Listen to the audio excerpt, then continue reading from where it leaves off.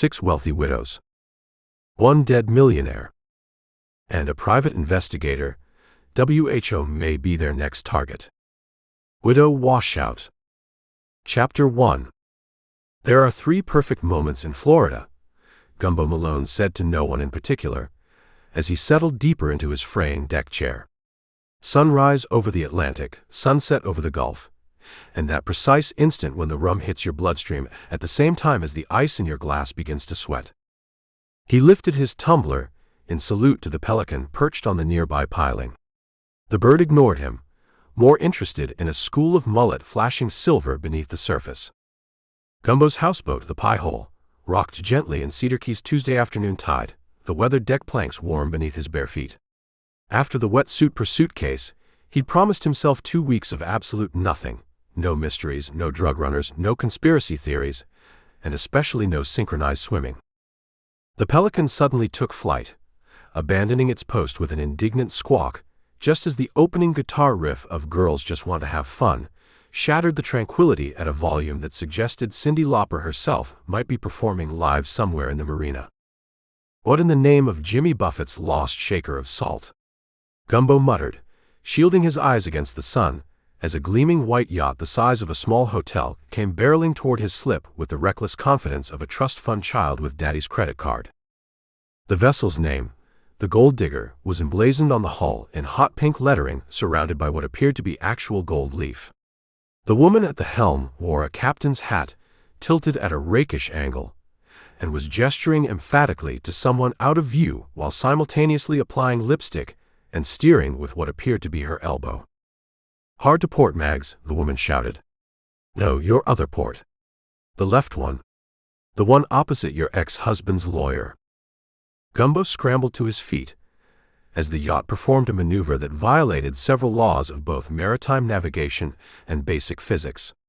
Its massive hull missed the Piehole by approximately the width of a cocktail napkin before crashing against the dock with a sound that resembled a small explosion followed by expensive litigation. "Perfect," the woman at the helm declared, tossing her lipstick to a companion. "I told you we didn't need a parking reservation." "It's called a slip reservation, Vivi," came a dry reply from somewhere aboard. "And I believe you've just committed your 5th maritime violation in as many minutes." "Oh, please," said the woman, Vivi apparently, as she cut the engine. "Maritime law is more of a suggestion than an actual rule set. Like expiration dates on medicine or those tags on mattresses you're not supposed to remove." 6 women appeared at the yacht's railing, all wearing matching white captain's hats and T-shirts proclaiming Ex-Wives Club. Maiden voyage 2025 inches in the same hot pink as the yacht's lettering. They ranged in age from late 20s to early 60s, but shared the universal expression of women who had collectively decided that consequences were for other people. "Hello there, neighbor," called the one who had been at the helm. She was somewhere north of 50 but swimming hard against the current of time, her blonde hair suspiciously defiant of both gravity and natural pigmentation. "Be a dear and catch our lines, would you? I'd send one of the girls, but we've all had our nails done." Before Gumbo could respond, a rope the thickness of his wrist came hurtling toward his face. He caught it reflexively, saving himself from dental reconstruction. "Marvelous," the woman exclaimed. "I'm Vivian Vanderpool, but everyone calls me Vivi. These are my sisters in matrimonial recovery." She gestured grandly toward the others, who waved with varying degrees of enthusiasm. "That's April," Vivi continued, pointing to the youngest, a willowy woman with calculating eyes who gave Gumbo a wink that somehow managed to be both flirtatious and mildly threatening. "Margaret, we call her Mags. She's the sensible one, which isn't saying much." The oldest of the group nodded curtly, her silver hair cut in an expensive bob that probably cost more than Gumbo's monthly boat payment. The sunlight caught something metallic around her neck, what appeared to be a lanyard strung with wedding rings. "Trish, the dish over there runs that fitness channel. What's it called again, darling?" "Widow Workouts," replied a woman with arms that suggested she could deadlift a manatee. "Specializing in upper body strength for opening pickle jars and carrying emotional baggage." She flexed, causing her captain's hat to shift precariously. "Fiona, fee to her friends, which you aren't yet. She knows when you're going to die." A serene-looking woman with flowing scarves despite the Florida heat gave him a penetrating stare. "September," she said cryptically, then paused. "Unless it's October. The spirits are getting a busy signal. And finally, our baby Belle, who makes the most divine cocktails. Some say they're to die for." Vivi's laugh had the same quality as the sound expensive crystal makes just before it shatters. The last woman, who looked to be in her late 30s, raised a glass containing something electric blue. "I call this one Alimony Sunset. The secret ingredient is man tears and satisfaction." Gumbo realized he was still holding the rope, now cutting into his palm. "I'm Gumbo Malone," he said, deciding basic politeness was the quickest route to getting rid of them. "And you've docked approximately 3 feet from my home." "Gumbo." Vivi clapped her hands in delight. "Like the soup? How perfectly Florida of you. Ladies, we've found ourselves a local flavor." She descended the yacht's gangway with the deliberate grace of someone who knew they were being watched, making landfall on the dock in a pair of heels that cost more than Gumbo's boat insurance. "Now then, Gumbo Soup," she said, producing a martini glass from seemingly nowhere. "I hope you'll join us for a little welcome beverage. Belle has made her specialty appletinis." Gumbo lifted his own glass. "Thanks, but I'm good with my rum." Vivi's smile didn't waver, but somehow gained several razor-sharp edges. Without breaking eye contact, she reached out, plucked the tumbler from his hand, and tossed its contents overboard. "You'll have what I'm serving, sugar," she said, pressing the appletini into his now empty hand. "I insist." Before Gumbo could respond, a familiar ripple disturbed the water's surface, followed by the appearance of an alligator's snout. Old Scarback rose just enough to reveal his eyes, which fixed on Gumbo with what could only be described as reptilian judgment. In his partially open jaws was Gumbo's tumbler, rum intact. "Well, would you look at that?" Vivi said, her composure never faltering. "Even the local wildlife wants to party with us.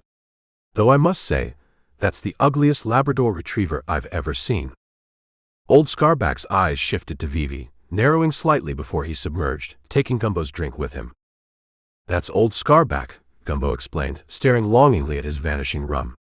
"He's something of a local celebrity."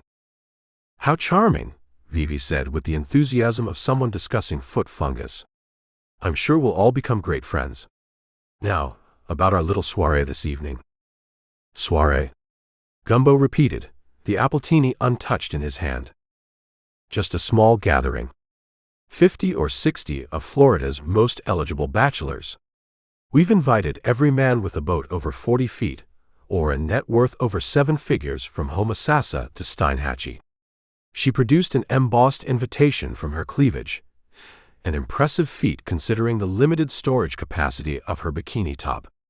"We'd be simply devastated if our new neighbor didn't attend." From the yacht, Belle called out, "Vivi, Thurston Montgomery just confirmed. His helicopter lands at 5. Vivi's smile turned predatory. "Montgomery, the resort developer? Ladies, prepare the premium champagne and the push-up bras." As the six-pack erupted into calculated squeals of delight, Gumbo felt a familiar sinking sensation that had nothing to do with the tide. It was the feeling that his vacation had just been canceled by forces beyond his control, forces wearing designer swimwear and hunting wealthy men with the strategic precision of military drone strikes. "I really should decline," Gumbo began. "Nonsense," Vivi said, patting his cheek with fingers tipped in nails that could double as defensive weapons. 8 o'clock sharp. Cocktail casual, which means no flip-flops unless they cost more than 3 digits. She glanced at his feet. "Do you own actual shoes, or should we send April to the mainland for emergency provisions?" Before he could answer, his phone rang. It was Ellie. "Excuse me," he said, stepping away from Vivi's perfume cloud. "Gumbo," Ellie's voice came through tight with concern. "We've got trouble. Remember those cartel accountants from the wetsuit case? The ones we sent to Nebraska? The Miami Vice cosplayers? What about them? They escaped their witness protection program. Apparently, Nebraska doesn't have jet skis, so they had to improvise with riding lawn mowers. Made it all the way to Iowa before anyone noticed." Gumbo pinched the bridge of his nose. Please tell me they're not headed back to Florida. Worse. They're bringing friends. Something about revenge, a comeback tour, and this is a direct quote, showing that alligator who's boss. Old Scarback resurfaced near the dock, Gumbo's tumbler balanced on his snout like an offering. Well, that's just perfect, Gumbo sighed, looking from the alligator to the yacht full of predatory women to the appletini in his hand. I finally get a vacation, and suddenly I'm trapped between desperate ex-wives and the revenge of the accountants. What was that? Ellie asked. Nothing, Gumbo said, taking a reluctant sip of the appletini, which tasted like apple candy and regrettable decisions. Just the universe reminding me that in Florida, peace and quiet is against state law. Old Scarback submerged again, taking the rum with him, which seemed to Gumbo like a fitting metaphor for how this day was unfolding. From the gold digger, Cyndi Lauper resumed her deafening declaration that girls just want to have fun, a sentiment that, in Gumbo's experience, typically preceded someone floating face down under a jetty. Chapter 2. That's not a life insurance policy, sugar. That's a lottery ticket with better odds, said the statuesque redhead, as she stirred her drink with a miniature plastic trident. She wore a white linen pantsuit that somehow remained immaculate despite the Cedar Key humidity that turned most fabrics into soggy surrender flags. Gumbo Malone watched from his strategic position at the Marina's Tiki Bar, pretending to study a laminated happy hour menu while eavesdropping on the gold digger's new arrivals. He'd already consumed 3 virgin piña coladas just to maintain his cover, and his pancreas was filing formal complaints. Vivi Vanderpool, whispered Ellie Rodriguez, sliding onto the bar stool beside him. 4 husbands, all deceased. First one slipped off their yacht near Bimini, into a circle of tiger sharks during a feeding frenzy. Coincidence? Gumbo asked, sucking pineapple chunks through his straw. The marine biologist who investigated said the sharks had been trained to respond to the sound of that specific yacht's engine. Ellie pushed a manila folder across the bar. She collected $7 million on that one alone. Insurance fraud is the Florida state bird, Gumbo said, flipping through the dossier. What about the others? The skinny blonde in the tennis outfit is April Danger Daniels. 28, going on predatory. She's the baby of the group. April was demonstrating her yoga flexibility to the slack-jawed dockmaster, bending backward until her hands touched the deck while maintaining perfect eye contact. Her tennis skirt remained mysteriously in place, defying both gravity and decency. She looks harmless, Gumbo observed. Her last boyfriend was a Bitcoin millionaire named Chip. He disappeared while scuba diving. They found his wetsuit. Inside it was nothing but a perfectly intact fortune cookie with the message, "Your future is behind you." Dramatic. The cryptocurrency wallet disappeared with him. April suddenly developed an interest in marine biology and bought that 40-foot Donzi over there.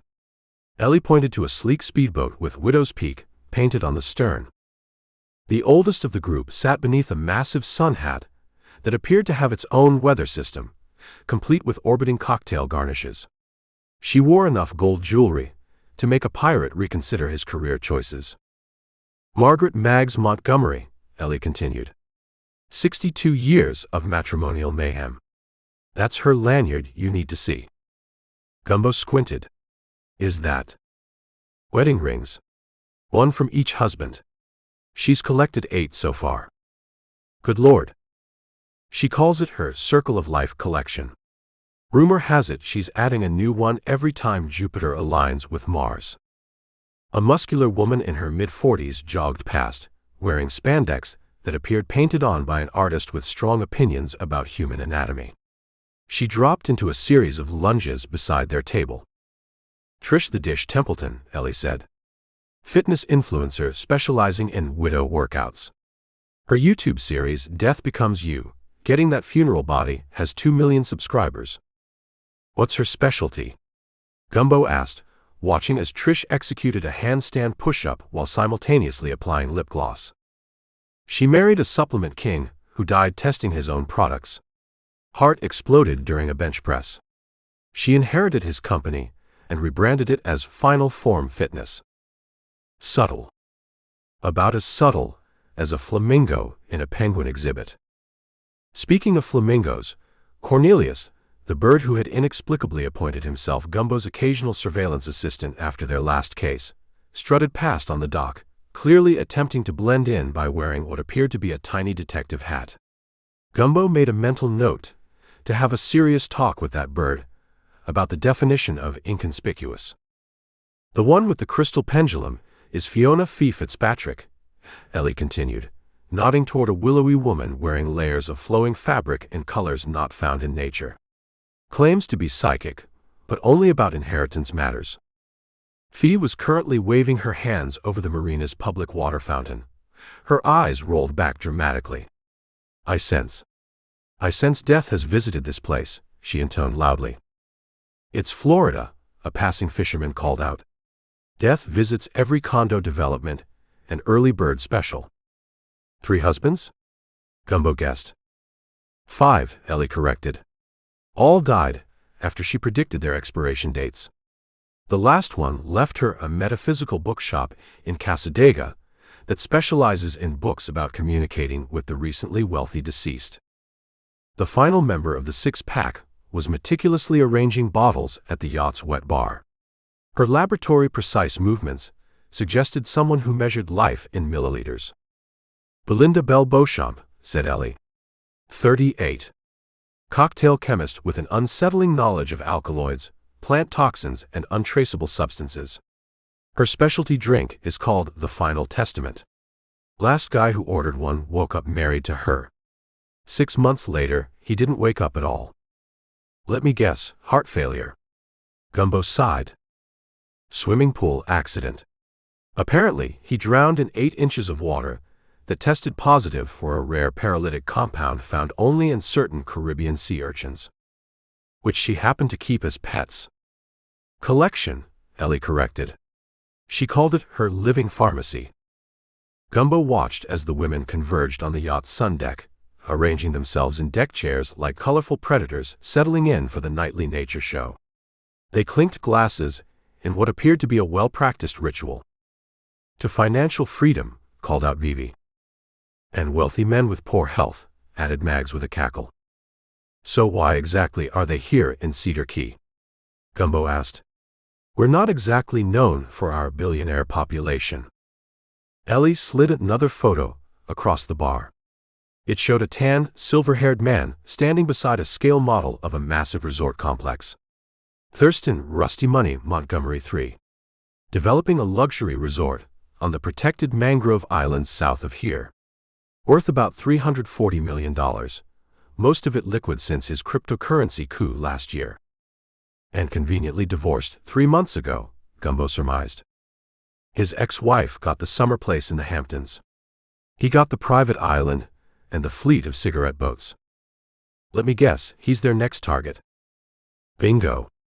He's attending the Cedar Key Billfish tournament this weekend.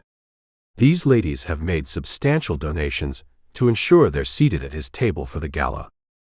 Table for one, soon to be table for none, Gumbo muttered. A shadow fell across their table as a maintenance man wheeled a large cooler past. Something about his movements caught Gumbo's attention. The man's weathered hands bore the calluses of someone who'd spent decades on the water, not cleaning pool filters. Since when does the Pelican Marina hire new maintenance staff? Gumbo whispered. They don't, Ellie said. That's Barracuda Bob. Montgomery's personal security.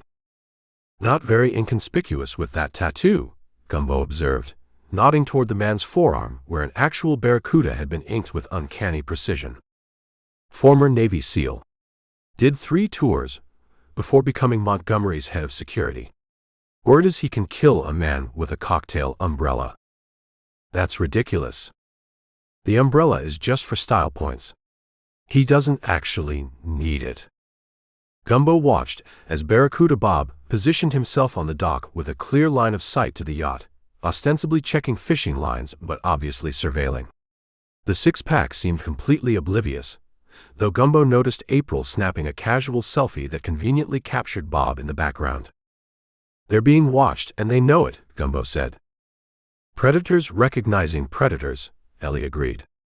Their conversation was interrupted by the yacht's sound system, suddenly blasting "Maneater" at a volume that caused nearby pelicans to consider early migration.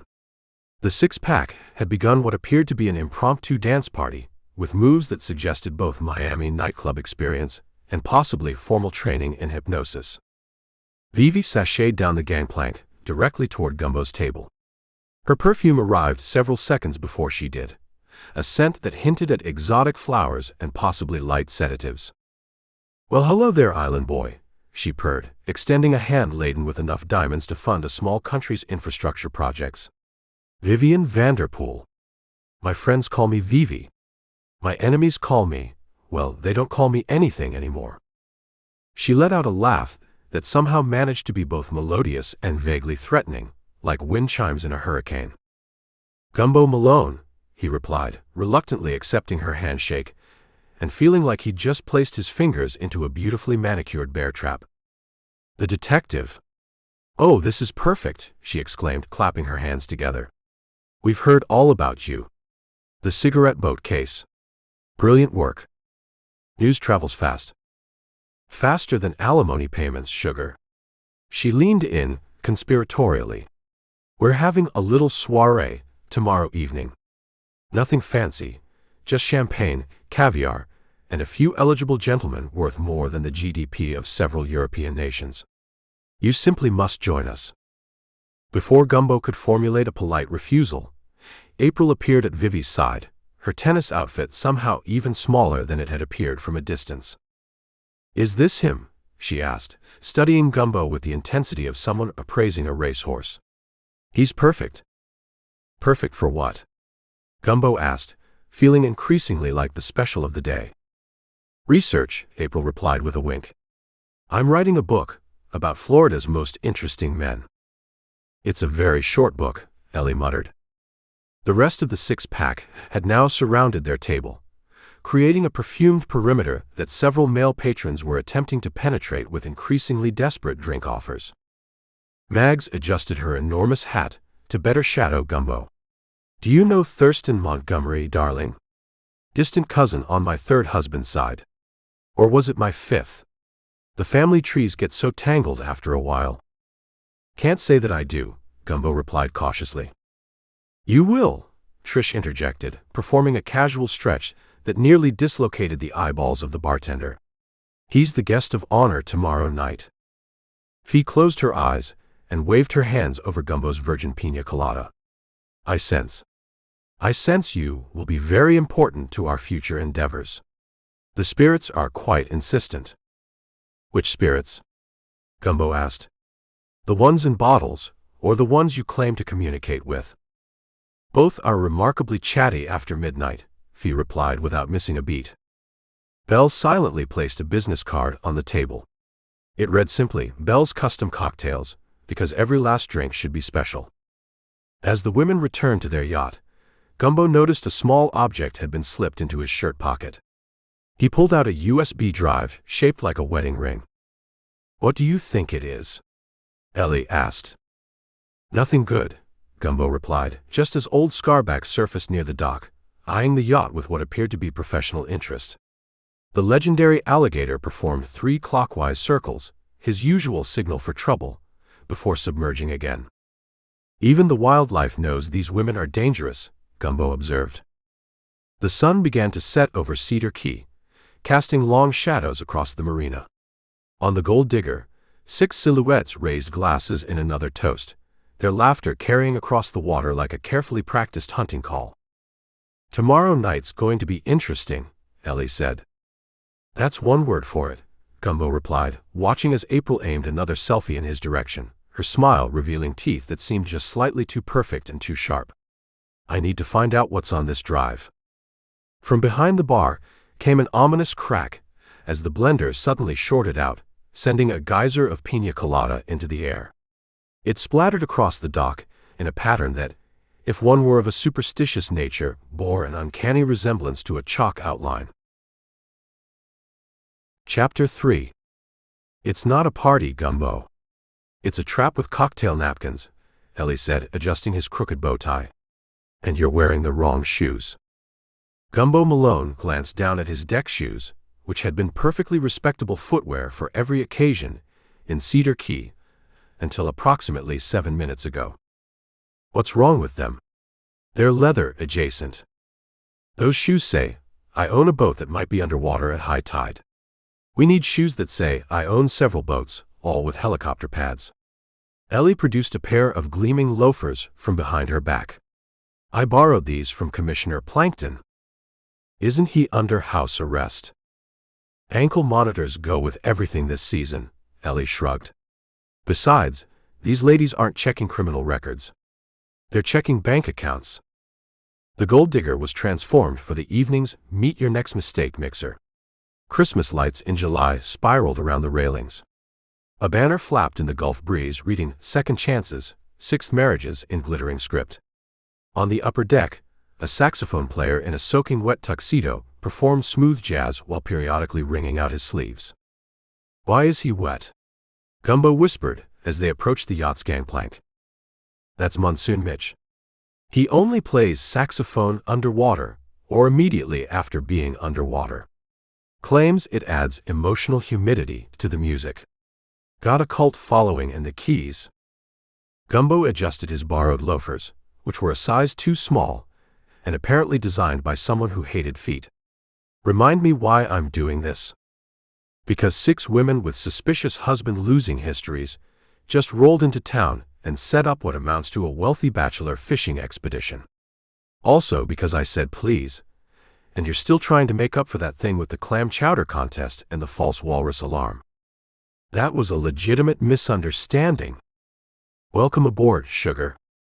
Vivi Vanderpool descended upon them like a perfumed avalanche, her sequin dress catching the setting sun in ways that made Gumbo's retinas immediately regret their career choices.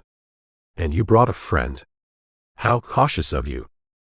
Vivi's smile remained fixed as she assessed Ellie with the precision of a jeweler inspecting a suspicious diamond. Let me guess. Sister. Business partner. Parole officer.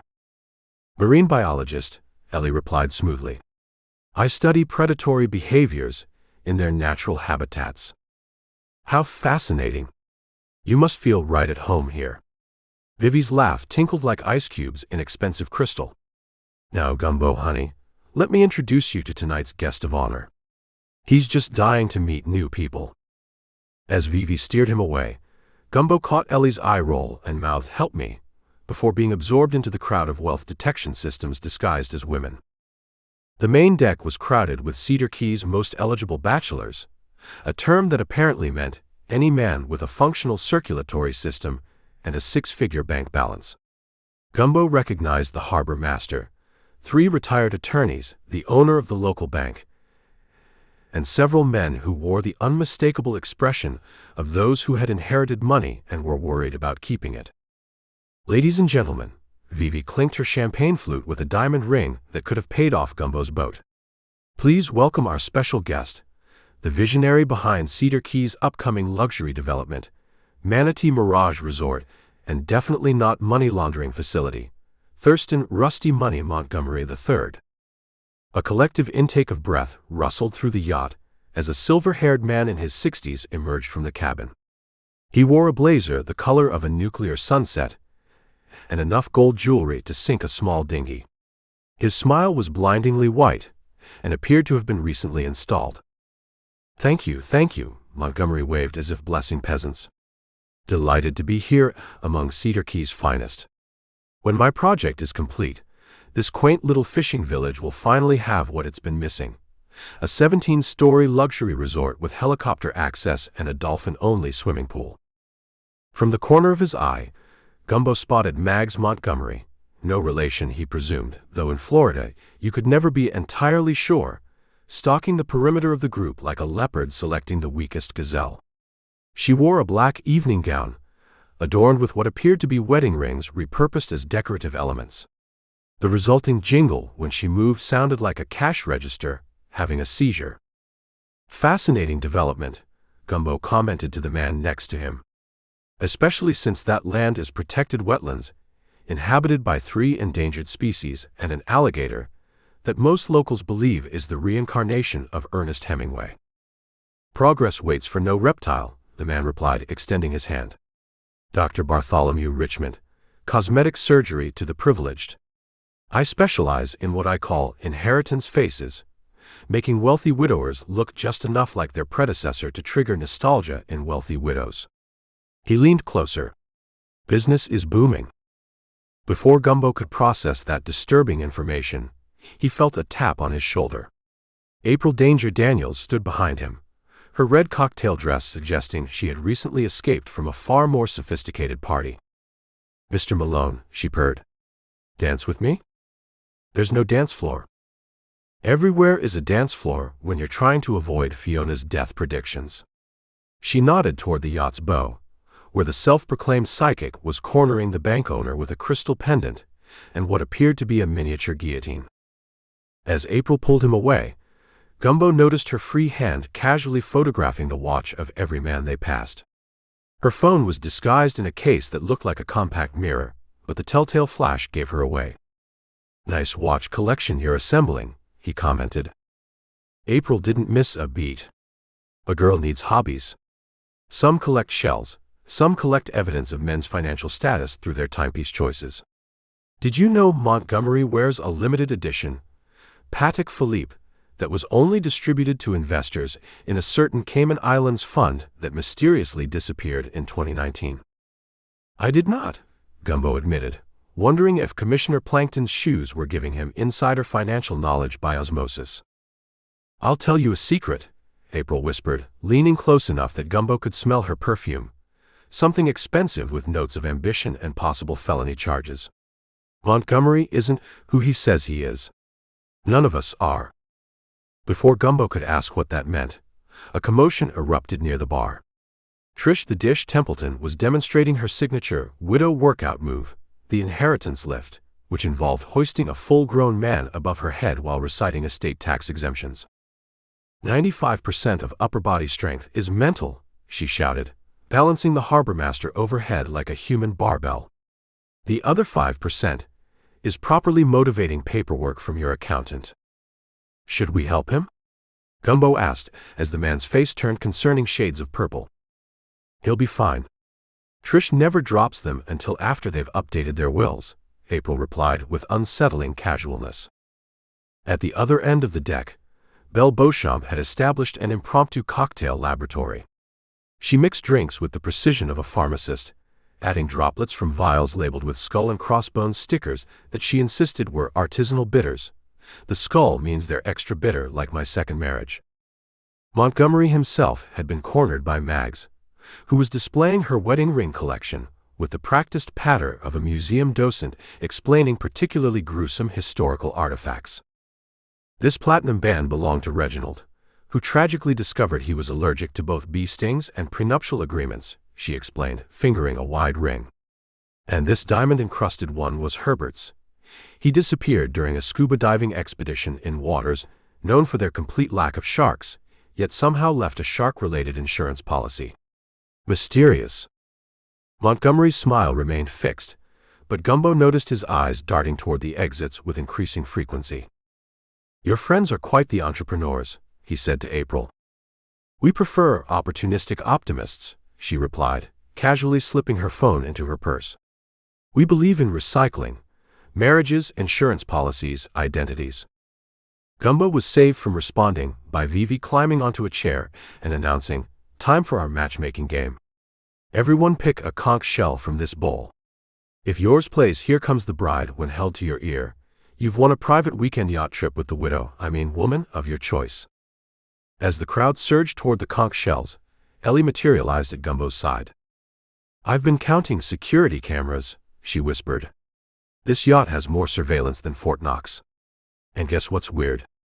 They're all pointed at the men, not at the entrances or valuables. Like they're documenting the guests rather than protecting against intruders, Gumbo mused. Exactly. Also, I checked the yacht registration. It's owned by a shell company called Widows Peak Enterprises, which is registered to another shell company called Marital Bliss Temporary Services. Their conversation was interrupted by Fiona, who appeared between them with the silence of a psychic ninja.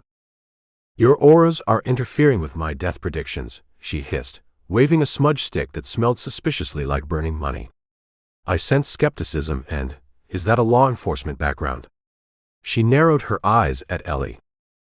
"Marine biology," Ellie repeated. "I study parasites." "Same difference," Fiona sniffed, drifting away toward more gullible targets. The party continued as the sun set over Cedar Key, painting the water in oranges and pinks that would have been gorgeous if not for the distinct feeling that Gumbo was watching a particularly elaborate trap being set. The six-pack worked the crowd with military precision, each woman covering a different demographic of wealthy bachelors like they were securing sectors in a tactical operation. "I don't like this," Gumbo muttered to Ellie as they watched Montgomery being escorted to the upper deck by Mags, her hand resting possessively on his arm. "That man has no idea he's being sized up like a lobster in a restaurant tank."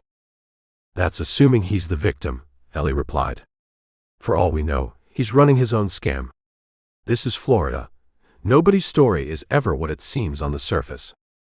As if to punctuate her point, a familiar snort came from the water beside the yacht. Old Scarback circled slowly, his ancient eyes reflecting the yacht's twinkling lights as he monitored the proceedings with evident suspicion. "Even the wildlife knows something's off," Gumbo sighed. "I've got a bad feeling about tomorrow morning's tide." Chapter 4. Is that a designer loafer, or just regular rich person footwear?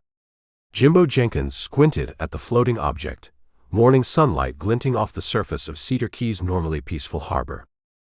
"Neither. It's attached to a foot." Jimbo's fishing client, a dentist from Tallahassee who'd specifically requested a non-eventful expedition, pointed with a trembling finger toward what was unmistakably a human appendage protruding from beneath the jetty. Jimbo sighed and set down his coffee thermos. It wasn't how he'd planned to start his Tuesday. The speckled trout had been biting, the tide was perfect, and he'd been looking forward to an easy half-day charter with minimal conversation and maximum tip. Instead, he now had a hyperventilating dentist and what appeared to be Cedar Key's newest underwater resident. "This is why I live in a subdivision with a gate," the dentist whimpered, already texting his wife about an early return. 30 minutes later, the jetty area swarmed with the entirety of Cedar Key's law enforcement, all three of them. Chief Roderick Conk Concepcion stood on the dock in his standard-issue khaki shorts and fishing shirt with police patches hastily sewn on by his mother.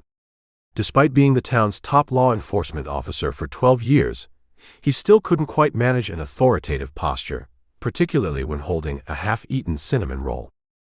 "All right, everybody back. This is an official crime scene, probably."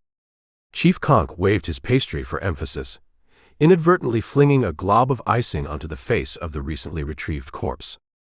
Gumbo Malone observed from a respectful distance as the body was hoisted onto the dock. Even from 20 feet away, he recognized the victim immediately. Thurston "Rusty Money" Montgomery III, developer of overpriced condominiums, and now, ironically, underwater himself. "Oh my God, is that Thurston?" Ellie Rodriguez materialized beside Gumbo, her reporter's notebook already flipped open. "I just saw him last night, practically bathing in cologne and egotism." "The very same," Gumbo confirmed. "Apparently, his yacht to riches story has ended with more yacht than riches." Montgomery lay on his back, one Italian leather dress shoe still clinging to his left foot, the right foot bare, and displaying a pedicure so meticulous it suggested a man with either too much money or too many self-esteem issues. His right hand clutched a waterlogged document that Chief Conk carefully pried from his grip. "Prenuptial agreement," the chief read slowly, water dripping from the soggy paper. "With spaces for signatures not yet. Wait, this hasn't been signed." "Death is the ultimate prenup," Gumbo murmured. A commotion erupted from the direction of the marina as the six-pack arrived en masse, each wearing sunglasses large enough to signal aircraft and carrying identical monogrammed handkerchiefs. They moved as a synchronized unit, like a formation swim team who specialized in performative grief. "Oh, the humanity!" Vivi Vanderpool collapsed against a confused bait shop owner, who awkwardly patted her back while trying to extract himself from her surprisingly powerful grip. My sweet Thurston gone too soon. Weren't you just meeting him for the first time last night? Gumbo asked. Love knows no timeline, Vivi sniffed dramatically. We had a connection. A financial one, apparently, Ellie whispered, nodding toward the prenup still dripping in Chief Kong's hand. The other members of the six-pack formed a protective semicircle around Vivi, each taking turns dabbing at eyes that remained suspiciously tear-free beneath designer sunglasses. Ladies, I'm going to need statements from each of you, Chief Kong announced, attempting to sound authoritative despite the cinnamon sugar dusting his uniform. Of course, Chief. Mags Montgomery stepped forward, her silver hair styled immaculately despite the humidity. We're devastated by this tragedy and eager to assist your investigation in any way. Separately, Chief Kong clarified. I'll need to interview you all separately. The six-pack exchanged glances so brief yet meaningful that Gumbo was reminded of a school of fish changing direction instantaneously. I don't think that will be necessary, Belbosham smiled sweetly. We were all together the entire evening. After the party on the yacht, Trish began. We went back to our rental house. Fiona continued seamlessly. Where we had a nightcap around midnight. April added without missing a beat. Followed by our skincare routines. Mags contributed. And we were all asleep by 1 a.m. Belle supplied. And didn't leave the house until we heard the commotion this morning, Vivi concluded with a sorrowful head tilt. Chief Kong blinked rapidly, like a man trying to follow a tennis match, played with 6 balls simultaneously. So you're all each other's alibis. Exactly, the six-pack responded in unison with synchronized head nods. Gumbo caught Ellie's eye. They both recognized rehearsed testimony when they heard it. I'll still need individual statements, Chief Kong insisted, though his tone suggested a man already recognizing defeat. Of course, Mag smiled. Though I warn you, our stories will be extremely boring in their consistency. The medical examiner, who moonlighted as the town's only veterinarian, knelt beside the body. Time of death between midnight and 4 a.m., he announced, poking Montgomery's neck with unsettling familiarity. Cause of death appears to be drowning, but there's a nasty contusion on the back of his head. Could have slipped and fallen, could have been helped along. Won't know more until I get him on the table. Dr. Felipe, isn't my cat's appointment at noon today? Asked a bystander. Yes, and Mr. Montgomery here is my 11 a.m., the doctor responded without looking up. Multitasking is the Cedar Key way. Ellie knelt to examine Montgomery more closely. His Rolex is missing, she noted, pointing to a pale band of skin on his wrist. But his money clip is still here. She gestured toward the platinum clip still attached to Montgomery's pocket, visibly stuffed with cash. $5,000, Chief Kong confirmed after a quick count. Who kills someone and leaves $5,000 behind? Someone who wanted something worth a lot more, Gumbo suggested. The crowd parted as a soaking wet figure stumbled onto the dock. Manatee Marv, Cedar Key's resident eccentric, dripped pond water and smelled strongly of algae as he gestured wildly toward the jetty. I saw it all, he proclaimed, bits of duckweed falling from his beard with each emphatic nod. A midnight water ballet of deception. Chief Kong sighed. Manatee Marv was a regular at crime scenes, always claiming to be a witness, though his testimony typically involved sea creatures with vendettas or government conspiracies to steal the moon. What exactly did you see, Marv? Gumbo asked gently. I was conducting my nightly constitutional swim, Marv explained, referring to his habit of skinny dipping in various Cedar Key waterways, much to the horror of late-night fishermen. When I observed a most unusual procession near the jetty. A procession? Chief Kong looked skeptical. Yes, but I became distracted, Marv admitted, his eyes taking on a dreamy quality. Channel marker number 7 was looking particularly fetching in the moonlight. Such a shapely top beacon, such a sturdy base. Back to the procession, Marv, Gumbo redirected. Oh yes. There was splashing, and what sounded like arguing. then a large splash. Marv demonstrated with such enthusiasm that he showered nearby onlookers with pond residue. But by then, I was engaged in an intimate conversation with my beloved Marker, and you know how jealous she gets if I don't give her my full attention. Chief Conk rubbed his temples. So you didn't actually see anything useful? I heard a woman's voice say, that wasn't the plan. Marv insisted. And another woman responded, plans change when opportunities arise. Gumbo's gaze shifted to the six-pack, who had arranged themselves into a photogenic tableau of morning against the harbor backdrop. April caught his eye and quickly looked away, her hand nervously touching a pendant around her neck, a tiny gold widow spider. Ellie sidled up to Gumbo. You thinking what I'm thinking? That Montgomery picked the wrong yacht to dock next to? Gumbo nodded. Either that, or someone's playing an elaborate game where the rules keep changing. From the water came a familiar reptilian snort. Old Scarback circled near the jetty, his ancient eyes seeming to focus with unusual intensity on the six-pack. The alligator submerged briefly, then resurfaced with an object in his jaws, a designer men's loafer matching the one still on Montgomery's foot. Now there's a witness I'd trust, Gumbo murmured as Old Scarback swam toward the dock, the shoe displayed like an offering. Evidence from an alligator, Chief Conk sighed, reluctantly accepting the soggy footwear. Only in Florida. As Montgomery's body was loaded into the medical examiner's van, which had pet neutering, 10% off this week emblazoned on the side, Gumbo watched the six-pack huddling together, whispering urgently. They projected an image of sorority sister solidarity, but he caught the flash of tension in their body language, 6 black widows suddenly realizing their web might not be as secure as they thought.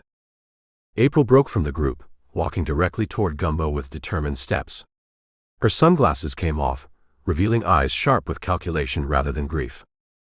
Mr. Malone, she said quietly, I think we need to talk. The six-pack may need your professional services. To find Montgomery's killer? Gumbo asked. April's smile didn't reach her eyes. To prove it wasn't one of us, of course. Despite what you think you know. And what do I know? Gumbo raised an eyebrow. That we're lying about last night, she said simply. The question is why? And for whom? As she walked away, Gumbo noticed a business card tucked into his shirt pocket. It read, the six-pack, widowhood isn't a status. It's an opportunity. On the back scrawled in elegant handwriting, midnight. The lighthouse.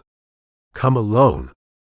From the harbor, Old Scarback watched with what Gumbo could have sworn was amusement, as if the alligator knew exactly how tangled this web was about to become. Chapter 5. I'll pay you twice your usual rate, Vivi Vanderpool said, sliding a stack of $100 bills across the worn bar top at the Rusty Pelican. Plus expenses. Plus hazard pay. Plus, whatever you call it, when you have to deal with 6 women who haven't agreed on anything since the Clinton administration. Gumbo eyed the money suspiciously. The bills were crisp and neatly bundled, but they carried the unmistakable scent of Draker Noir and regrettable life choices. I don't normally work for suspects, he said, making no move toward the cash. Vivi snorted, the sound reminiscent of a dolphin with sinus issues. Suspect? Please. If I killed every man who disappointed me, there'd be a male shortage from Tampa to Tallahassee. She leaned forward, her statement necklace, which appeared to be crafted from fishing lures and what might have been men's wedding bands, clinking against her champagne glass. We're husband hunters, honey, not husband killers. The distinction is subtle, but legally significant. Gumbo glanced around the bar. The other 5 members of the self-proclaimed six-pack were strategically positioned throughout the Rusty Pelican.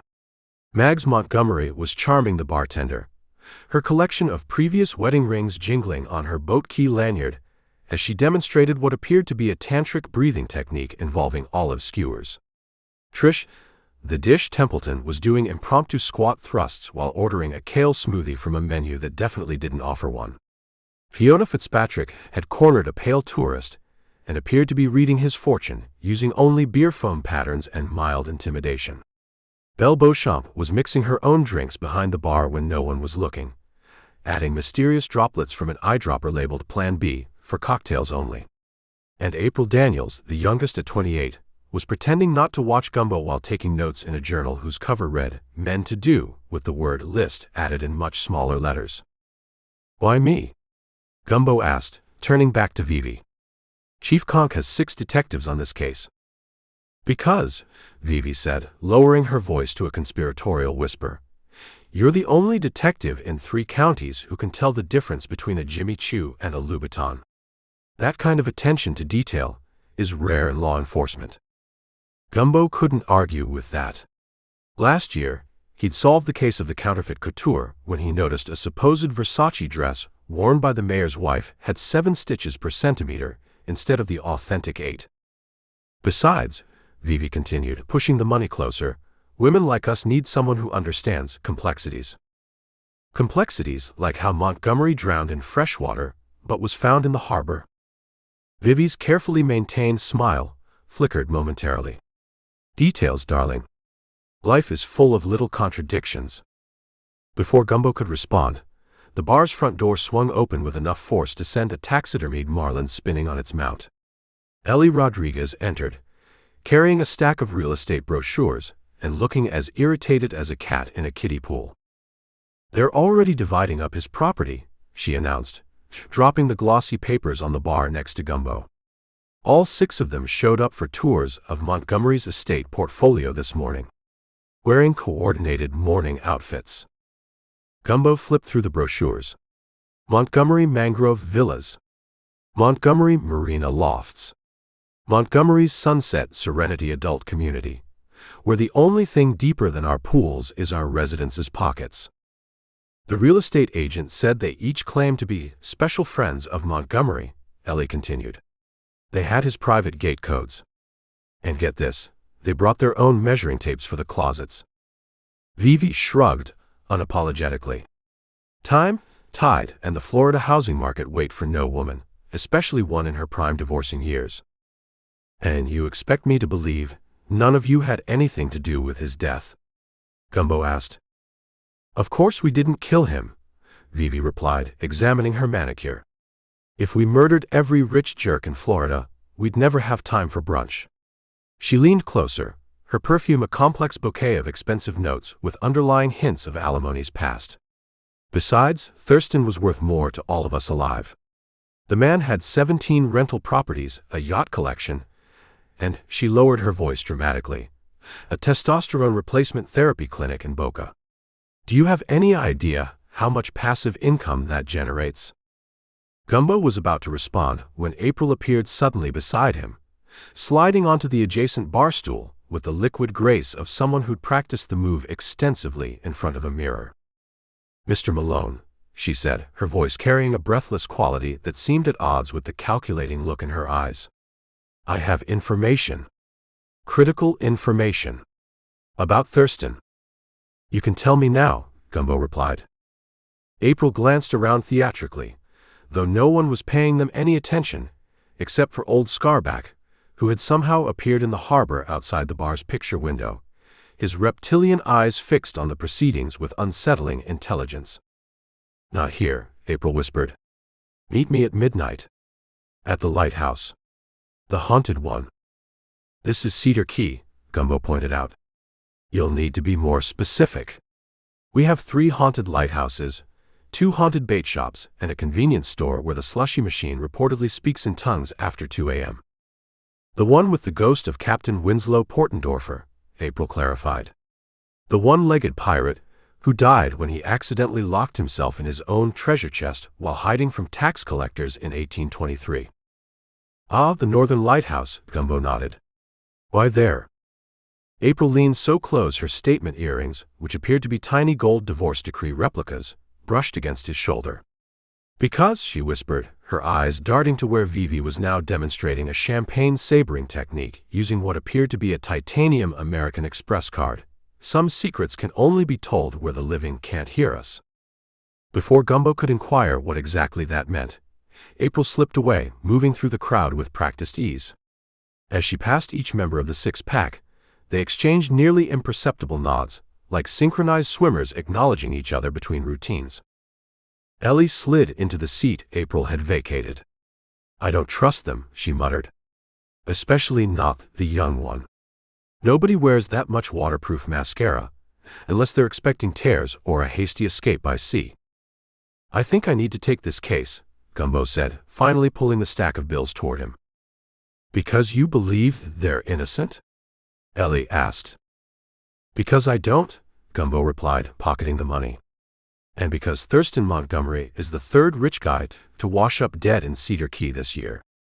The first 2 were ruled accidents, but 3 is a pattern, even by Florida standards." As if to emphasize his point, the bar's TV switched to a breaking news report. The camera panned across Montgomery's luxury waterfront estate, now surrounded by crime scene tape. 6 women in coordinated black sundresses with strategic cutouts stood in the background, being interviewed by a collection of increasingly flustered deputies. "And we're absolutely devastated," Mags was saying, dabbing at completely dry eyes with a monogrammed handkerchief that appeared to have price tags from 3 different men's boutiques still attached. "Thurston was special to each of us. So special that he gave us all the same diamond tennis bracelet last Valentine's Day." She held up her wrist to display a bracelet that indeed matched the ones worn by the other 5 women. "He had unique taste," Trish added, demonstrating what appeared to be grief squats while the camera rolled. "Very unique," Belle agreed, sipping from a flask that made the microphone-holding reporter blink rapidly and sway slightly. "He'll be impossible to replace." She paused before adding, "though we're obviously going to try." The camera panned to show a fleet of luxury cars parked in Montgomery's circular driveway. A real estate agent stood nearby, hammer poised over a for sale sign, waiting for an imperceptible signal from Vivi. Ellie turned to Gumbo.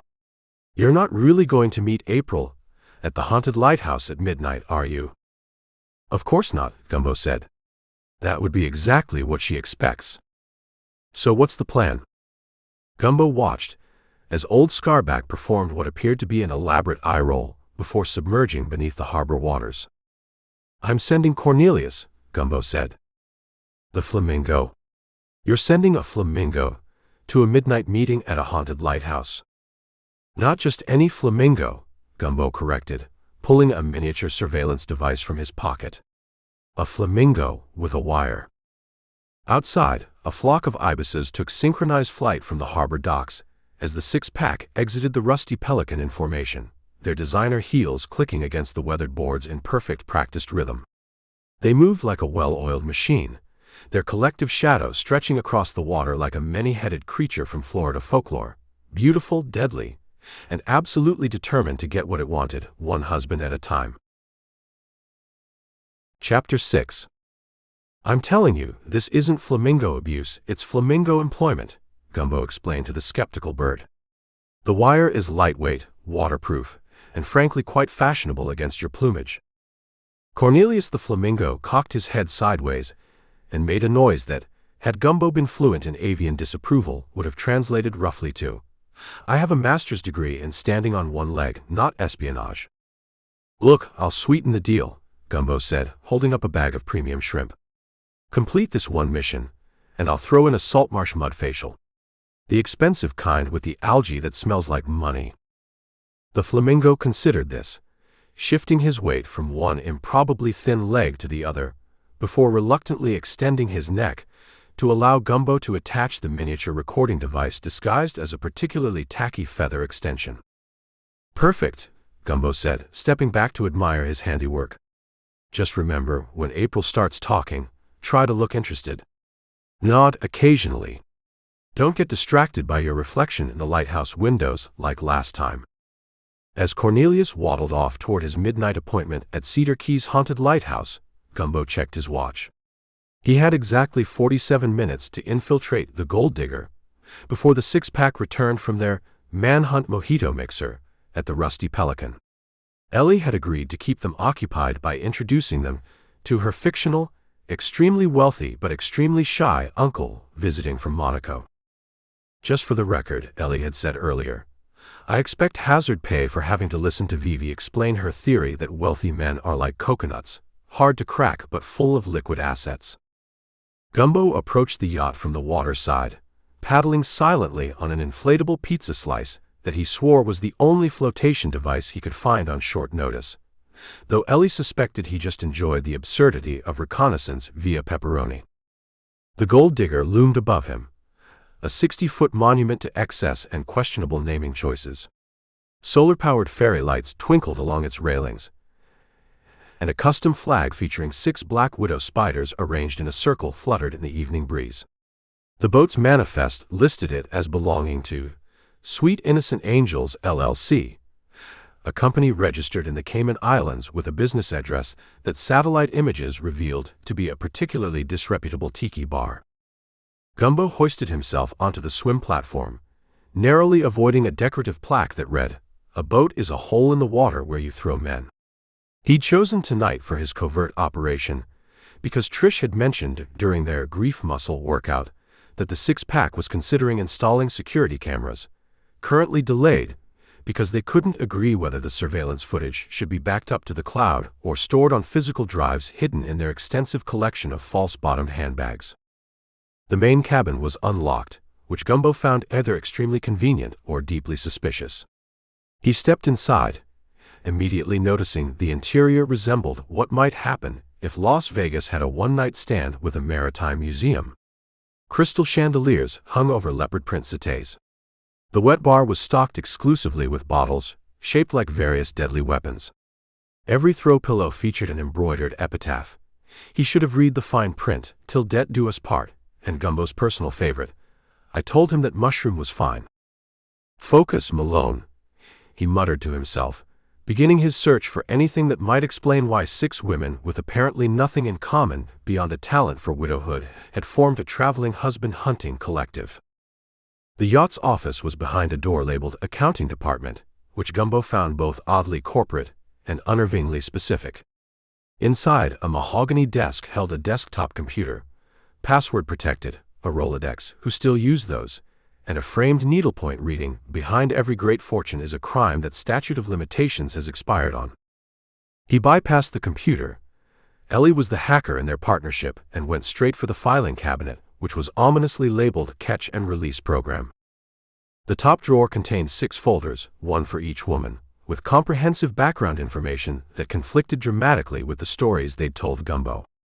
Vivi's real name was Virginia Wellington, former estate planning attorney, disbarred for what the documents delicately called excessive client mortality.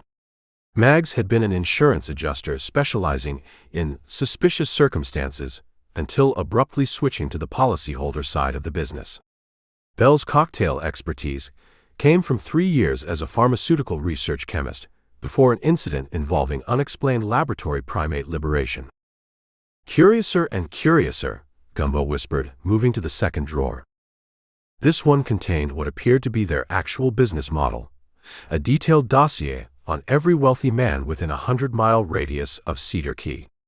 Each profile featured photographs, many apparently taken through telephoto lenses while the subjects were on their boats, detailed financial information that definitely wasn't public record, medical histories highlighting allergies and pre-existing conditions, and most disturbingly, a complex scoring system that rated each man on categories including susceptibility to flattery, insurance potential, and tendency to boat alone in remote areas.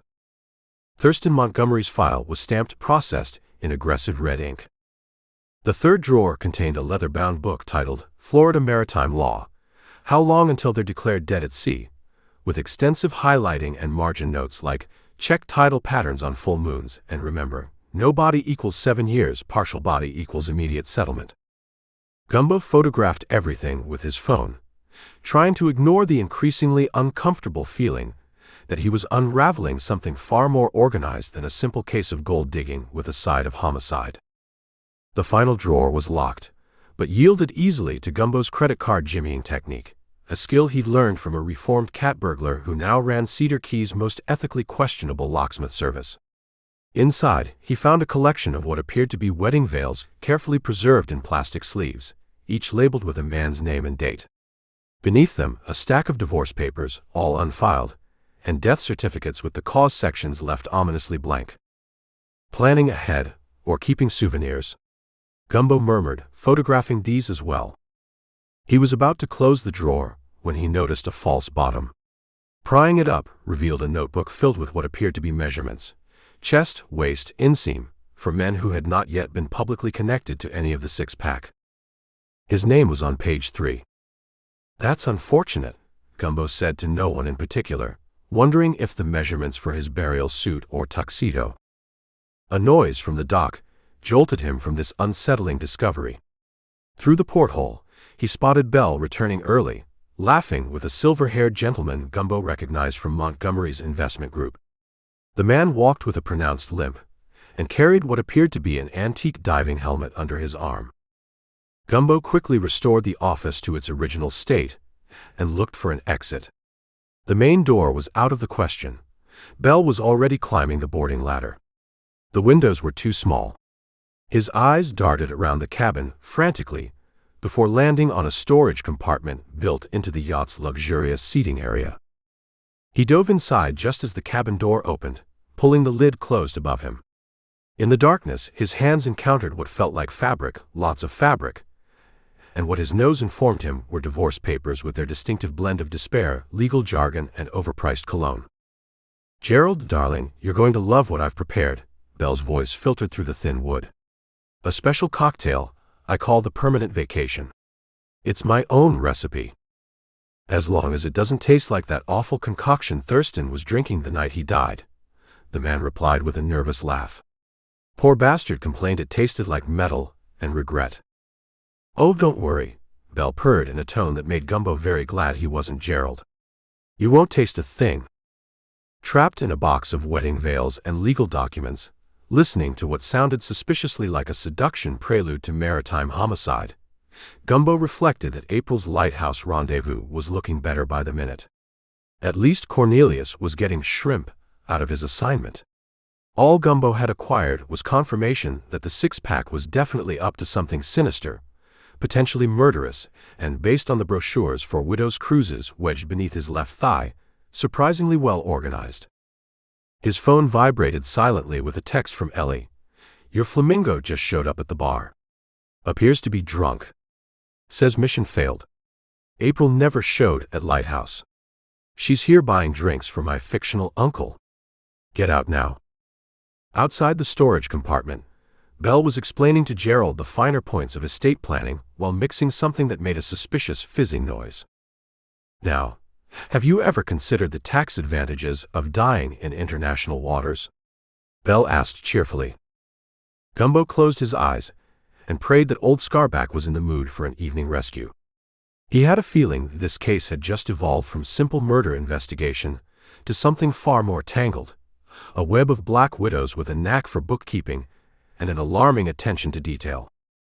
And somewhere in Cedar Key, a flamingo with a wire was apparently drinking his sorrows away, having failed at the one job that might have given Gumbo answers instead of more questions.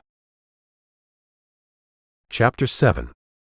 Ellie Rodriguez swerved her ancient Jeep Wrangler around a family of sandhill cranes, crossing the road with the unhurried confidence of creatures who'd evolved without natural predators, only to face something far worse: Florida drivers.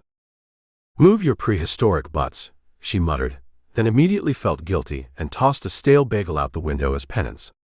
The tallest crane caught it midair with disturbing precision. The Montgomery Development Headquarters occupied a converted bait shop on the mainland, its weathered exterior now sporting a fresh coat of seafoam green paint that did little to disguise the lingering aroma of shrimp and desperation. A sign proclaimed, "Building Tomorrow's Florida Today, Environmental Impact Studies Pending." Inside, a receptionist with the sun-baked complexion of someone who'd spent 40 years mistaking tanning oil for sunscreen looked up from her copy of Florida Retirement, Financial Paradise or Mosquito-Infested Mistake. "We're closed for mourning," she said automatically. "Mr. Montgomery has transitioned to the great tax shelter in the sky." Ellie flashed her investigator's license, actually a Cedar Key Clam Festival participation medal that Gumbo had glued to an old library card, but it worked surprisingly well. "Ellie Rodriguez, private investigator. I need to see your investment records." The receptionist, whose nameplate read Sunshine Fay, executive director of First Impressions, narrowed her eyes. "Do you have a warrant?" I have something better, Ellie said, sliding a key lime pie across the desk. Gumbo Malone's personal recipe. The secret ingredient is justice. Sunshine's resolve crumbled faster than a sandcastle at high tide. Filing cabinet in the back. Don't tell anyone I'm still working here.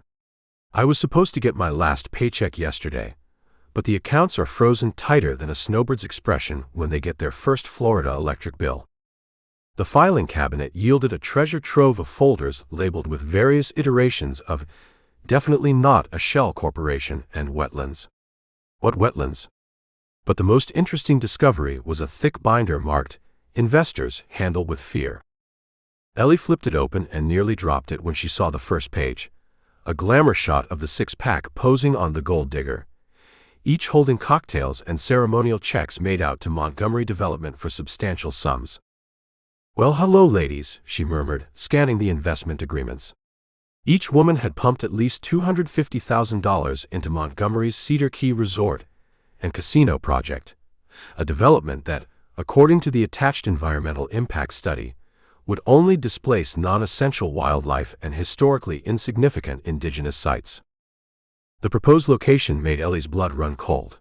Locked Gate Key, home to protected mangroves, endangered shorebirds, and a network of freshwater cenotes that Old Scarback guarded with unsettling vigilance. Her phone buzzed with a text from Gumbo. Found wedding veils on yacht. Either planning weddings or very fashionable burglars. She texted back, "Six-pack invested millions with Montgomery. Resort on protected land. Plot thickening like Florida humidity." As she continued through the files, a pattern emerged that made the hair on her neck stand up. A folder labeled "Previous Clients," inactive, contained news clippings about wealthy men who died in bizarre accidents, a hedge fund manager who'd apparently been allergic to his own yacht varnish, a tech CEO who drowned in a hot tub filled with champagne and supermodels, a cattle baron found mummified in alligator jerky. Each obituary had a small notation in the margin, initials that matched the six-pack members, along with dollar amounts, and the phrase "acquisition complete." Even more disturbing was a map of international destinations circled in red, all notorious for limited extradition treaties with the United States. Next to each was a woman's initial and a date, followed by the notation "retirement plan activated." Ellie was so engrossed, she didn't hear the door open until a throat cleared behind her. She whirled around to find Chief Conk leaning against the doorframe, sucking on a lollipop with evidence still written on the wrapper. "Fancy meeting you here, Rodriguez," he said, removing the lollipop with a pop. "Doing a little light raking and entering." "The door was open," Ellie lied smoothly. "And Sunshine let me in." Sunshine left yesterday with 3 office plants and Montgomery's ergonomic chair strapped to the roof of her Buick, Chief Conk said. "Want to try again?" Ellie sighed and handed him the investor binder. The six-pack had millions invested in Montgomery's resort scheme. They had motive. Chief Conk flipped through the pages, whistling low. "Well, ain't that a manatee and a tutu? Interesting coincidence." "What's interesting?" Emmy Lab just called. Montgomery didn't drown in salt water. He popped the lollipop back in his mouth. Fresh water in his lungs. Trace minerals matched the cenotes on Locked Gate Key. He was killed elsewhere and dumped in the harbor, Ellie concluded. "Give the lady a stuffed alligator," Chief Conk nodded. "Someone wanted us to think he fell off his fancy yacht after too many martinis, but they forgot the basic rule of Florida murder. Water has a memory, especially the weird limestone soup in those cenotes." Ellie shuffled through more files, pausing at a blueprint labeled "Special Investors Only." It showed an underground level of the proposed resort, connected directly to the largest cenote. The space was labeled "Private Collection Area, Mrs. Montgomery's Special Project." "Chief, which of the six-pack was closest to becoming the next Mrs. Montgomery?" Chief Conk leaned over her shoulder. Word at the Rusty Pelican was, Mags had reached the surprise weekend in the Cayman stage of Montgomery courtship.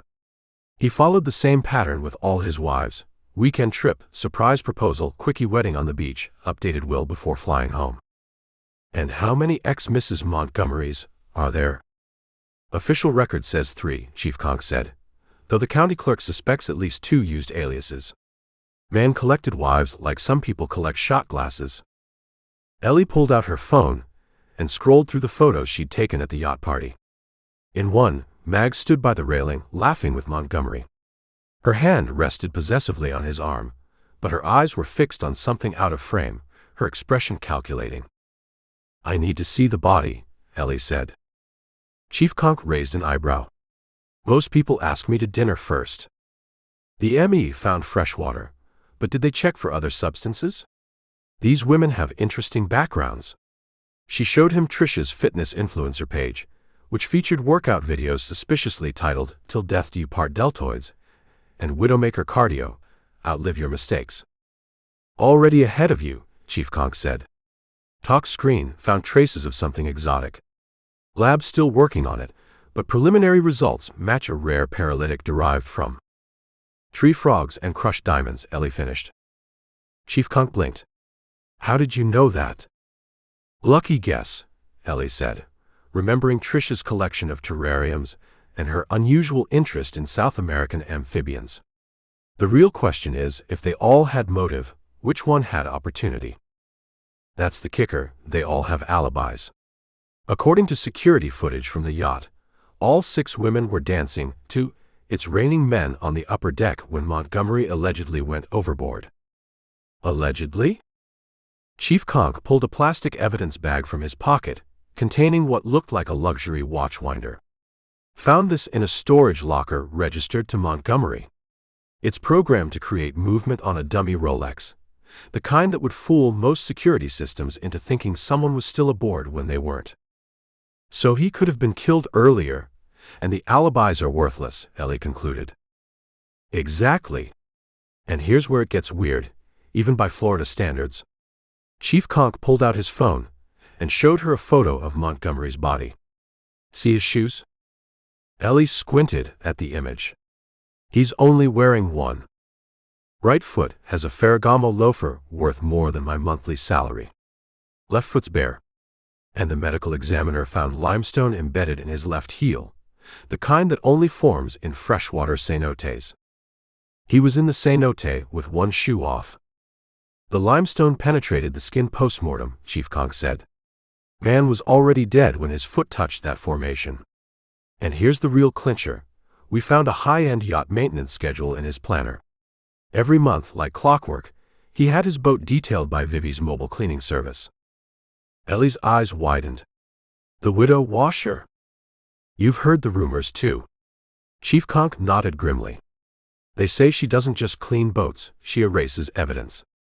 After her last husband's unfortunate encounter with a defective scuba tank, the only DNA they found belonged to a bottle of her specialty cleaner." Ellie gathered the files, her mind racing. "We need to warn Gumbo. If these women are systematically targeting wealthy men, his engagement to April puts him right in their crosshairs." "About that," Chief Conk said, his expression uncharacteristically serious. "I ran a background check on your 6 black widows. 5 of them have concerning but ultimately traceable histories. And the 6th, April Daniels, doesn't exist before 3 years ago. Her fingerprints match an unsolved case in the Caymans involving a missing yacht, a dead banker, and $2 million in bearer bonds that vanished like a snow cone in August." Ellie felt the blood drain from her face. "And she's alone with Gumbo right now." "Not exactly," Chief Conk said, pulling up the department's surveillance app on his phone. The screen showed the marina where the gold digger was docked. Perched on a piling beside it, watching the yacht with unwavering reptilian focus, was old Scarback. "That alligator," Chief Conk mused, "seems to have better investigative instincts than most of my department." "Let's hope he's better at protecting Gumbo than we are," Ellie said, already heading for the door. Behind them, unnoticed, a ceiling vent gently closed. Inside the ventilation shaft, Fiona Fee Fitzpatrick carefully removed her headphones and whispered into a bedazzled walkie-talkie, "Minnow to Great White. They know about the shoes. Repeat, they know about the shoes. Operation Catch and Release is compromised."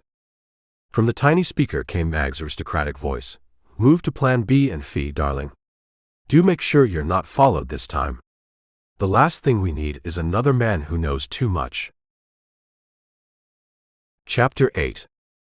That woman has the kind of grief that comes with offshore accounts, Ellie whispered, nodding toward the dock where a sleek cigarette boat had just arrived, throwing a rooster tail of water high enough to drench 3 pelicans and a tourist wearing socks with sandals. How can you tell? Gumbo asked, lowering his binoculars. Gucci sunglasses, Hermes scarf, and she's wearing high heels on a boat dock in Florida. That's not morning attire, I've just accessed the numbered account couture.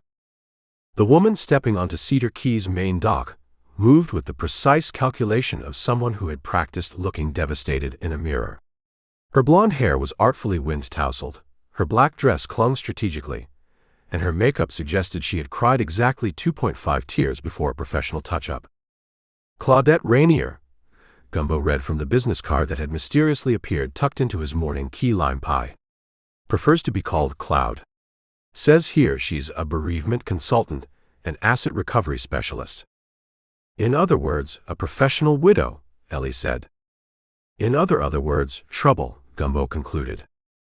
Cloud Rainier paused dramatically at the end of the dock, allowing everyone in a 50-yard radius to appreciate her silhouette against the Gulf sunset. A seagull attempted to land on her immaculately coiffed hair, mistaking it for an exotic nest, before veering away at the last second, as if sensing predatory energy. Which one of you bitches killed my Thurston? Cloud's voice carried across the marina, with the practiced projection of someone who had attended both finishing school and hostage negotiation training. At the tiki bar across the harbor, all 6 members of the 6-pack simultaneously spat out their drinks in perfect synchronized shock, creating a rainbow mist of appletinis, Cosmos, and whatever unholy blue concoction Fiona had been nursing. I don't remember that move from their widow workout routine, Gumbo muttered. The harbor fell silent except for Manatee Marv, who continued humming the theme from The Love Boat while applying zinc oxide to his sun-damaged nose. Dead. Vivi Vanderpool recovered first, her southern accent thickening to molasses consistency as she stood. Why, sugar, we just thought he was missin'. Like most men, after they get what they want. Cloud stalked toward them, each heel strike on the wooden plank sounding like a judge's gavel. Montgomery was my husband. My 6th husband, to be precise. 6th. April Daniels whispered, frantically calculating on her fingers. That's competitive. Statistically significant, agreed Mags, who had been discreetly measuring Cloud's ring finger with a jeweler's eye. And you 6 man-eating piranhas were circling him right before he mysteriously drowned. Cloud reached their table and slammed down a stack of photographs. Do you think I don't recognize the signs?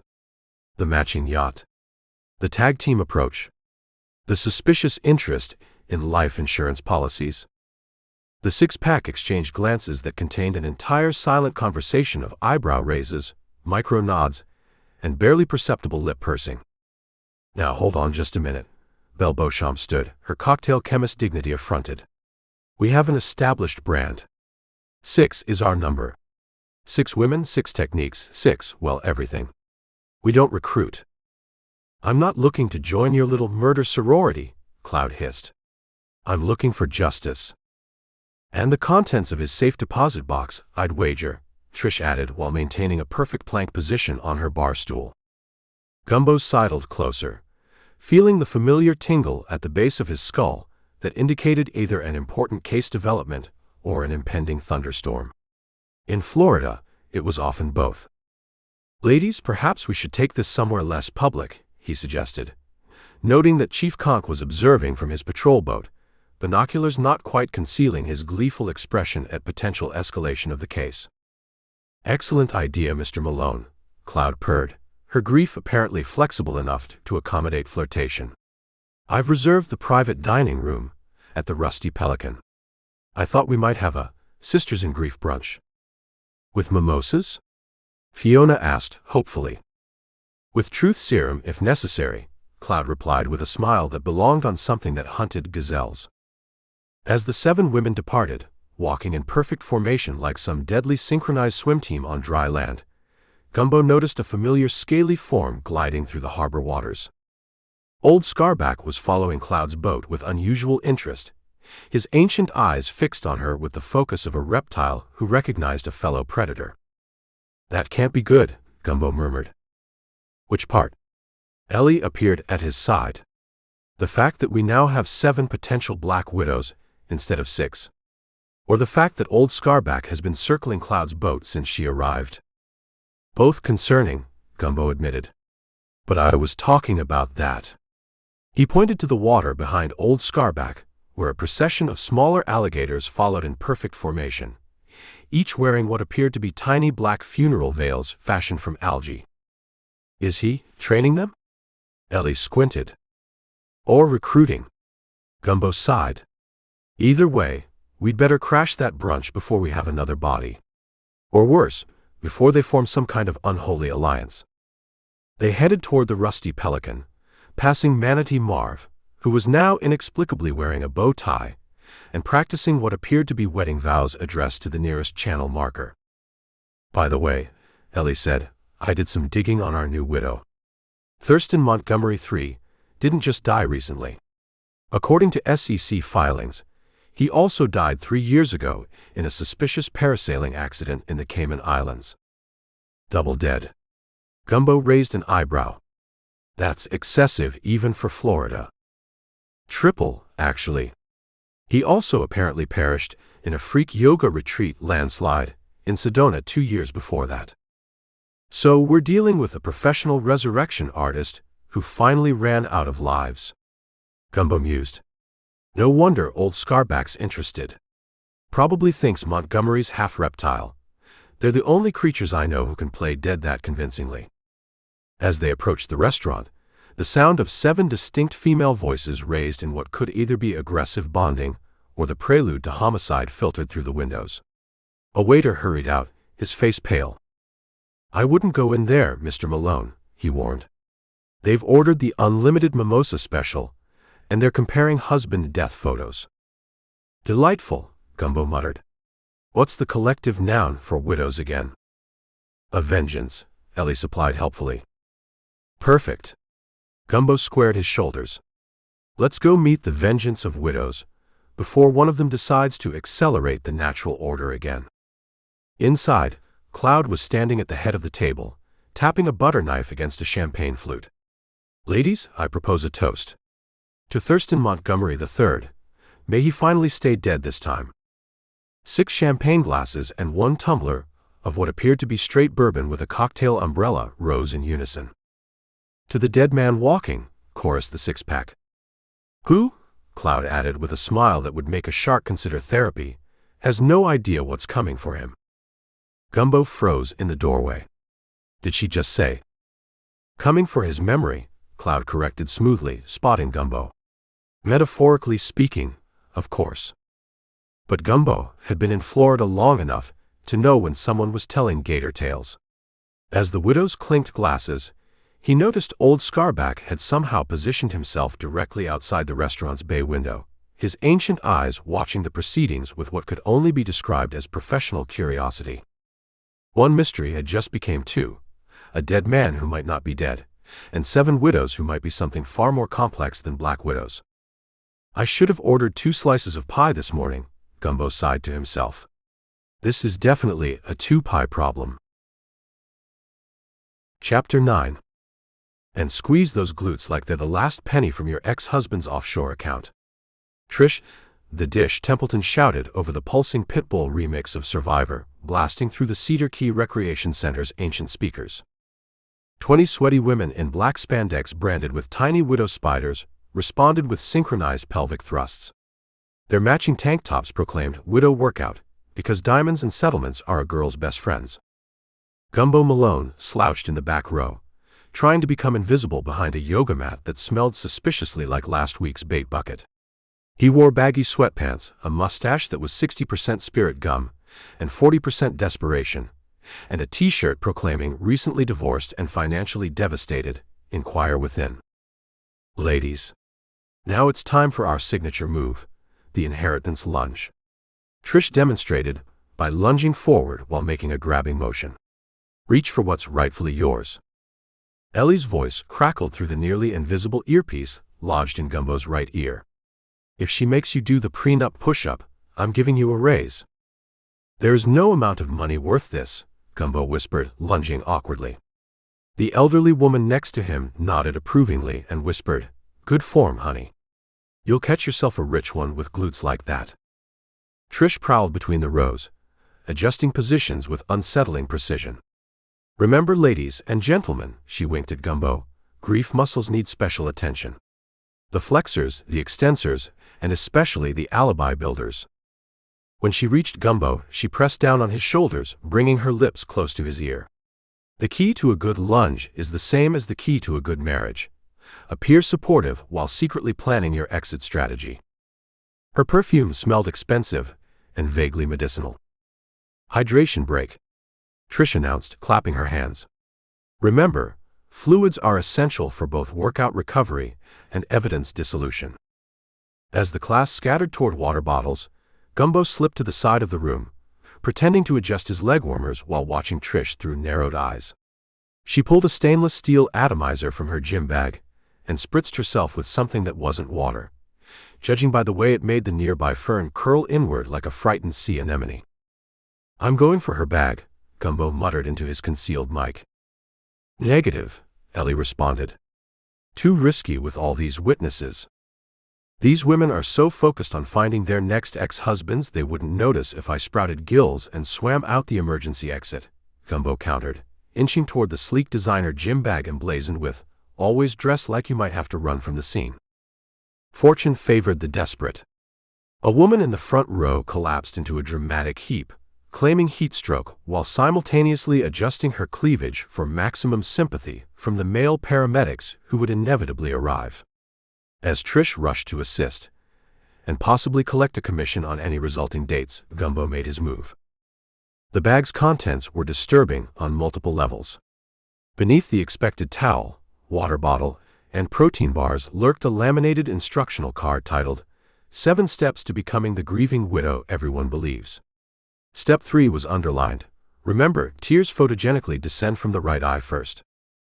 A small leather case contained vials of clear liquids, each labeled with cryptic codes like SD40, FH12, and Mankiller Supreme.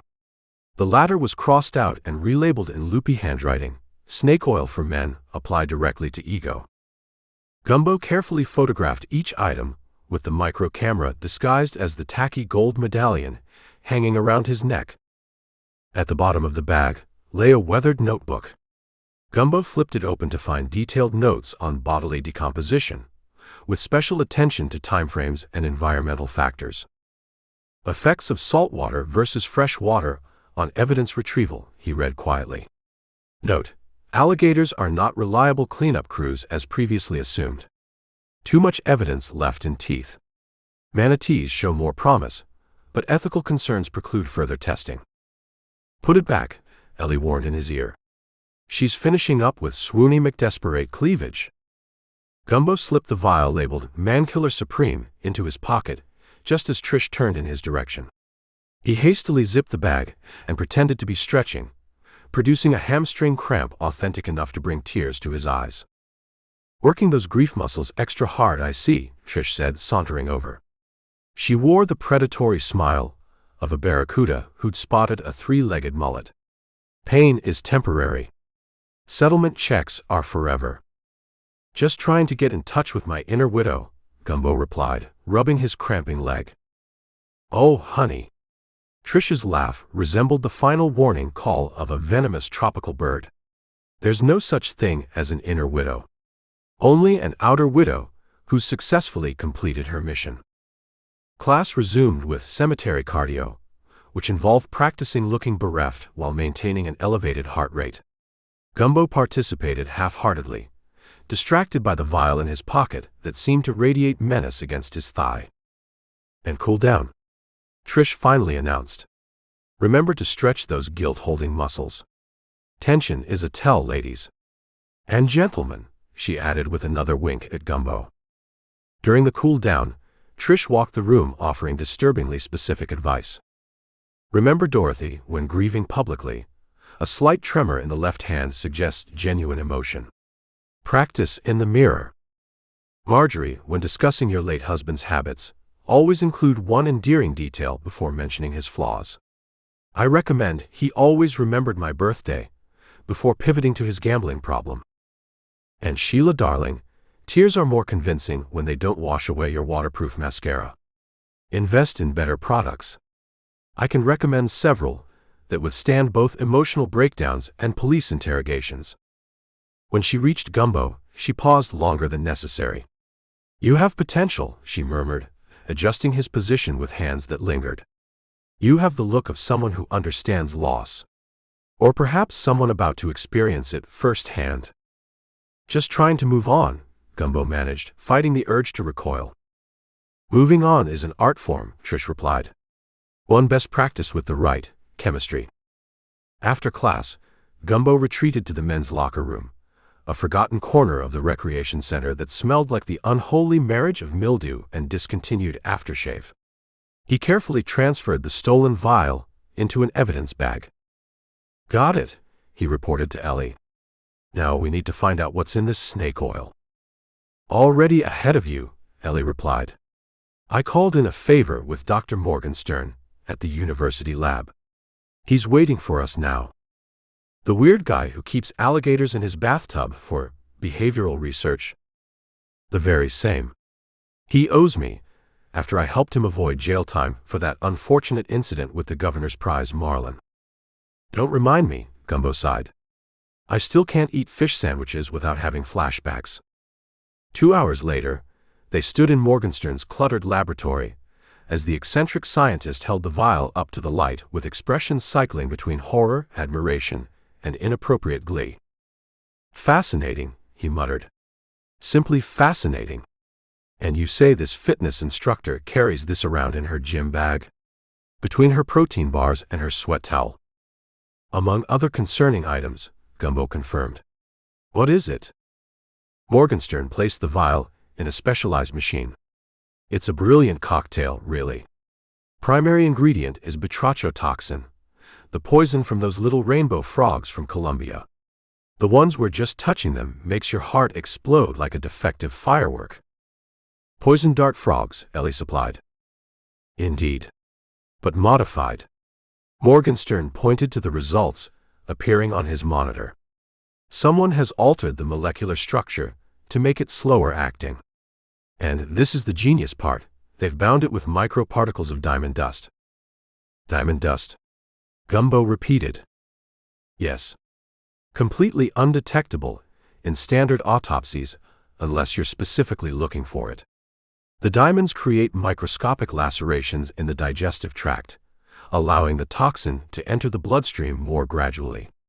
Causes symptoms that mimic heart failure or stroke. Morgenstern's enthusiasm was disturbing. Plus, it sparkles if you hold it under a black light.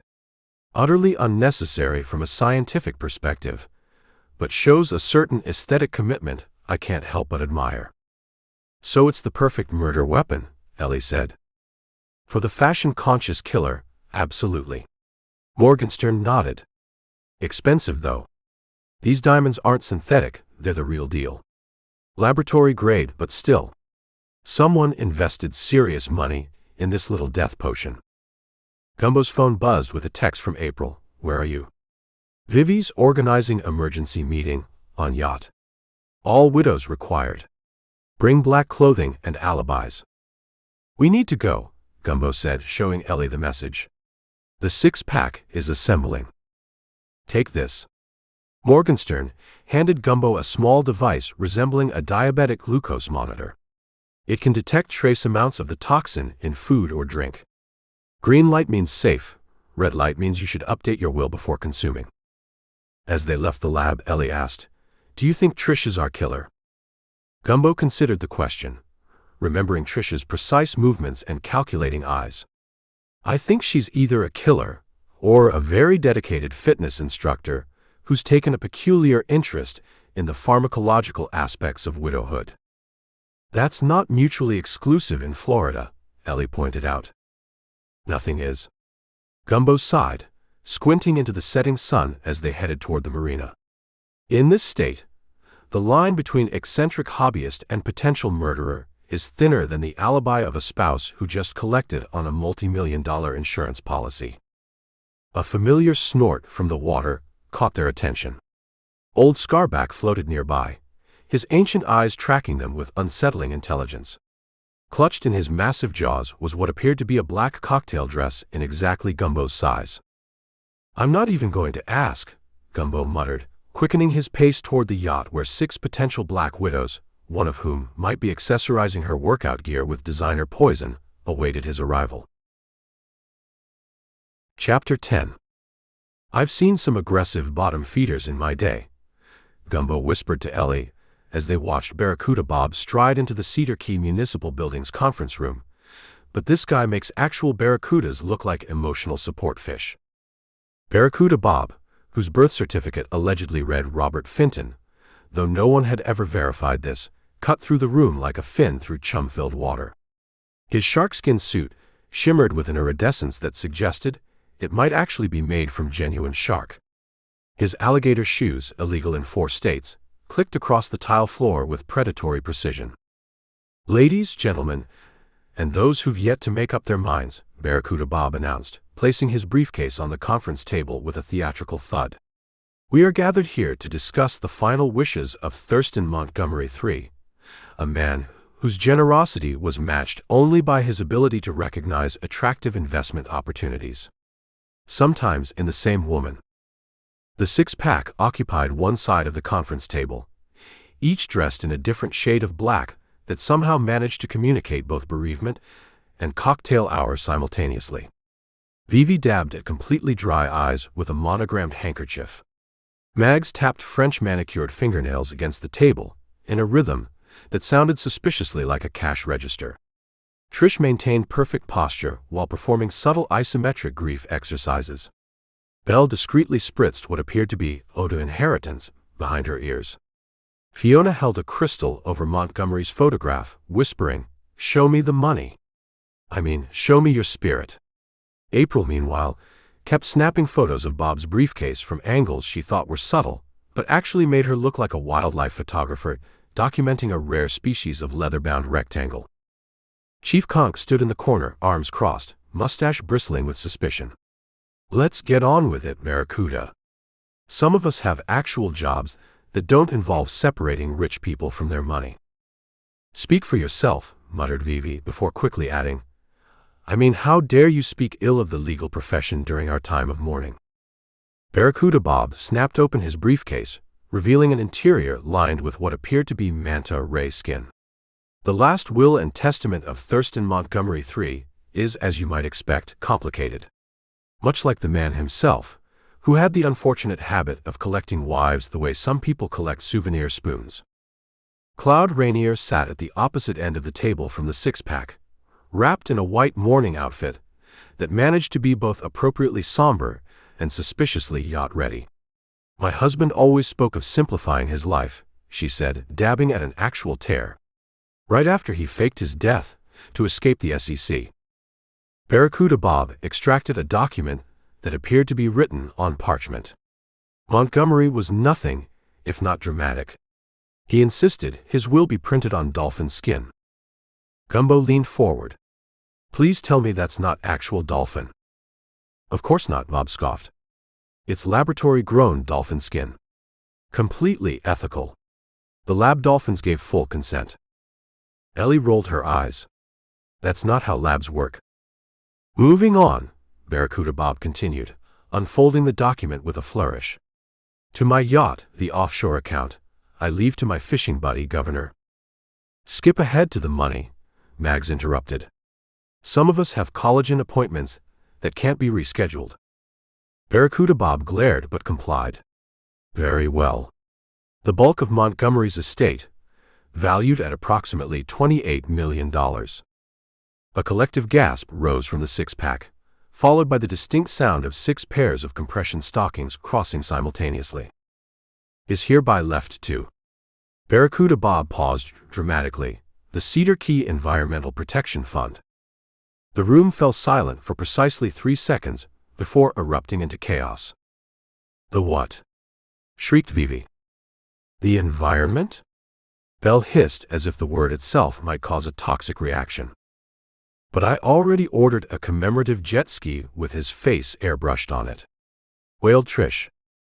Mags, however, remained suspiciously calm, examining her crimson nails with the self-satisfaction of a cat who'd not only eaten the canary, but had its relatives cater the funeral. I'm sorry. Did you say the Cedar Key Environmental Protection Fund? Gumbo asked, eyeing Mags. The same fund that's managed by Margaret Montgomery, née Goldman, née Fitzherbert, née Rockwell, née Smith. Mags shrugged with practiced innocence. It's barely a connection. I simply serve as the president, treasurer, and sole voting board member. Cloud slammed her designer purse onto the table, dislodging what appeared to be a pre-packed getaway kit. This is preposterous. I have Thurston's actual will right here, signed in the Cayman Islands 3 years ago when he died the first time. She extracted a waterproof document sleeve containing papers with several official-looking stamps, including one that appeared to feature a smiling octopus wearing a banker's visor. Barracuda Bob barely glanced at it. Offshore wills aren't recognized in Florida, unless they're notarized by at least 2 marine biologists and a parrot. It's maritime law. That doesn't sound right, Ellie whispered to Gumbo. In Florida, being wrong has never stopped something from becoming law, Gumbo whispered back. Chief Conk stepped forward. As the representative of Cedar Key law enforcement, I'm confiscating both documents as potential evidence in an ongoing murder investigation. He reached for the papers, but Barracuda Bob smoothly slid them back into his briefcase. I'm afraid I can't allow that without a warrant signed by a judge who doesn't owe me money, Bob said with a smile that revealed teeth filed to suspicious points, which currently includes all judges in 3 counties. Gumbo noticed April had disappeared from her seat and was now crouched behind a ficus plant, photographing the contents of Barracuda Bob's briefcase from an angle that suggested she'd had training in either espionage or yoga for the pathologically nosy. If we could refocus, Barracuda Bob continued, there are certain conditions attached to the inheritance. The Cedar Key Environmental Protection Fund can only access the money if they successfully oppose any future development on protected wetlands, specifically the cenotes on Locked Gate Key. Mag's expression shifted from triumph to calculation, faster than a chameleon on hot sand.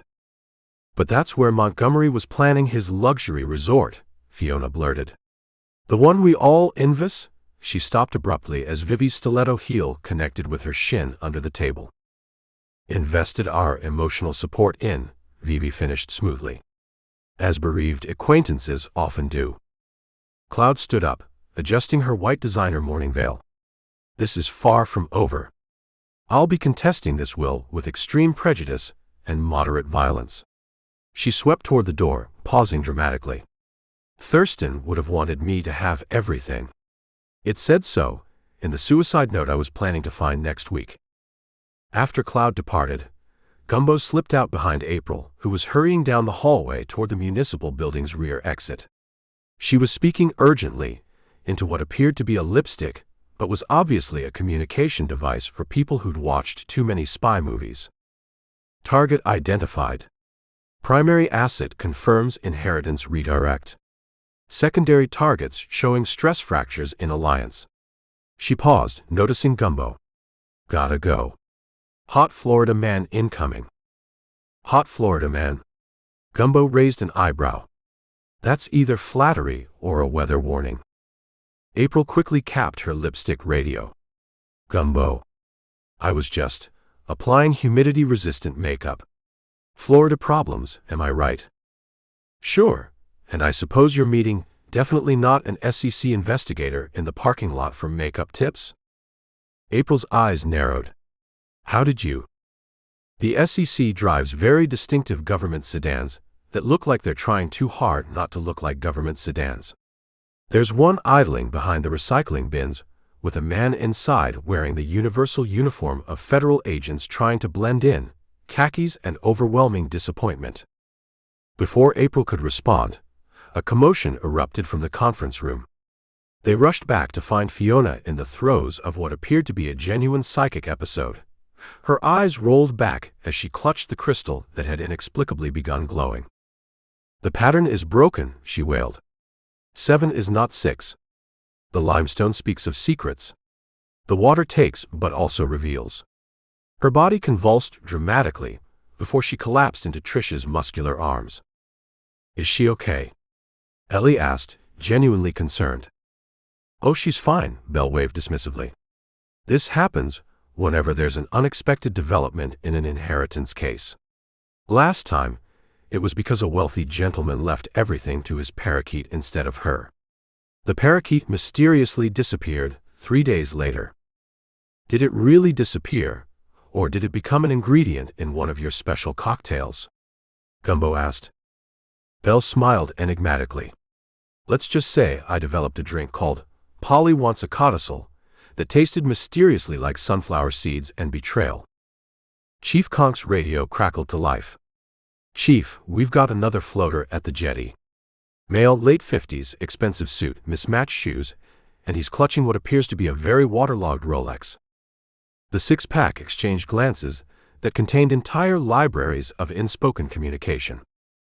"That'll be Flip Finnegan," Barracuda Bob said, snapping his briefcase closed. "Montgomery's business partner. How unfortunate that my 2 highest billing clients should suffer similar aquatic mishaps in the same week. If you'll excuse me, I need to see if Flip had time to sign my invoice before his unfortunate demise." As the room emptied, Gumbo noticed a pile of white powder beneath Mag's chair. He crouched down, touching it with his finger and bringing it to his nose. "Limestone dust," Ellie said, leaning over his shoulder. "From the protected cenotes where Montgomery was planning to build. The same cenotes that Mags now has 28 million reasons to protect or develop herself." Gumbo stood, watching the six-pack huddle together near the exit, their unified front now showing hairline fractures, as Belle hissed something at Mags that sounded suspiciously like going off script. "You know what they say about Florida real estate," Gumbo mused. Location, location, homicide." Outside, a familiar snort drew their attention to the municipal building's decorative fountain, where old Scarback floated among the lily pads, his ancient eyes fixed on the parking lot, where April was now engaged in intense conversation with the not-so-undercover SEC agent. The alligator's tail thumped once against the water surface, sending concentric ripples toward shore, nature's own warning system that the tide was about to turn, and not everyone would be left floating when it did. Chapter 11.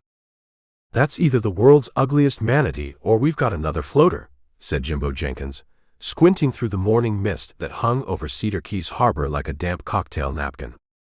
Gumbo lowered his binoculars and sighed. Tuesday in Florida. Right on schedule. They stood on the public pier, watching as something disturbingly human-shaped bobbed against the barnacle-encrusted pilings, performing an awkward dance with the incoming tide. A hermit crab had taken up residence on what appeared to be an Italian leather loafer. "Aren't you gonna call somebody?" Jimbo asked, not taking his eyes off the grim discovery. "Already texted Chief Conk," Gumbo replied, checking his watch. "Though I'm guessing the six-packs already got their alibis synchronized and notarized." As if summoned by the mention of suspicious women, April Danger Daniels materialized beside them, wearing a black bikini top and cut-off shorts that suggested both bereavement and beach volleyball. "Morning, fiancé," she purred, handing Gumbo a coffee mug emblazoned with "Future Widow" in glittery pink letters. "Heard we've got another man overboard."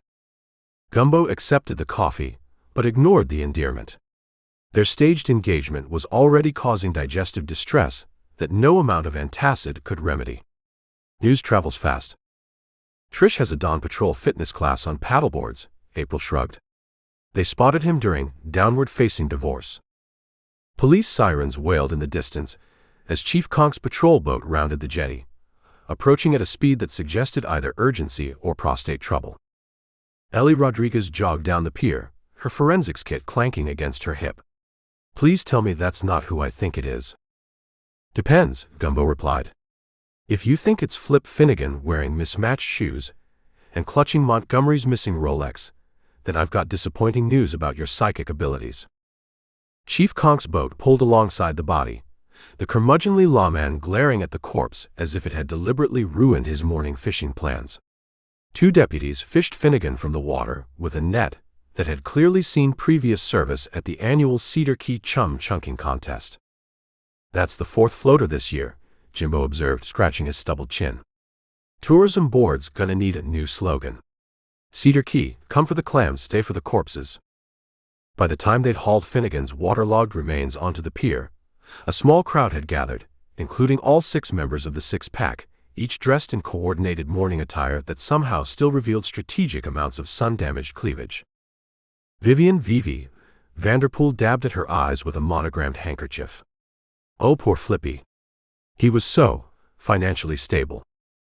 Margaret Maggs Montgomery adjusted her oversized sunglasses. Such a tragedy. And right before he was going to sign those mineral rights over to our environmental foundation. Chief Conk flipped open his waterproof notebook. "Ladies, what a shocking coincidence that you're all here so promptly. Almost like you knew exactly when and where the body would surface." "We live on a boat, Chief," Belle replied smoothly. "We see everything that happens in this harbor. Including whatever didn't happen last night between 8 and midnight, I'm guessing," Gumbo muttered. Fiona Fee Fitzpatrick suddenly stiffened, her eyes rolling back dramatically. "I sense disturbance.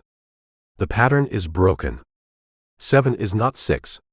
She began swaying, her numerous crystal necklaces clinking like wind chimes in a hurricane. Trish the Dish Templeton grabbed Fiona's arm. "She gets like this sometimes. Psychic overload." "Bull psychic," Chief Conk grumbled, but he took a step back anyway. In Cedar Key, you never knew when someone's spiritual episode might involve projectile anything. Ellie had already snapped on latex gloves and was examining the body. "Chief, you're going to want to see this." She pointed to the Rolex clutched in Finnegan's blue-tinged hand. The hand stopped at 11:17. "Time of death?" the chief asked. "Time of submersion," Ellie corrected. "This is Montgomery's watch, the one missing from the first body. And there's something else." She brushed white powder from Finnegan's jacket sleeve. "Limestone dust." Gumbo's eyebrows shot up. The protected cenotes where Montgomery was building his resort. The six-pack exchanged glances, a symphony of micro-expressions that reminded Gumbo of synchronized swimmers communicating underwater. Something in their perfect choreography slipped. Going off script. Belle hissed at Mags, forgetting to maintain her mourner's pout. "Me? You're the one who said the timing would be." Mags caught herself, plastering on a smile that wouldn't have looked out of place on a barracuda. Fiona's psychic fit intensified. "The circle is broken. The 7th walks among us. Neptune's revenge comes on wet feet." "Is there a translator for psychic babble?" Chief Conk asked no one in particular. April leaned closer to Gumbo, her whisper warm against his ear. "There's something on the body they didn't expect to find." While the others were distracted by Fiona's performance, Gumbo casually stepped closer to the corpse. Finnegan's hand had been pried open to remove the watch, revealing something pressed into his palm, a small pearlescent button with a distinctive design. April noticed it too. "That's from Cloud's jacket, the one she was wearing yesterday." The mysterious 7th widow. Claudette Cloud Rainier had arrived in Cedar Key, claiming to be Montgomery's actual wife, throwing the six-pack's carefully constructed narrative into chaos. Now a button from her clothing was embedded in the second victim's hand. Chief Conk was examining the shoes, one Italian loafer, one deck shoe. Mismatched. Just like nothing. Belle interrupted, too quickly. "Poor man probably dressed in the dark." Ellie had moved to Finnegan's head, examining something with her magnifying glass. "Chief, there's limestone particles in his nasal passage and lungs." "So he drowned in the cenote," Gumbo concluded, "then was dumped in the salt water just like Montgomery." Fiona abruptly stopped her psychic gyrations, looking genuinely startled. "Wait, what? That's not the plan, prophecy I foresaw." "Plan?" Chief Conk's bushy eyebrows formed a single suspicious line across his weathered forehead. "Prophetic plan," Fiona amended quickly. "My visions come as blueprints from beyond." "I'll bet they do," Gumbo said dryly. As the conversation deteriorated into a chaos of accusations and hastily constructed alibis, Gumbo noticed old Scarback gliding silently through the harbor waters, dragging something that glinted in the morning sun. The alligator caught Gumbo's eye with an almost imperceptible nod before disappearing under the pier. April noticed his distraction. "What is it?" "Nothing," Gumbo replied. "Just thinking it's interesting that two men connected to the same development project ended up taking their final swim in the same freshwater sinkhole miles from here, then somehow floated back to exactly the same spot in this harbor. Coincidences like that restore my faith in the universe," April said with a straight face. "Or somebody's orchestrating a pattern." The six-pack had begun a synchronized retreat toward their yacht, their previously perfect formation now showing cracks. Vivi kept glancing at the water where old Scarback had disappeared. Mags was frantically texting. Trish looked like she was calculating the cardiovascular benefits of fleeing versus fighting. Belle had produced a small vial from her cleavage and was discreetly sniffing it.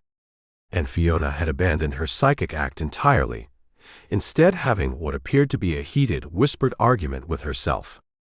Only April remained cool, slipping her hand into Gumbo's with practiced affection as Chief Conk glanced their way.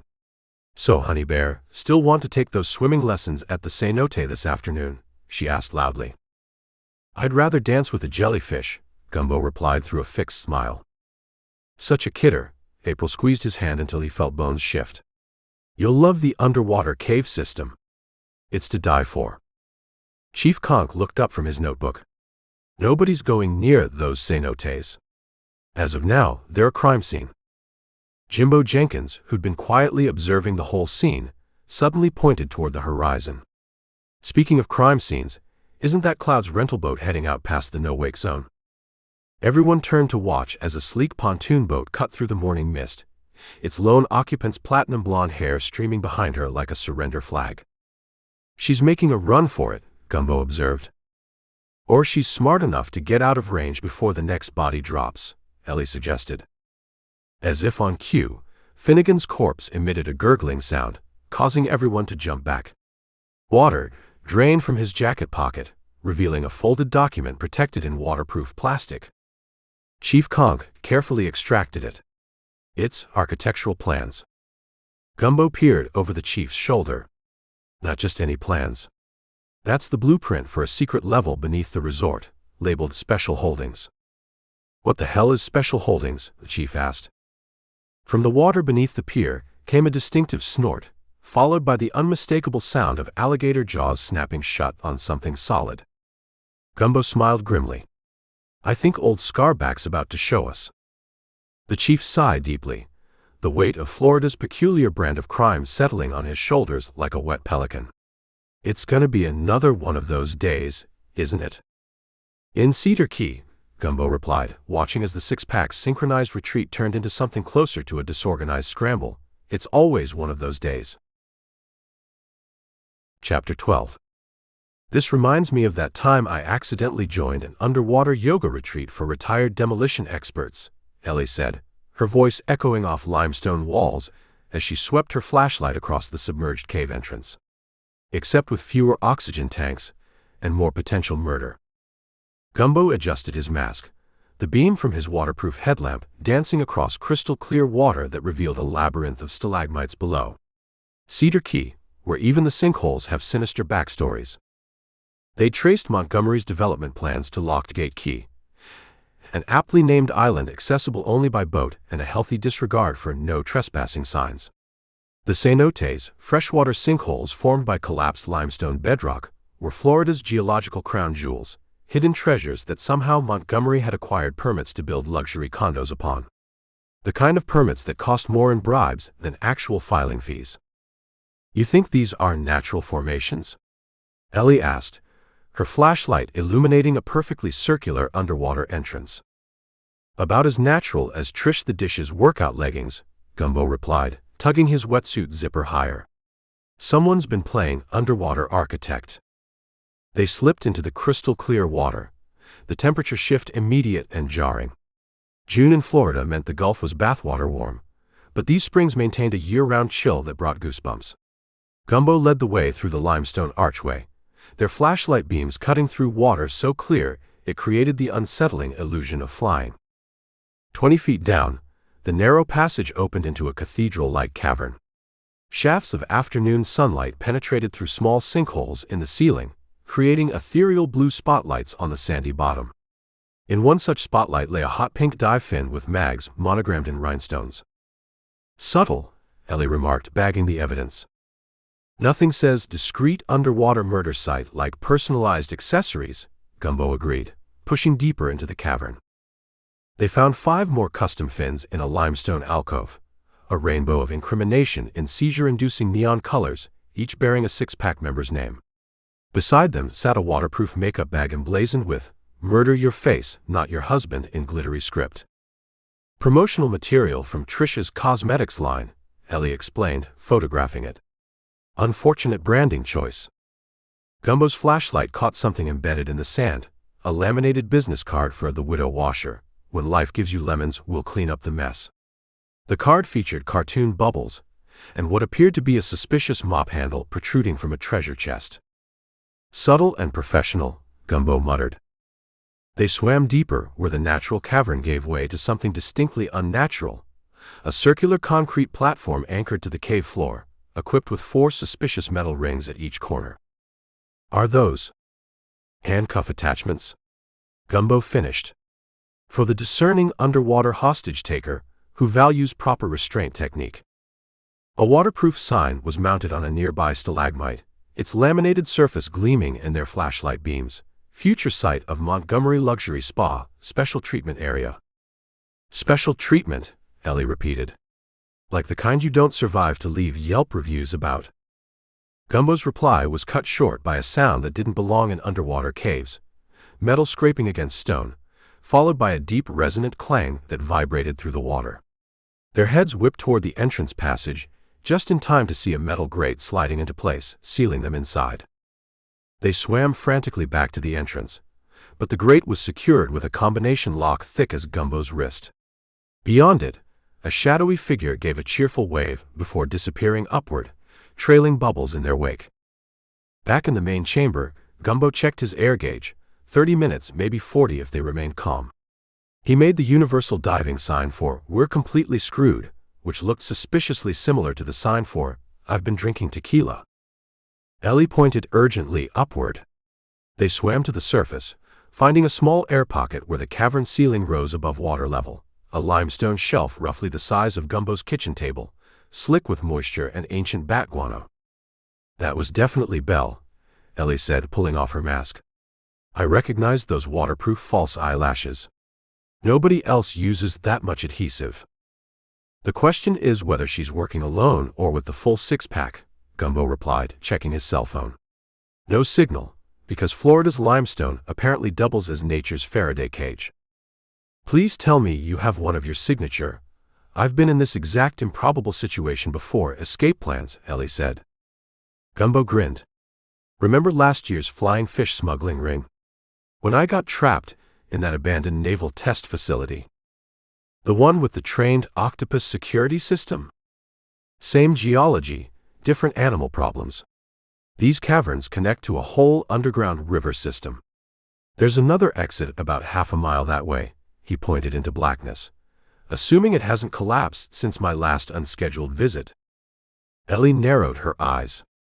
"What were you doing down here before?"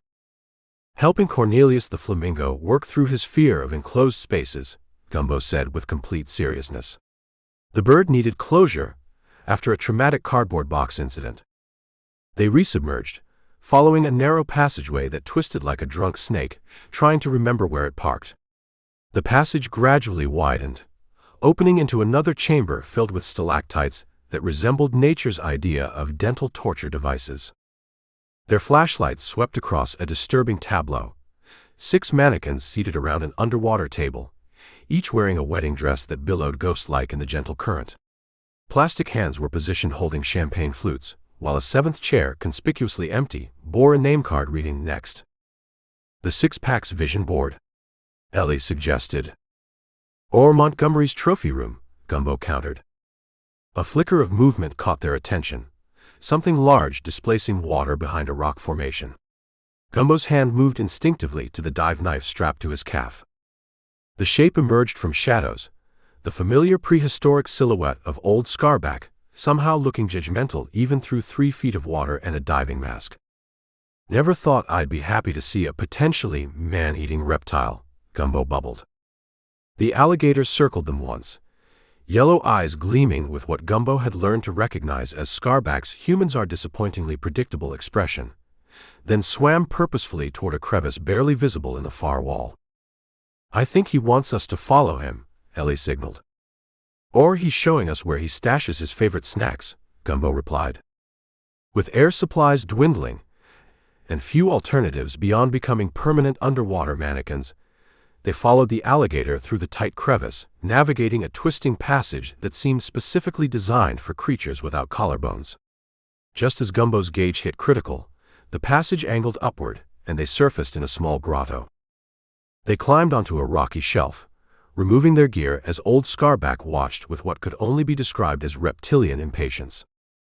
"How does he always know exactly when and where to find us?" Ellie whispered. "I've stopped asking. I'm half convinced he's got a tracking chip in my molars," Gumbo replied, checking their surroundings. "If my bearings are right, we're behind Belle's rental cottage." Indeed, filtered sunlight revealed a narrow opening above them, leading to what appeared to be someone's backyard. Through the gap, they could hear Belle's distinctive voice in mid-lecture. "And then you add just a touch of nightshade tincture, but not too much, or the hermit crabs get all dramatic about it. The secret is keeping them alive long enough to observe the symptoms without actually killing the test subjects.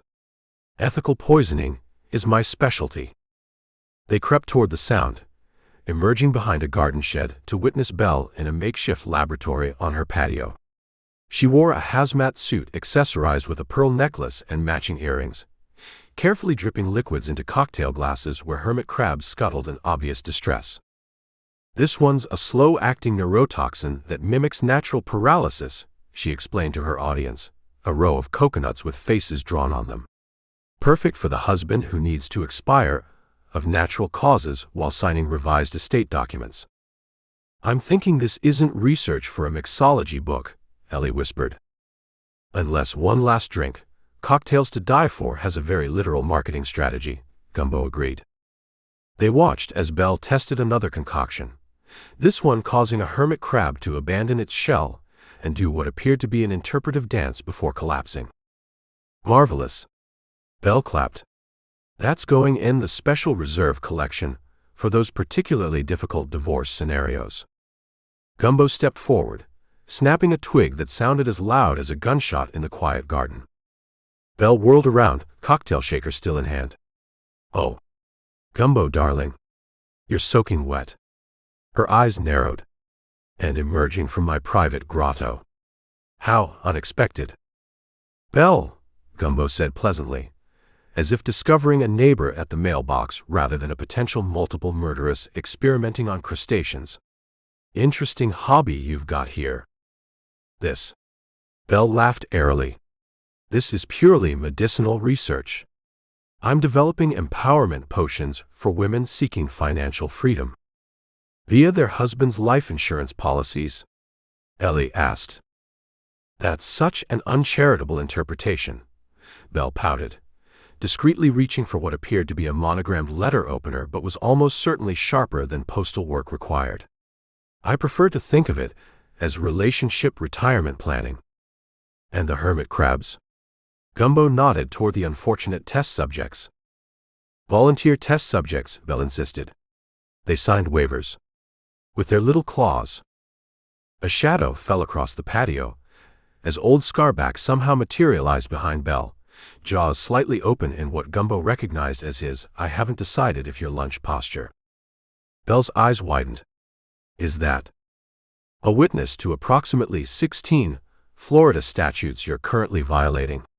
"Yes," Gumbo said. "I'd put down the shaker if I were you." Scarback has very strong feelings about proper mixology techniques. "And improper homicide techniques," Ellie added. Belle carefully set down her cocktail equipment. "This is all a misunderstanding. I'm simply preparing for our next yacht party. The theme is, till death do us part. It's just a theme, darlings. Like the underwater spa with handcuff attachments was just a theme? Gumbo asked. Adventure tourism is very popular these days, Belle replied smoothly. Some people pay extra for the kidnapping experience. And the mannequin wedding party, 20 feet underwater? Ellie pressed. Underwater photography studio, Belle said without missing a beat. For our drowned hopes and dreams commemorative divorce photo package. Gumbo's phone, miraculously still functioning after its underwater adventure, pinged with a text from Chief Conch. Limestone dust on Finnegan confirmed match to locked gate cenotes. Also found lipstick on collar. Shade, grieving widow crimson by Belle's beauty. Funny thing about evidence, Gumbo said, showing Belle the text. It rarely stays submerged. Belle's composure cracked slightly. You don't understand what's happening here. None of you do. Montgomery wasn't who you think. The six-pack isn't what you think. Then enlighten us, Ellie suggested, preferably without reaching for anything that might make old Scarback mistake you for an hors d'oeuvre. Belle looked from Gumbo to Ellie to the alligator, calculating odds that seemed to deteriorate with each passing second. Fine, she sighed dramatically. But we'll need drinks for this conversation. Actual drinks, she clarified at their expressions. From sealed bottles you can watch me open. This story requires alcohol, and possibly a flowchart. As Belle moved toward her legitimate bar cart, her phone buzzed with a text message. Her eyes widened as she read it. Oh dear, she murmured. It seems Cloud has moved up the timeline.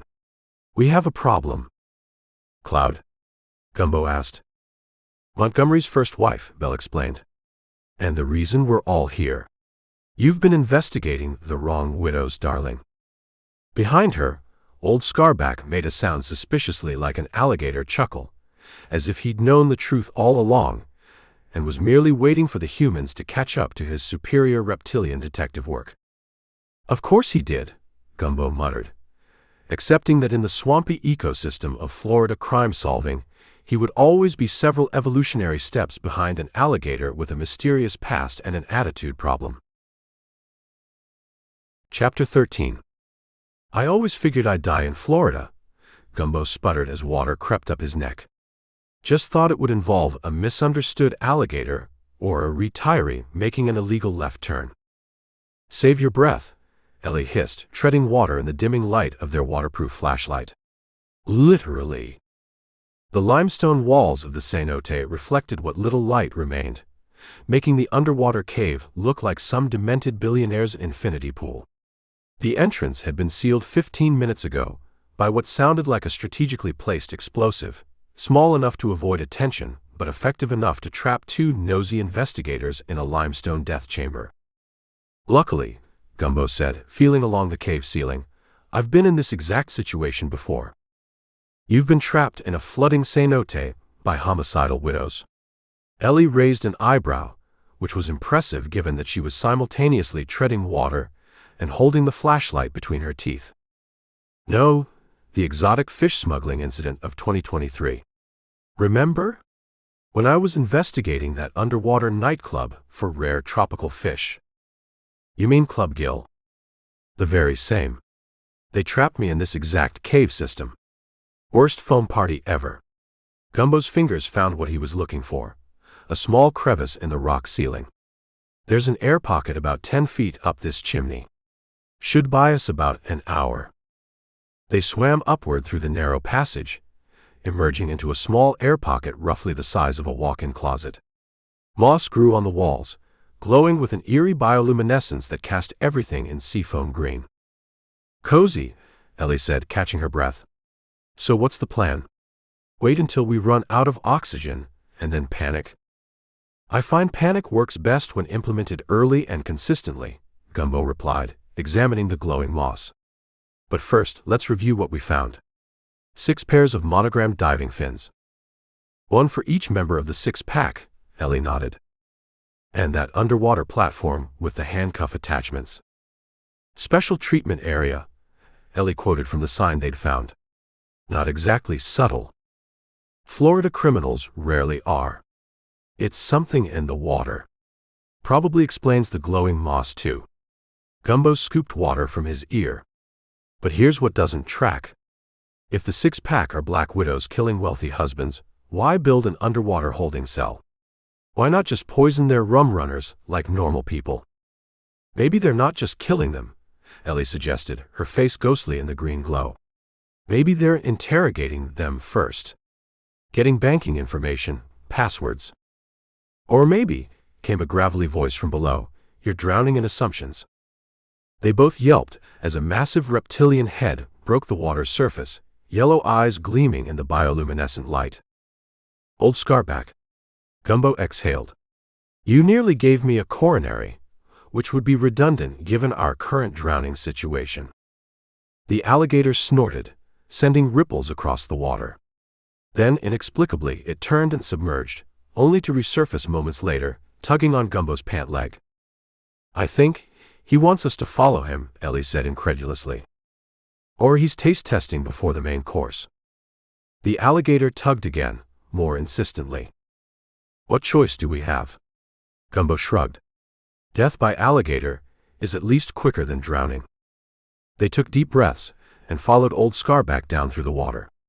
The alligator moved with surprising grace, leading them through a narrow tunnel that human eyes would never have spotted.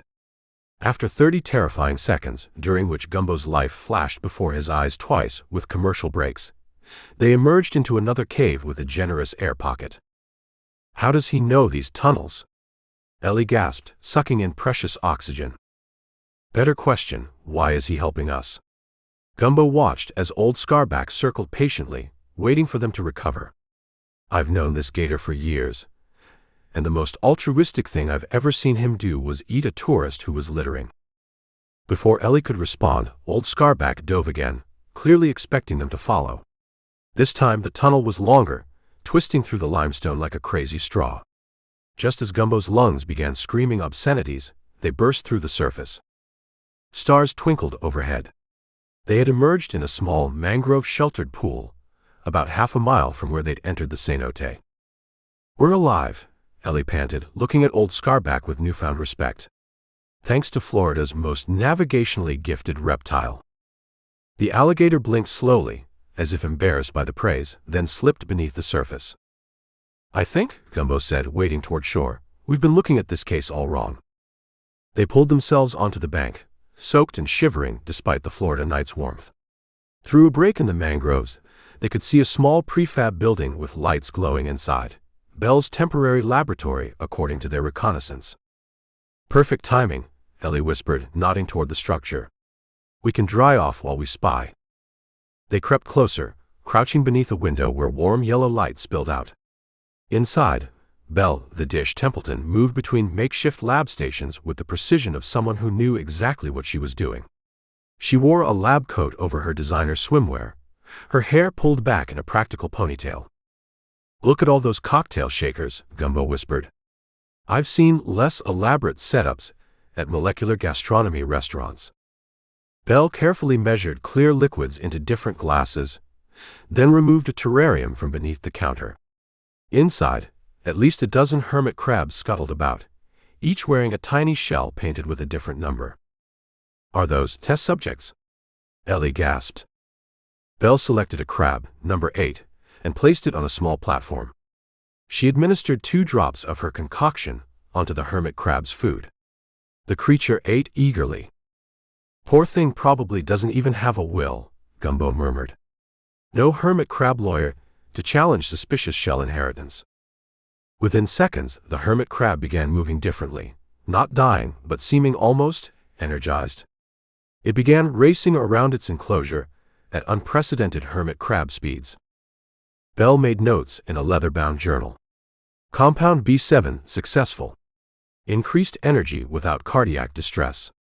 Subject maintained heightened state for 43 seconds before normalization. She's not killing them, Ellie realized. She's enhancing them. What is she making? Gumbo craned his neck for a better look. Super soldier serum for crustaceans. Just then, Belle turned toward the window. They ducked, but not quickly enough. Her voice called out, calm and steady. I know you're out there, Gumbo Malone. Your hair reflects moonlight like a distress signal. You might as well come in before you catch pneumonia. Florida's night air is deceptively treacherous. Exchanging glances, they rose and approached the door, which swung open before they could knock. You look like you've been swimming with the fishes, Belle observed, handing them each a towel that smelled faintly of lavender and scientific inquiry. Literally. We took a detour through an underwater cave system, Gumbo admitted, toweling his hair. Someone blocked the exit. Wouldn't happen to know anything about that, would you? Belle gestured them inside, unfazed. If I wanted you dead, I wouldn't trap you in a cenote. I'd use something untraceable, elegant. A toxin that mimics natural causes. She pointed to her array of bottles. Something from column B, with perhaps a dash from column A to mask the taste. That's not reassuring, Ellie muttered. It wasn't meant to be, Belle smiled thinly. It was meant to be educational. The lab was meticulously organized.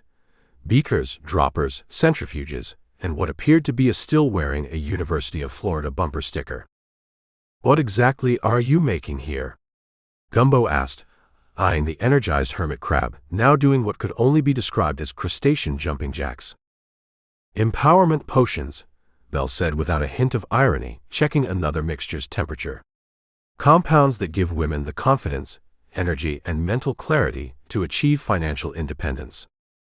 By marrying and murdering rich men, Ellie suggested. Belle looked genuinely offended. Murder is messy and statistically ineffective as a wealth-building strategy. The litigation alone would eat any profits. She carefully added a blue liquid to a clear one, turning it momentarily purple before it clarified again. No, my concoctions help women negotiate better prenups, make smarter investments, and recognize financial red flags in relationships. So you're not the infamous widow washer? Gumbo asked.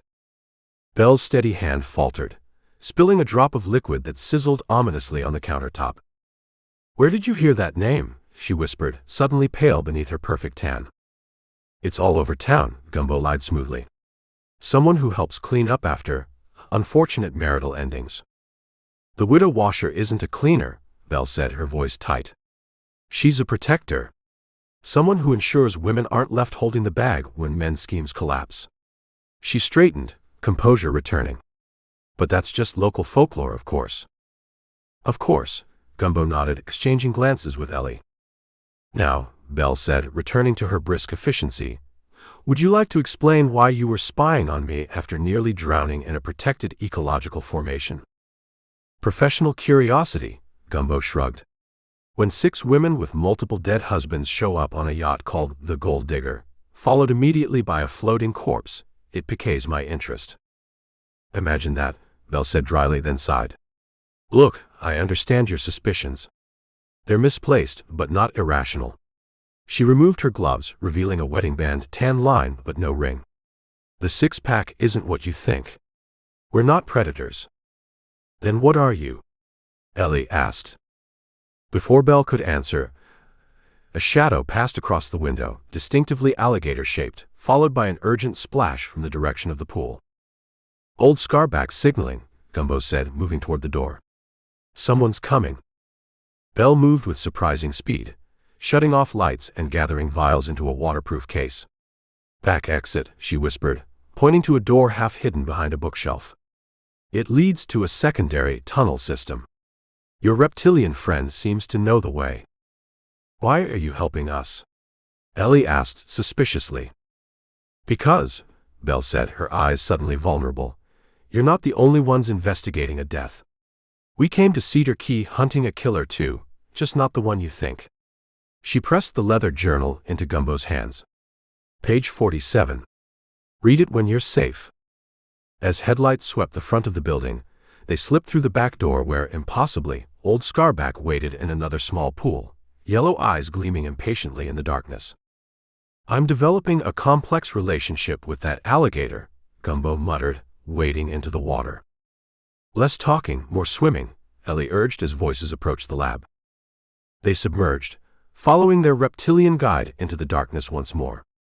Gumbo clutched the journal to his chest, suddenly certain that the truth about the six-pack was even stranger than he'd imagined, which, in Florida, was saying something significant. Chapter 14. Gumbo Malone was floating face down in his bathtub when the realization hit him. He wasn't drowning. This was his thinking position, a habit he'd developed after noticing that blood rushing to his brain sometimes dislodged ideas that were otherwise stuck in the Florida heat. He jackknifed upward, sending a small tsunami across his bathroom floor, and reached for a notepad shaped like a manatee. "It's the cleaning," he muttered, scribbling frantically while dripping on the linoleum. "They're all obsessively cleaning something." His phone buzzed with a text from Ellie. "Found dirt on Montgomery." Literally. Soil samples don't match Jetty. Also, why are you texting me at 3 a.m. about steam cleaners? Gumbo had spent the previous evening watching Vivi Vanderpool obliterate invisible stains from the deck of the Gold Digger with a military-grade steam cleaner that could strip barnacles off a battleship. She'd hummed "Another One Bites the Dust" while converting grime to vapor, occasionally shouting "Begone" evidence of joy at particularly stubborn spots. He wrapped himself in a towel adorned with cartoon pelicans and padded to his evidence wall, where photos of the six-pack were connected by red yarn, in what looked like a deranged spider's web designed by someone with serious trust issues. "Computer, enhance," he said to the wall, then remembered he didn't have a computer, just a very unfortunate habit of binge-watching procedural crime shows during red tide season. Instead, he squinted at his handwritten notes. Vivi, steam cleans boats after every male visitor. Mags, power washes driveways weekly, neighbor reports hearing her whisper "That's right, wash away the sin" to her pressure washer. Trish, disinfects gym equipment before and after use with solution labeled "Goodbye Forever" spray. Belle, sterilizes glassware in UV cabinet that could double as nuclear waste containment. Fiona, sage smudges properties, claiming to cleanse auras but focuses suspiciously on surfaces that might hold fingerprints.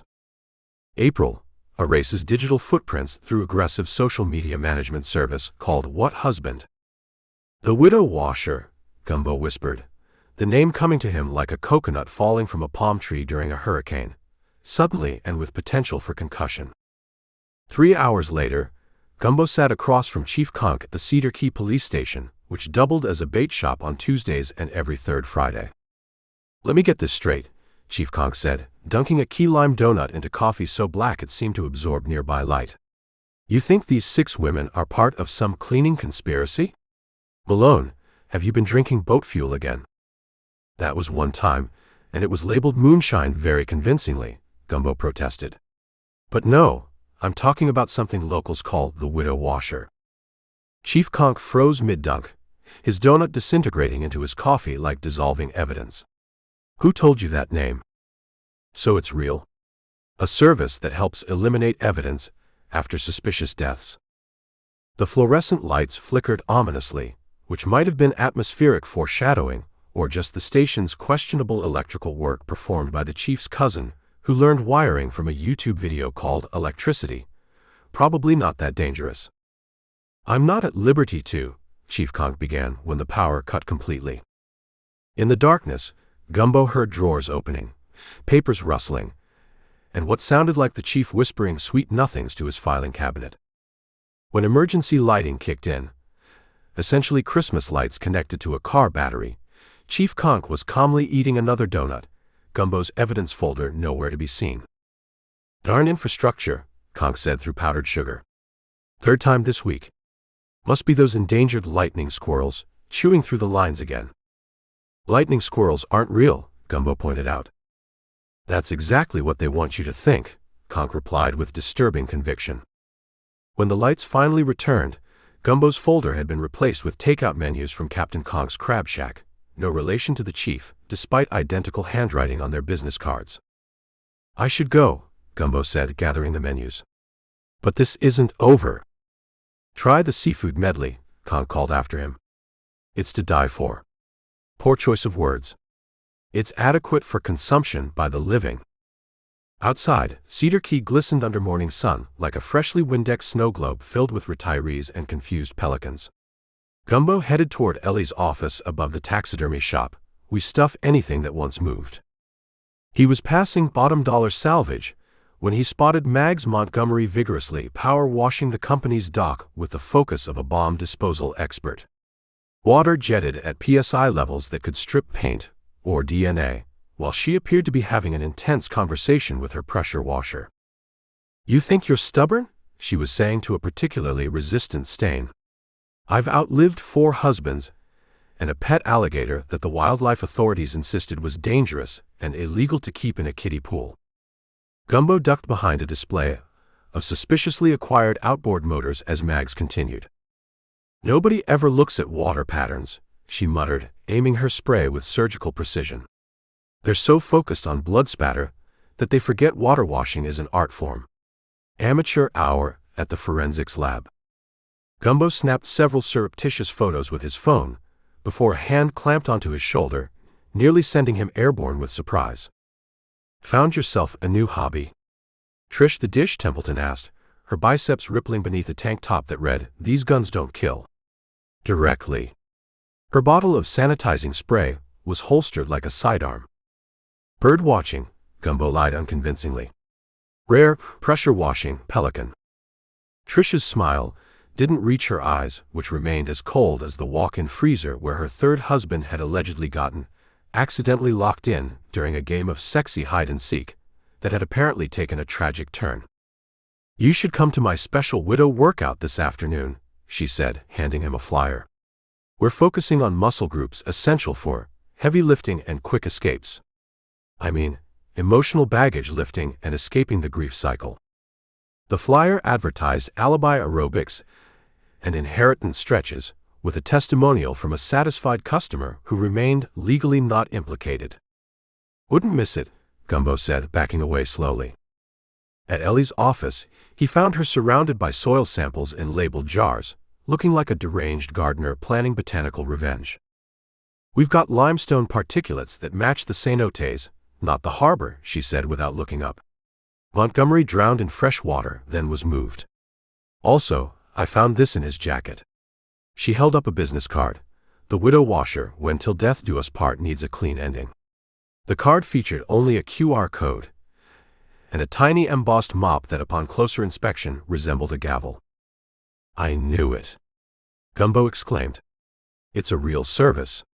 But which of the 6-pack is behind it?" "Maybe all of them," Ellie suggested. "A cleaning collective with specialized roles. But there's something else, look at the back." Gumbo flipped the card over to find handwritten numbers that appeared to be GPS coordinates. "It's pointing to one of the cenotes on locked gate key," Ellie said. "The exact spot where—" The office door burst open as Fiona Fee Fitzpatrick swooped in, wearing flowing scarves and enough jangling crystal jewelry to function as a proximity alarm. She carried a smoking bundle of sage that was setting off the taxidermy shop's smoke detector below. "The spirit world is agitated today," she announced dramatically.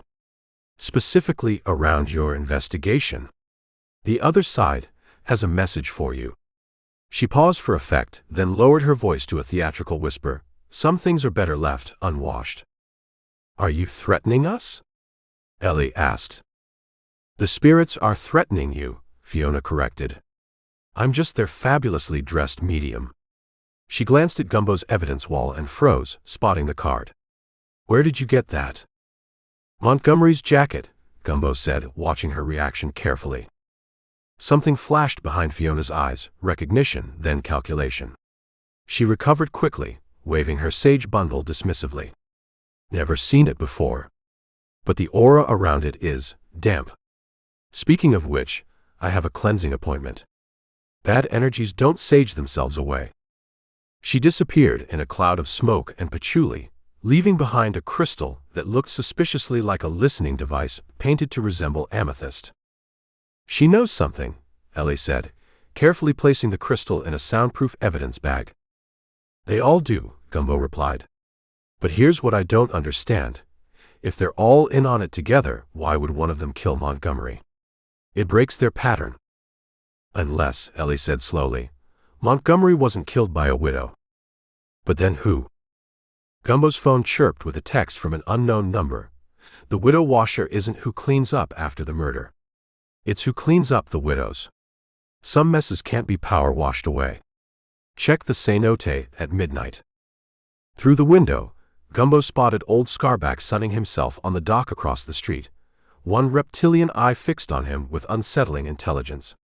The alligator seemed to nod slightly before sliding back into the water. "I think," Gumbo said slowly, "we need to go shopping for dive gear."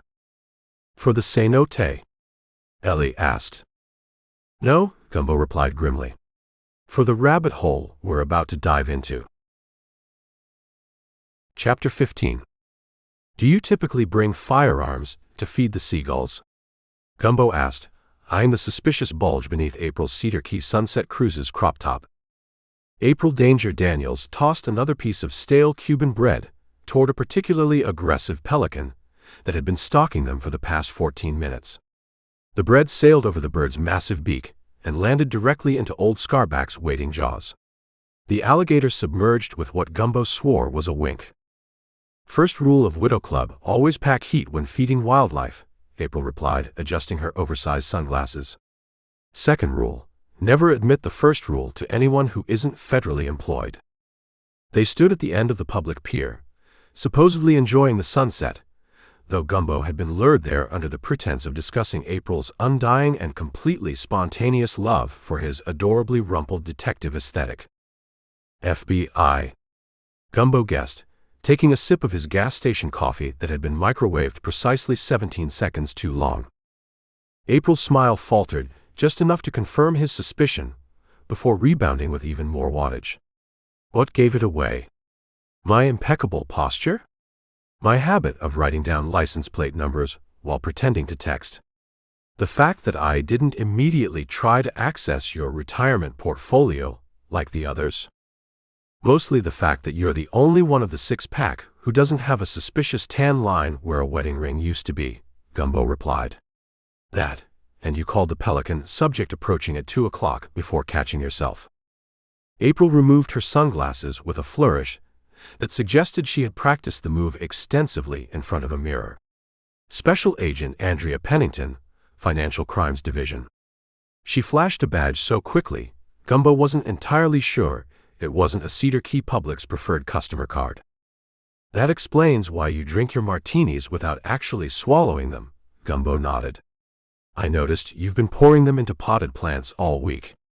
The ficus by the marina restrooms is currently doing the Macarena. I've been undercover with these women for 11 months, April, or rather Agent Pennington, explained, scanning the horizon with practiced paranoia. Started tracking them in Naples after Mag's fifth husband mysteriously fell off his yacht directly into the mouth of what witnesses described as the world's most punctual shark. A seagull dive-bombed them, snatching the remaining bread from April's hand with surgical precision. Watch the wildlife, she muttered. Vivi has them trained as surveillance. That bird is probably wearing a wire. You think Vivi has wirelessly connected seagulls? Gumbo asked skeptically. I know how it sounds, April admitted. But last week, I saw Trish having an intense conversation with a manatee about protein supplements, and the manatee was taking notes. Gumbo considered mentioning that was probably just Manatee Marv in his new wetsuit, but decided against it. Federal agents tended to get twitchy when their paranoia was questioned. So the six-pack, they're black widows? Killing husbands for money. April leaned in conspiratorially, her perfume smelling suspiciously like evidence locker. It's more complicated. We've been tracking a multi-state conspiracy of marriage fraud, insurance scams, and strategic husband disposal. These women find wealthy men, marry them quickly, then, she drew her finger across her throat with sound effects that suggested she'd picked them up watching 1940s gangster films. And you need my help because they're getting suspicious of me. My cover story has holes. I told them I was widowed in Boca Raton, but Fiona has contacts in the Palm Beach obituary department. April glanced around nervously before continuing. Plus, I made the rookie mistake of ordering a salad with dressing on the side. Real gold diggers never worry about calories. It undermines the living my best life with your money aesthetic. A pontoon boat drifted by, its occupants wearing matching t-shirts reading Cedar Key Bachelorette, Last Chance for Bad Choices. They hooted appreciatively at Gumbo, who nodded politely while trying to maintain his focus on April's increasingly bizarre explanation. "I need you to be my fiancé," April announced. "It's the perfect cover. They'll see me landing my own wealthy target." "I live on a houseboat held together with duct tape and optimism," Gumbo interrupted. "They don't know that. I've been telling them your new money made a fortune inventing those little plastic tables that keep the cheese from sticking to pizza box lids." "That's oddly specific." "I panicked during wine night. Vivi was grilling me about my interest in you, and it was either that or cryptocurrency, which Belle is suspiciously knowledgeable about." A text alert chimed on April's phone. She checked it, grimaced, then flashed the screen toward Gumbo. It showed a surveillance photo of them on the pier, clearly taken from the water. In the corner of the image, a suspicious alligator snout was visible. "They're watching us now," she whispered. "Old Scarback reports to someone, I'm sure of it." "The alligator reports to someone," Gumbo repeated slowly. "Why else would he follow the yacht everywhere? And have you noticed, he only appears when important conversations are happening. Plus, he has something shiny embedded in his scales that could be a recording device."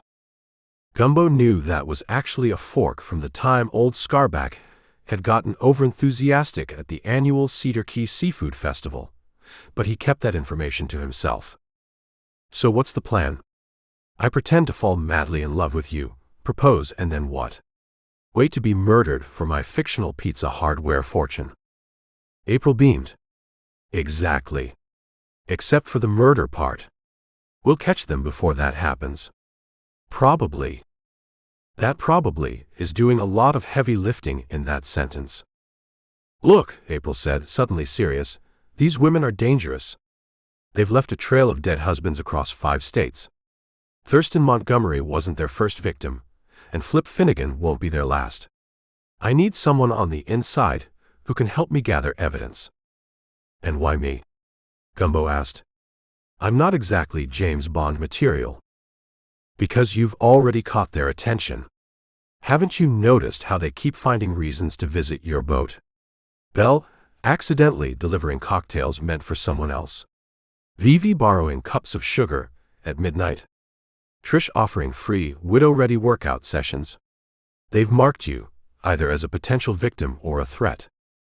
Gumbo recalled the previous week when all 6 women had appeared on his dock at sunrise, wearing matching caftan cover-ups and offering to cleanse his aura and bank accounts simultaneously. "Fine," he sighed. "But we do this my way. No fake engagement party, no." April grabbed his face with both hands and planted an aggressive kiss on him that tasted like federal regulations and peppermint Altoids. Over her shoulder, Gumbo noticed Mags watching from the deck of the Gold Digger, binoculars trained directly on them. April pulled away with a theatrical gasp. "Yes. Yes, I'll marry you," she shouted at volume clearly intended to carry across water. "I didn't propose," Gumbo muttered through a fixed smile. "Details, details," April whispered back. "Now dip me like you mean it." As Gumbo reluctantly complied with what was apparently standard FBI protocol, he noticed Mags already on her phone, undoubtedly spreading the news to the rest of the 6-pack. In the water, old Scarback performed what appeared to be a celebratory barrel roll. "By the way," April added as Gumbo helped her upright, "I took the liberty of taking out a life insurance policy on you this morning. $5 million. Hope you don't mind." "That seems excessive for a man in perfect health," Gumbo noted with growing concern. "Oh, about that." April adjusted her crop top where the gun had shifted during their impromptu passion play. "According to your new medical records, you have a rare condition that causes spontaneous combustion when exposed to prenuptial agreements. Tragic, really." From the Gold Digger, an enthusiastic pop of champagne echoed across the water, followed by what sounded suspiciously like Fiona's voice exclaiming, "Finally. A funeral we don't have to plan ourselves." Gumbo watched as all 6 women gathered on the yacht's deck, raising glasses in their direction. Even from this distance, He could see Vivi already measuring his proportions against what appeared to be a body bag disguised as a garment cover. "Just to be clear," Gumbo said quietly, "you're absolutely certain you're FBI and not another Black Widow using an elaborate cover story?" April's laugh had too many syllables to be entirely convincing. "Of course. Would I have this gun if I wasn't federal?" She patted the bulge again. "Mind if I see your badge one more time? Maybe for longer than a nanosecond?" April's smile tightened. "Left it in my other purse. But I do have this." She pulled out a laminated card that read, "Official Government Business Doer," with what appeared to be a clip art eagle beneath it. "That's not reassuring." "Trust me," April insisted, looping her arm through his as they began walking back toward the marina where 6 pairs of predatory eyes tracked their movement. "I'm only here to catch killers, not become one. Now smile and look wealthy. Your life depends on it. Also, we need to discuss your beneficiary preferences. I've taken the liberty of suggesting myself, but I'm open to negotiation as long as it's not Ellie." She asked too many questions. As they approached the gold digger, Belle was already mixing cocktails with concerning enthusiasm. Trish was measuring Gumbo's shoulders with her eyes while making notes in a bereaved bod workout plan notebook. And Vivi was whispering something to Mags that made both women smile in a way that reminded Gumbo of sharks circling chum. Old Scarback surfaced briefly near the pier, something clutched in his jaws that looked suspiciously like an engagement ring catalog. The alligator's eyes met Gumbo's in what might have been a warning, or possibly an apology for what was about to unfold. "Remember," April whispered as they reached the dock, "if you survive this, you get an official FBI coffee mug and my eternal gratitude. And if I don't?" April's smile was dazzling and terrifying in equal measure. "Then you get a really beautiful funeral. I've seen these women plan them. They truly spare no expense."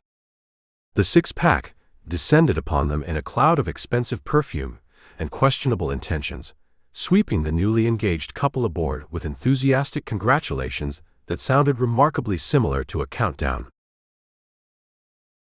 Chapter 16. Darling, every good fiancé should wear cufflinks that complement his eyes and monitor his vital signs. Vivi Vanderpool fastened the silver accessories to Gumbo's wrists with the practiced efficiency of someone who had dressed and undressed many men in her lifetime. Gumbo eyed the cufflinks suspiciously. Each featured a tiny blue stone that pulsed with a light that seemed synchronized to his heartbeat. "Battery-powered sentiment?" he asked. "Bluetooth-enabled devotion," Vivi corrected, patting his cheek. "They pair with my phone. So I'll always know your heart is beating, for now." The engagement party aboard the Gold Digger was in full swing, transforming the vessel into a floating testament to matrimonial optimism and open-bar excess. Fairy lights wrapped around every available railing. Champagne flowed like the tide, and an ice sculpture of Cupid winked lewdly at passing guests while slowly melting into a puddle that one drunk guest had declared symbolic of marriage itself. April, or Agent Andrea Pennington, as Gumbo now knew her, clung to his arm with the determined grip of someone dangling over a pit of alligators. Which, considering they were in Florida, and old Scarback had been circling the yacht all evening, wasn't entirely metaphorical. "Smile like you mean it," she whispered through clenched teeth. "Mags is watching us from behind that potted palm with her zoom lens." "That's not a zoom lens," Gumbo muttered. "That's a distance rangefinder." The oldest of the 6-pack, Margaret Mags Montgomery, had cornered them moments after their arrival, presenting Gumbo with a leather-bound portfolio that she described as just a little pre-wedding paperwork, but which weighed approximately the same as a manatee.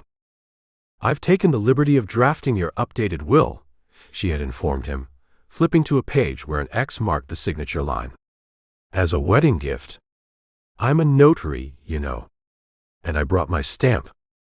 "How thoughtful," Gumbo had replied, accepting a glass of champagne from a passing server and accidentally spilling it on the document. "Clumsy me. Must be pre-wedding jitters." Now, as a Jimmy Buffett cover band massacred a song about margaritas and lost shakers of salt, Gumbo found himself backed into a corner of the yacht's upper deck by Trish the Dish Templeton, who had somehow changed from her arrival outfit into skin-tight workout gear featuring the words, "Till death do you perspire," across the chest. "You absolutely must try my pre-honeymoon cleanse," she insisted, pressing a mason jar of murky green liquid into his hand. "It's my special blend. Kale, spirulina, ginseng, and just a whisper of rare South American herbs that the FDA hasn't quite gotten around to approving yet." "Does it taste as appetizing as it looks?" Gumbo asked, holding the jar up to the light where what appeared to be a mummified salamander floated gently at the bottom. "Oh, taste is irrelevant," Trish laughed, demonstrating a squat that seemed biomechanically impossible. "But I guarantee after 3 days, your entire system will be completely emptied." "Can't wait," Gumbo said, discreetly passing the jar to a potted palm when she turned to demonstrate the Widowmaker lunge. Below deck, Ellie was engaged in a different kind of reconnaissance, methodically photographing documents she'd found in Fiona's tote bag while the self-proclaimed psychic was busy on the upper deck reading the tea leaves and bank statements of Cedar Key's eligible bachelors. "Find anything?" Gumbo asked when they rendezvoused by the champagne fountain, a horrifying contraption featuring Cupid statues projectile vomiting sparkling wine into a basin shaped like a wedding ring. "Nothing definitive," Ellie replied. "But Fiona has detailed financial information on every man here, including their insurance policies, property holdings, and most interestingly, their allergies and medications." "That seems thorough. Also, I'm pretty sure the psychic readings she's giving upstairs involve secretly swabbing their DNA." Ellie held up a collection of champagne flutes, each labeled with a male guest name. "She's keeping the glasses." Their conversation was interrupted by the arrival of Belle Beauchamp, carrying a crystal atomizer. "Your special fragrance, darling," she announced, spraying Gumbo with a mist that smelled like expensive regret. "I call it Forever Yours. The top notes are citrus and sandalwood. The base notes are binding." "Smells expensive," Gumbo commented, resisting the urge to check if his skin was dissolving. "The best things in life aren't free," Belle replied, "though death often is." From the water below came a violent sneeze, followed by the distinctive splash of an alligator in distress. Old Scarback had apparently caught a whiff of Gumbo's new cologne, and was expressing his displeasure by thrashing near the yacht's port side. "Not a fan of designer fragrances," Gumbo explained. Belle's eyes narrowed. "Alligators have remarkably sensitive olfactory capabilities. Almost as good as cadaver dogs." The awkward moment was mercifully interrupted by the arrival of Fiona. Draped in so many shawls, she resembled a walking Pier 1 imports clearance sale. Without asking permission, she grabbed Gumbo's right hand and began tracing the lines on his palm with a fingernail painted the exact color of congealed blood. "Oh my," she murmured dramatically. "Oh dear, oh my." "Bad news?" Gumbo asked dryly. "Such a short lifeline," Fiona intoned, her voice dropping to a theatrical whisper. "But at least your insurance line is strong." She paused, glancing around furtively. That wasn't supposed to be out loud. "Is there an insurance line in palm reading?" Ellie asked innocently. "Ancient Hawaiian tradition," Fiona improvised, backing away. "I must consult my crystals now. They're calling me." Loudly. From over there. She retreated toward the champagne fountain, nearly tripping over her numerous scarves. The evening progressed with the surreal quality, unique to events where half the attendees might be plotting murder.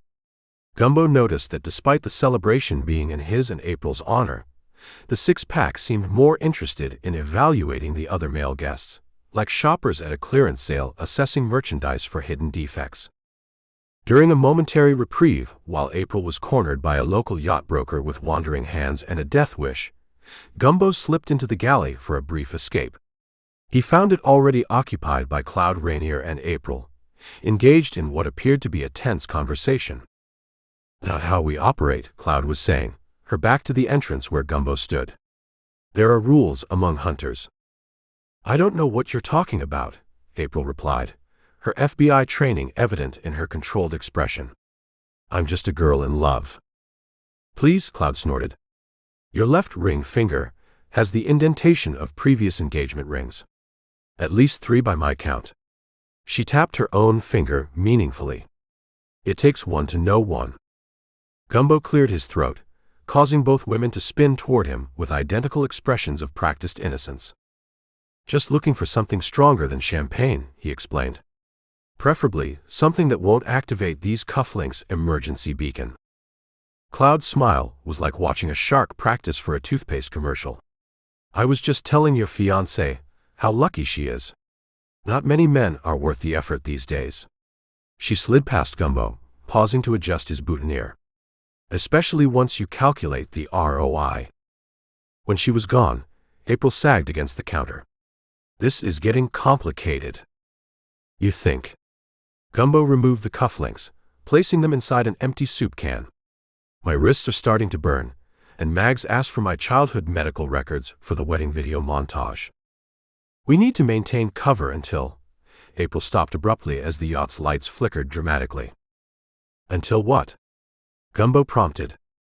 Before she could answer, Trish burst into the galley. There you two lovebirds are.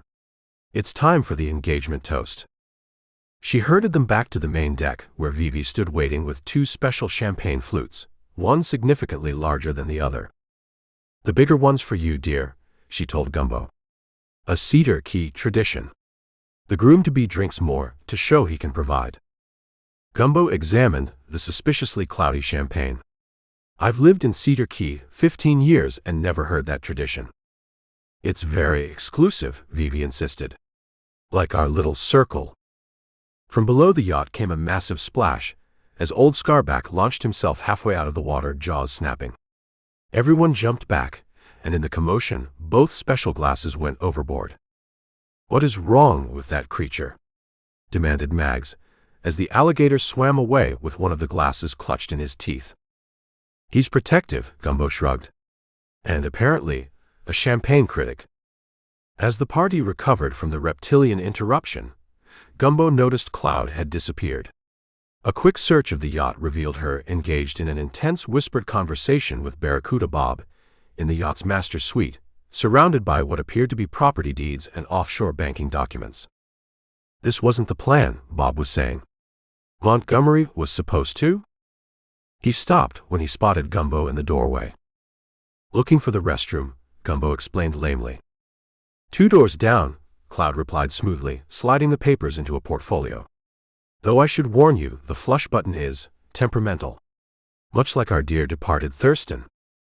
Returning to the main deck, Gumbo found April surrounded by the six-pack, who were enthusiastically planning their honeymoon. I've reserved you the same bungalow in Belize where my third husband had his unfortunate ziplining accident, Mags was saying. Beautiful views of both the ocean and the ambulance loading area. And I've arranged a special couples spelunking expedition, added Trish. The guide's excellent, though his safety record is evolving. Ladies, please, April laughed nervously. We haven't even set a date. Why wait? Vivi exclaimed. Life is short. Especially around here. As the evening finally wound down, Gumbo stood at the yacht's railing, watching old Scarback patrol the dark waters below. The alligator had refused to leave, occasionally surfacing to fix Gumbo with a gaze that somehow managed to convey both judgment and concern. You know this is a terrible idea, Ellie said, joining him at the rail. Which part? The fake engagement to an undercover agent, or antagonizing a group of women who have elevated trophy husband hunting to an Olympic sport? All of it, Ellie replied. April's story doesn't add up. If she's FBI, why does she keep changing the name of her supervisor? And I checked. There's no FBI operation targeting Black Widow brides in Florida. Gumbo sighed. I know. But something bigger is happening here. Montgomery wasn't just a victim. And Cloud, she's playing her own game.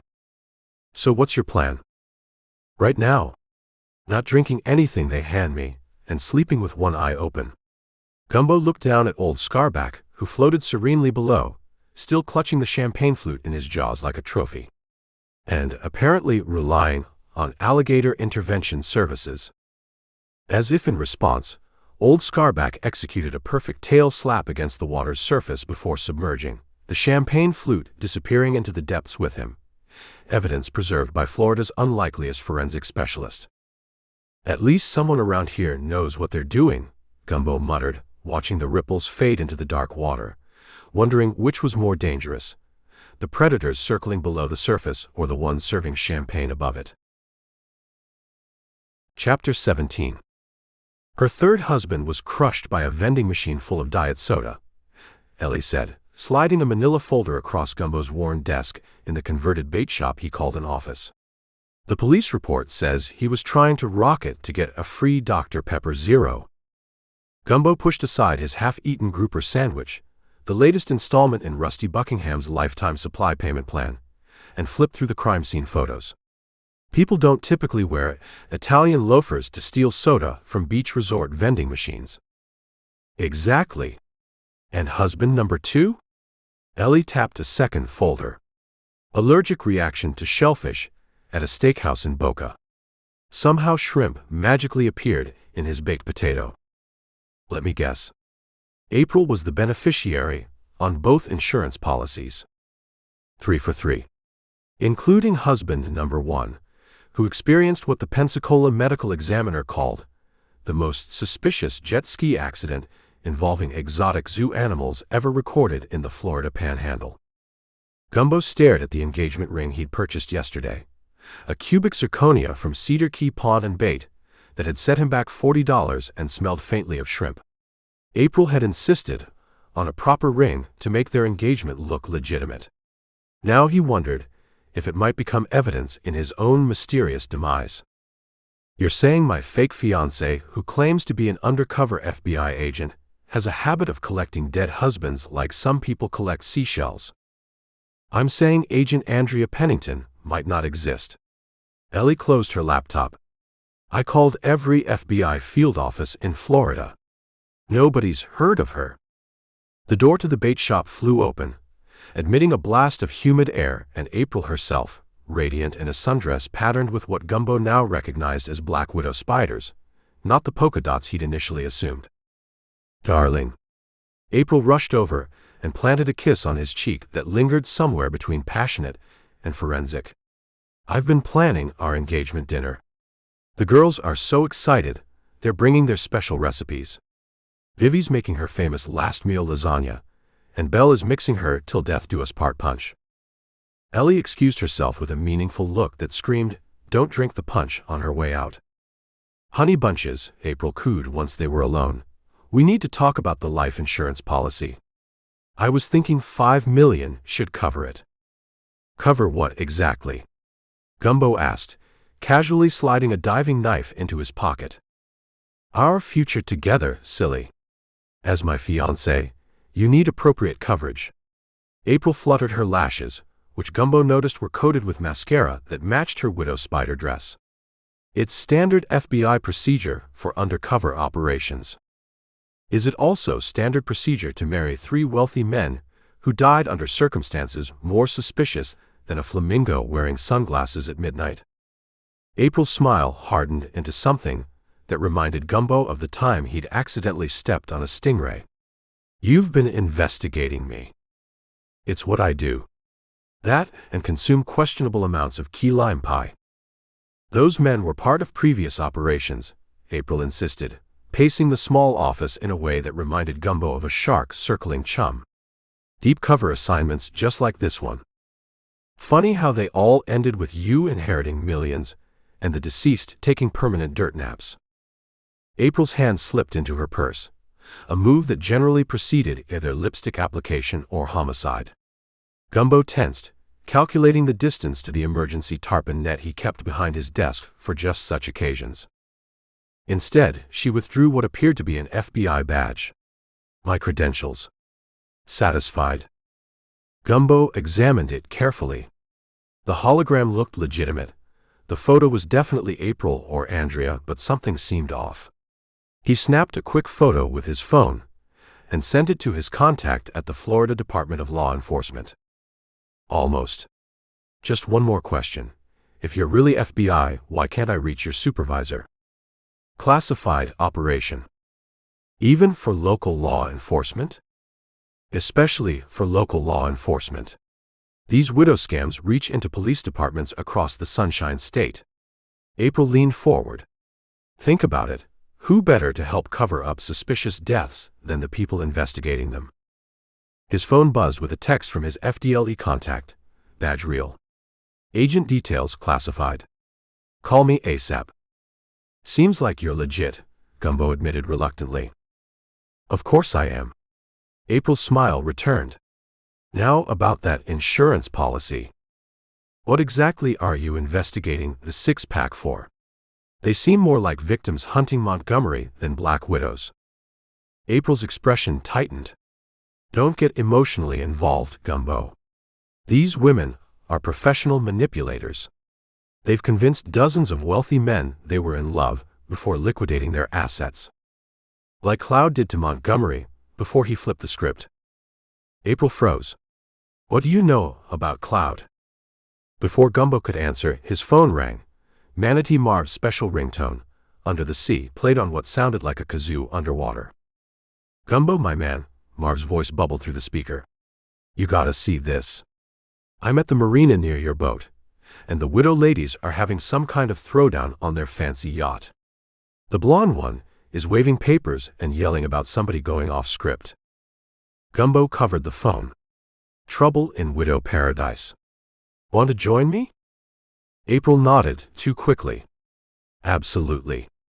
Just let me freshen up first. Meet you there in 10? After she left, Gumbo immediately called Ellie. Check April's movements. I'm heading to the Gold Digger. Something's breaking. At the marina, Gumbo found Manatee Marv hiding behind a bait freezer, his perpetually wet Hawaiian shirt making him look like he'd just emerged from a washing machine spin cycle. They're still going at it, Marv whispered, pointing toward the yacht. The scary Margaret lady accused Belle of skipping ahead in their revenge plan, whatever that means. From the deck of the Gold Digger, voices carried across the water.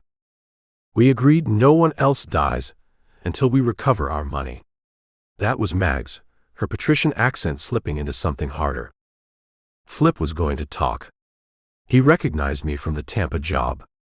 Belle's voice, normally sultry and controlled, had risen several octaves. Ladies, please.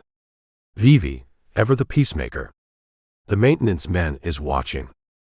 Gumbo ducked lower, though maintenance man referred to the marina's actual employee, who was unsuccessfully pretending to fix a dock light while eavesdropping. I warned you all mixing personal vendettas with business would compromise the operation. This voice belonged to Fiona, whose psychic abilities apparently hadn't foreseen this discord. We need to stay focused on the original plan. Trish, sounding like she was leading a particularly intense spin class. Find the money, expose Montgomery's network, clear our names. Belle's response was cut short by the sound of breaking glass. What about April? That was Mags again. If she's really FBI, we're all looking at conspiracy charges. She's not FBI. Vivi's voice dropped, forcing Gumbo to strain to hear. At least, not exclusively. Gumbo's phone vibrated with a text from Ellie. April went to Gold Digger first. Been there 15 minutes already. Which meant she was already on board, listening to this same conversation, possibly from inside. The realization hit Gumbo like a rogue wave. April wasn't on the yacht by coincidence. She was either hiding from the six-pack or... A movement in the yacht's wheelhouse caught his eye. April stood there, half hidden by curtains, speaking intensely into a phone. Even from this distance, her body language had changed. Gone was the flirtatious facade, replaced by something coldly professional. I think I've been double engaged, Gumbo muttered. What's that mean? Marv asked. It means my fake fiancée is running her own operation, and I'm not part of the planning committee. A splash nearby announced Old Scarback's arrival, the alligator's eyes reflecting the yacht's deck lights as he drifted closer to shore. In his powerful jaws, he carried what appeared to be a waterproof document case. Now that's interesting, Gumbo said, wading knee-deep into the water. Old Scarback, with the delicacy of a librarian, presenting a rare first edition, deposited the case at Gumbo's feet before retreating to a respectful distance. Inside, protected from the water by industrial-grade seals, Gumbo found a stack of documents, FBI surveillance reports on the six-pack dating back 3 years, notes on Montgomery's operation, and most damning of all, an internal memo referencing Agent Pennington's deep cover assignment infiltrating the Widow Washer network. But the final document made Gumbo's blood run as cold as a January dip in the Gulf. It was a death certificate for Andrea Pennington, dated 18 months ago. The photo matched April exactly. "Marv," Gumbo said quietly, "I need you to get Chief Conk.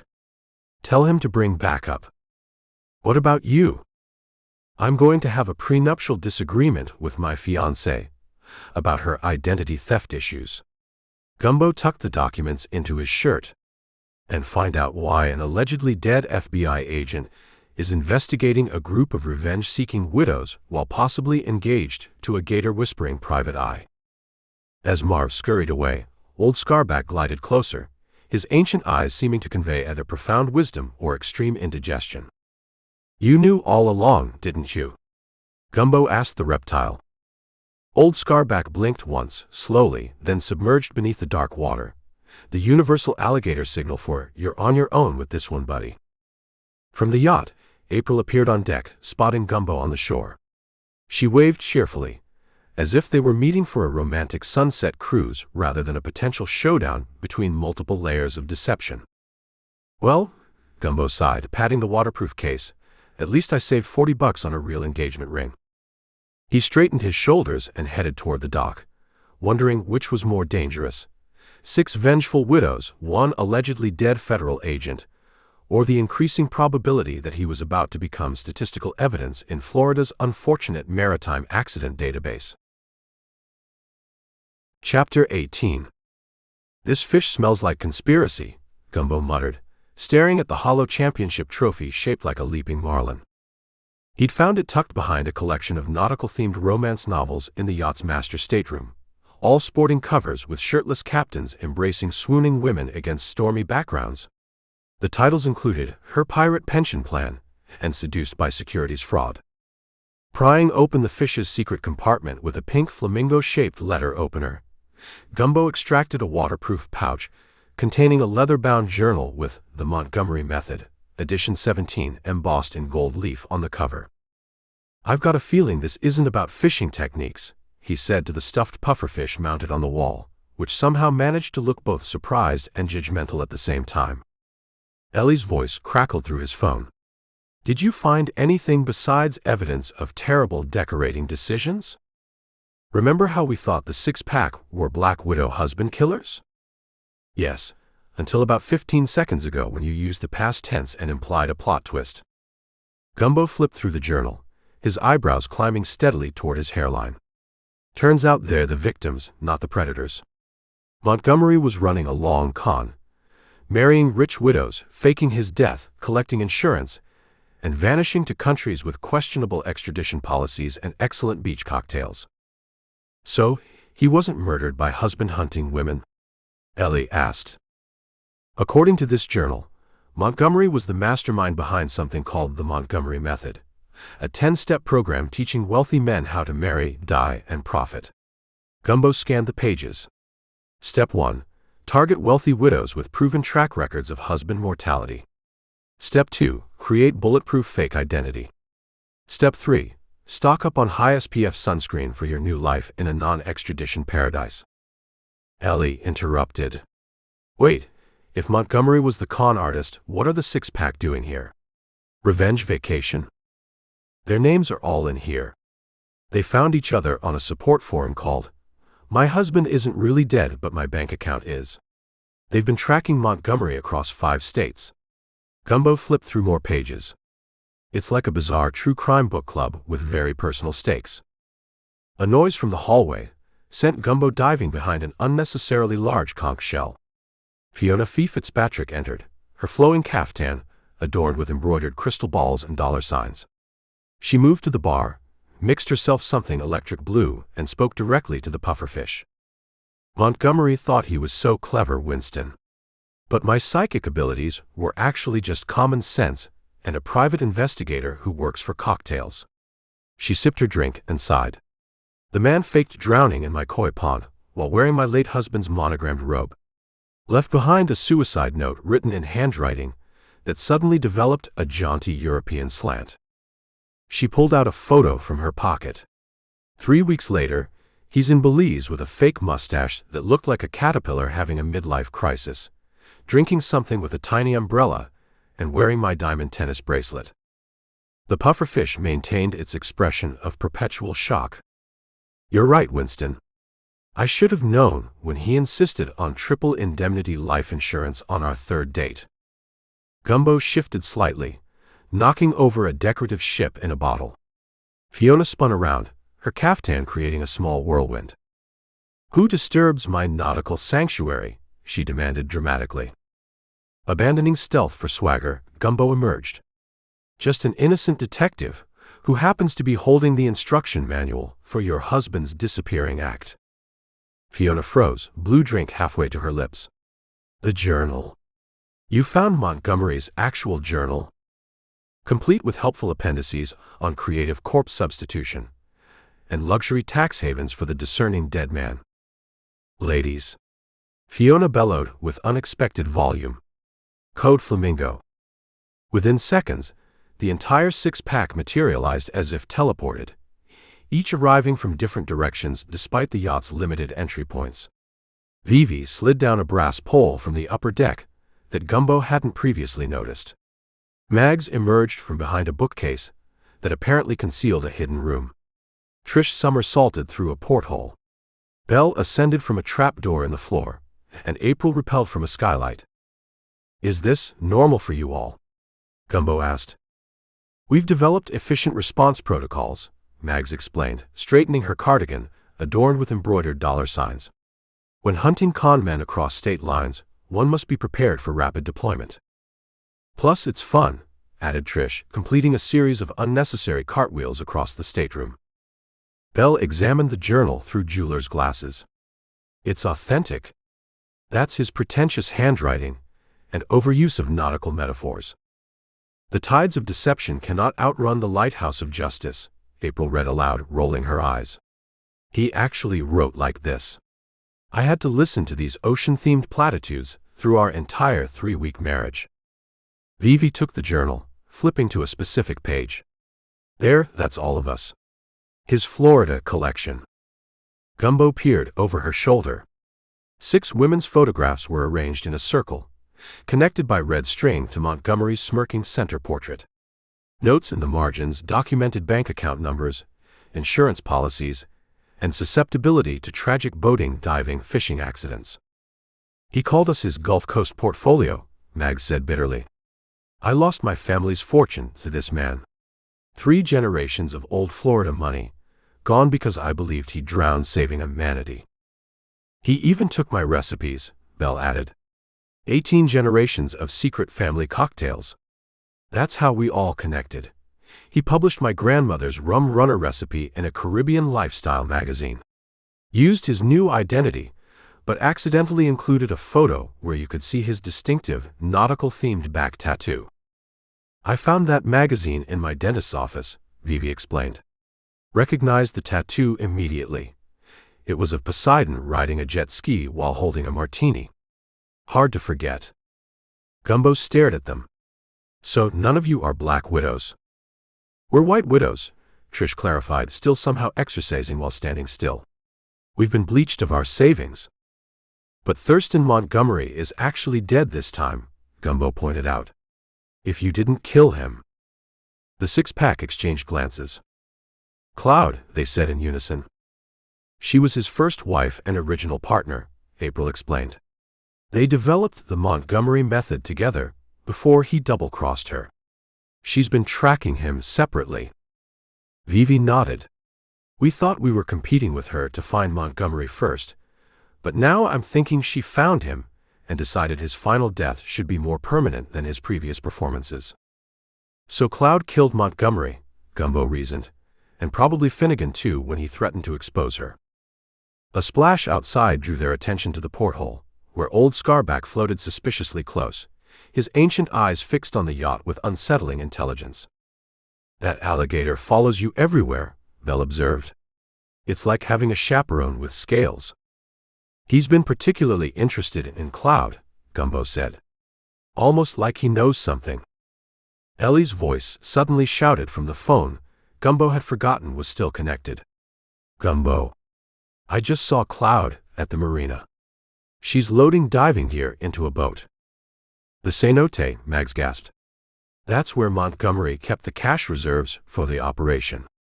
It's in underwater safes accessible only during specific tide conditions.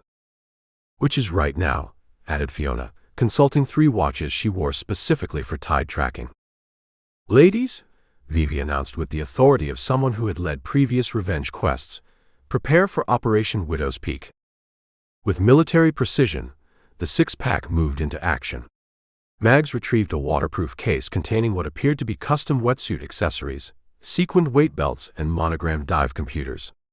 Belle mixed specialized breathing enhancers in travel-sized spray bottles. Trish distributed resistance bands for underwater combat flexibility. Fiona consulted star charts for optimal confrontation positioning. April checked a small arsenal of spear guns decorated with bedazzled handles. This is not their first rodeo, Gumbo whispered to himself. Vivi tossed him what looked like standard diving fins, but felt suspiciously reinforced. You're with us, detective.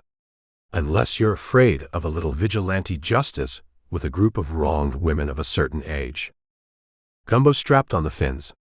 I've always said there's nothing more dangerous than someone with good reason for revenge and an excellent skincare routine.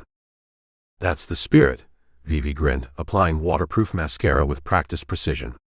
Now let's go catch ourselves a Cloud before she disappears over the horizon with our retirement funds. As they prepared to depart, Old Scarback performed an elaborate roll in the water that looked suspiciously like he was pointing toward the cenote. Winston the pufferfish maintained his eternal expression of surprise, silent witness to yet another bizarre chapter in Cedar Key's increasingly complicated criminal ecosystem. You know, Gumbo said as they headed toward the waiting fleet of jet skis, each customized with what appeared to be reinforced ram plates and cup holders, in my experience, the only thing more dangerous than Florida wildlife is Florida widows. Oh honey, Mags called over her shoulder, revving her engine, you have no idea. Chapter 19. You know what the real Florida state bird should be? Gumbo asked, squinting through binoculars at Cloud's seafoam green Kia Soul as it zigzagged erratically through Cedar Key's back roads. The surveillance vulture. That's not even a real species, Ellie replied from the driver's seat of their borrowed vintage ice cream truck, complete with a mechanical clown head on top that rotated and occasionally emitted horrifying laughs when they hit potholes. Neither is half the wildlife people claim to spot after 3 rum runners at the Rusty Pelican, Gumbo countered. Last week, Manatee Marv swore he saw a dolphin wearing prescription glasses. The scary part is, I'm not entirely sure he was wrong, Ellie muttered, swerving to avoid a sunbathing iguana that had no business being this far north in Florida. They'd been trailing Claudette Cloud Rainier since dawn, after Gumbo's revelation about Montgomery's journal had blown the case wide open. The journal, bound in what appeared to be leather but was actually synthetic sharkskin from my 5th fake death in Tampa, detailed the elaborate con that Montgomery had perfected over a decade.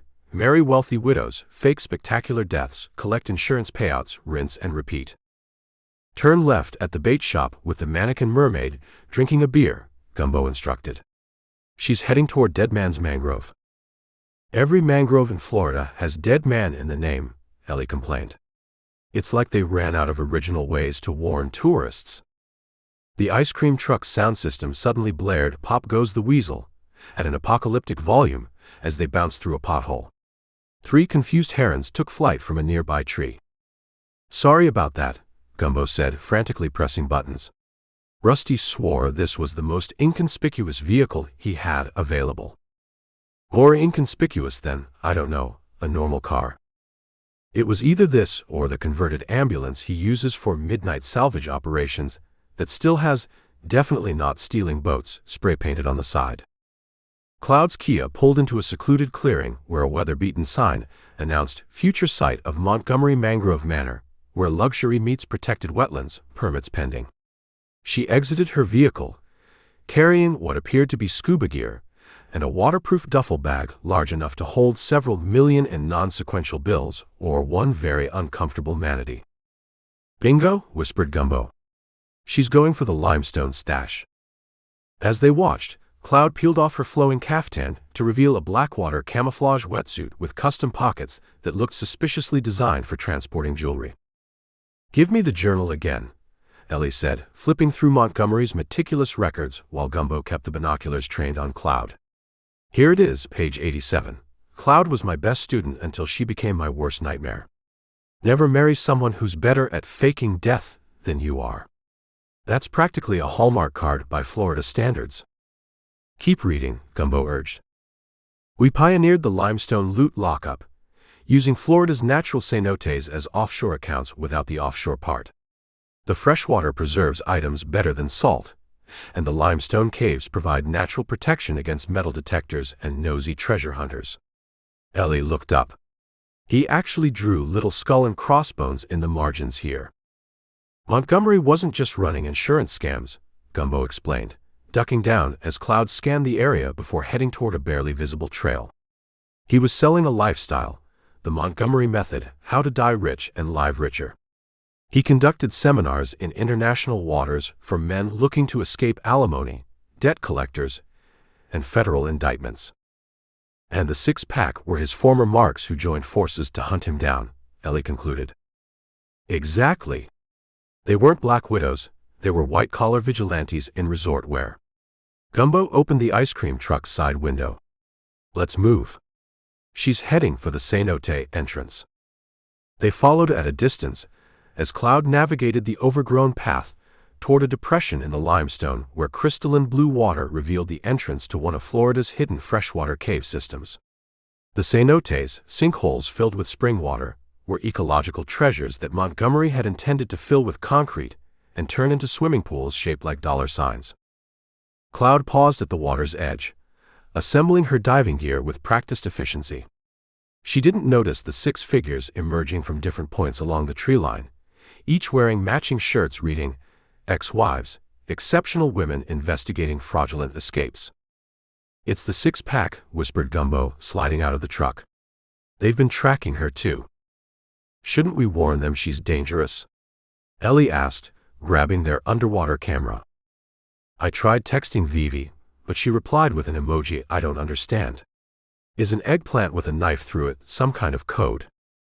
Before Ellie could answer, a police airboat roared into view, piloted by Chief Conk wearing what appeared to be antique diving equipment he'd borrowed from a maritime museum. "This is getting crowded," Gumbo muttered. "Freeze, everybody," bellowed Chief Conk through a megaphone that distorted his voice to sound like a depressed robot. "Cedar Key Police, and Florida Wildlife Commission, and also the Cedar Key Historical Scuba Society, which is having its annual membership drive this weekend if anyone's interested." Cloud spun around, her eyes narrowing as she saw the assembled crowd. With a graceful movement that suggested prior experience escaping law enforcement, she backflipped into the cenote, her tanks clanking against the limestone rim. "Dramatic," commented Mags, the eldest of the 6-pack, adjusting her designer diving mask. "But her entry form was sloppy. I'd give it a 7.5. "Ladies," Gumbo called, approaching the group, "I know what's really going on. Montgomery wasn't your victim, he was your con man. And Cloud was his first partner." "Finally," exclaimed Trish, flexing impressively developed deltoids. "Do you know how exhausting it is to maintain a vengeful widow persona while doing 60 minutes of cardio daily? My core is tight, but my acting muscles are cramping." "We met in a support group," explained Fiona, her crystal pendulum swinging wildly. "Widows of men who turned out not to be dead, but actually living in Panama with our money." "It was a very specific support group," added Belle. "The point is," Vivi interjected, "we tracked Montgomery across 5 states, 11 identities, and 6 bad toupees. We never planned to kill him. We wanted him arrested and our settlements returned." "But Cloud had other plans," Gumbo said. "She was Montgomery's original partner before he double-crossed her. She's been eliminating his associates and collecting their shares of the scam money. Finnegan wasn't your victim, he was hers." We suspected as much, nodded Bell. The toxicology pattern was all wrong for our usual work. I mean, she caught herself, for what we understand about such things from purely theoretical research. A stream of bubbles erupted from the cenote, as Cloud surfaced briefly to adjust her regulator, spotted the growing crowd, and promptly submerged again. She's going for the money, Gumbo announced. According to Montgomery's journal, there's an underwater vault in the main limestone chamber, millions in cash, jewels, and bearer bonds from dozens of insurance scams. Not just insurance, corrected Mags, pulling a waterproof tablet from her diving bag. We found his complete records. Montgomery and Cloud pioneered the fake death destination wedding package. Couples would arrive for romantic ceremonies at sea, but only the insured spouse would return while the other began a new life with a cut of the payout. They called it "Till Death Do Us Part," added Vivi. Very popular with the deeply in love, but even more deeply in debt demographic. Chief Conk struggled with his antique diving helmet. As the primary law enforcement officer present, I should lead the underwater pursuit, he announced, his voice echoing metallically inside the brass apparatus. As soon as someone explains how this air pump thing works. No time, Gumbo said, stripping down to his swim trunks, which unfortunately featured a pattern of tiny alligators wearing sunglasses. Ellie and I will follow her underwater. The six-pack can secure the perimeter, in case she doubles back. And what should I do? Asked Chief Conk, now trapped inside his helmet. You're the official witness, Gumbo improvised. Very important judicial role. As Gumbo prepared to enter the water, a familiar snout broke the surface, followed by two reptilian eyes that somehow managed to convey both ancient wisdom and mild disappointment. Old Scarback, Gumbo exclaimed. How did you? Never mind. Ladies and gentlemen, our underwater guide has arrived. You're not seriously suggesting we follow an alligator into an underwater cave system? Ellie asked. Would you prefer Chief Conk in equipment last used to recover the Titanic? Gumbo countered, gesturing to where the police chief was now being propped against a tree by Belle and Fiona, his helmet visor fogging dramatically. Fair point, Ellie conceded, checking her underwater camera. Everyone ready? Gumbo called out. Remember, Cloud is desperate and dangerous. She's lost everything twice, first to Montgomery's betrayal, then to his actual death before she could exact her revenge. Now all she has left is whatever's hidden in those caves. And a surprising amount of upper body strength for someone who wears that much linen, added Trish with professional appreciation. As they prepared to dive, Vivi handed Gumbo a small waterproof device. Emergency beacon, she explained. In case things go sideways down there. Thanks, Gumbo said.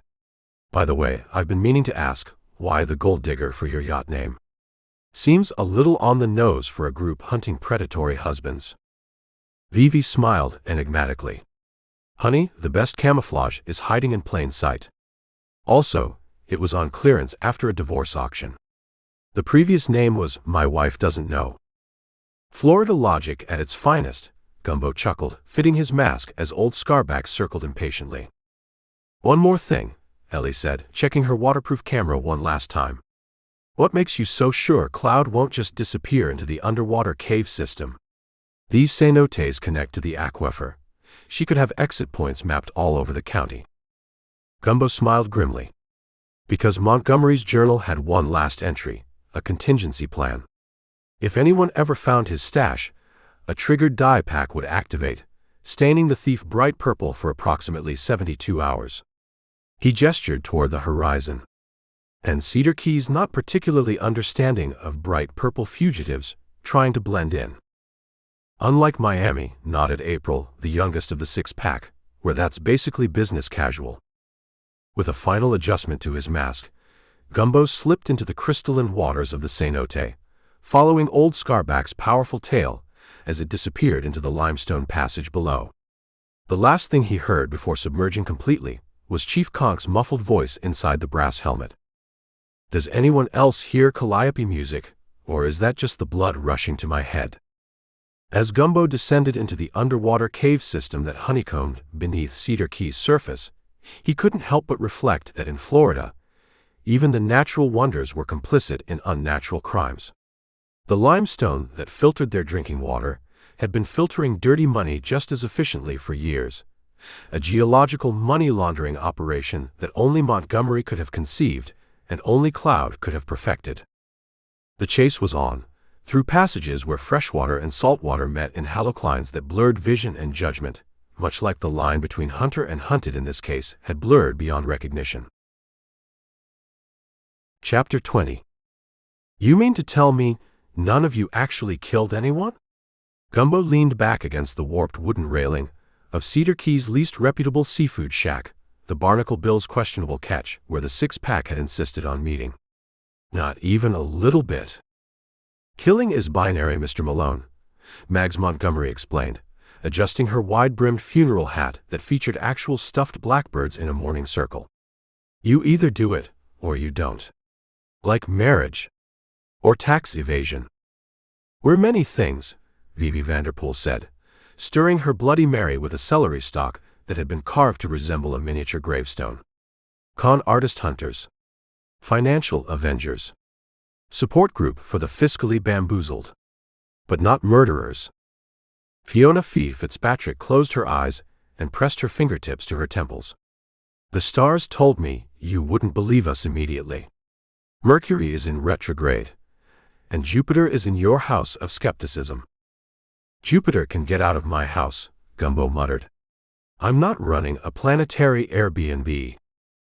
Belinda Beauchamp slid a manila folder across the table, somehow managing to avoid the mysterious puddles of what Barnacle Bill insisted was seafood-adjacent sauce. Inside were photographs, bank statements, and newspaper clippings dating back 8 years. The Montgomery Method, Bell explained. Thurston's masterpiece. A 12-step program for wealthy men looking to escape their lives and take their money with them. Trish, the dish Templeton flexed inadvertently as she reached for her protein shake. Step 1. Find a successful woman with assets. Step 2. Whirlwind romance, continued Vivi. Step 3. Marriage with conveniently lopsided prenup, added Mags. Step 4. Massive life insurance policy, Bell chimed in. Step 5. Tragic accident in a jurisdiction with overworked coroners, Fee said, making quote marks with her fingers that jingled with an excessive number of crystal rings. Step 6 through 12. Live happily ever after on a beach that doesn't have extradition, finished April, who was sitting slightly apart from the others, her FBI credentials now visible on a lanyard around her neck. Gumbo flipped through the evidence, his key lime pie sitting forgotten as disturbing realizations settled in. So Montgomery wasn't just another rich jerk who met an unfortunate end. He was the guru teaching other rich jerks how to fake their deaths and steal from women. Exactly, said Vivi. And we are his greatest failures. Because you survived? Gumbo asked. Because we compared notes, corrected Mags, her voice carrying the weight of someone who had spent decades making corporate boards tremble. Women aren't supposed to do that, you know. We're supposed to grieve privately, tastefully, and without forensic accountants. April, or Agent Pennington as she now insisted on being called, cleared her throat. The Bureau has been tracking these cases for years, but the victims rarely cooperate. They're too embarrassed. Or dead, added Fee cheerfully. The ones who get too close to the truth tend to have secondary accidents. Remember Lucinda from Jacksonville? Vivi asked the group, and they all nodded solemnly. Tragic paddleboard incident, Trish said.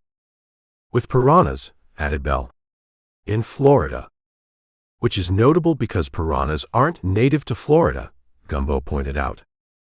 Exactly, all 6 women said in unison, followed by an awkward silence as they realized they'd inadvertently demonstrated their synchronized alibi technique.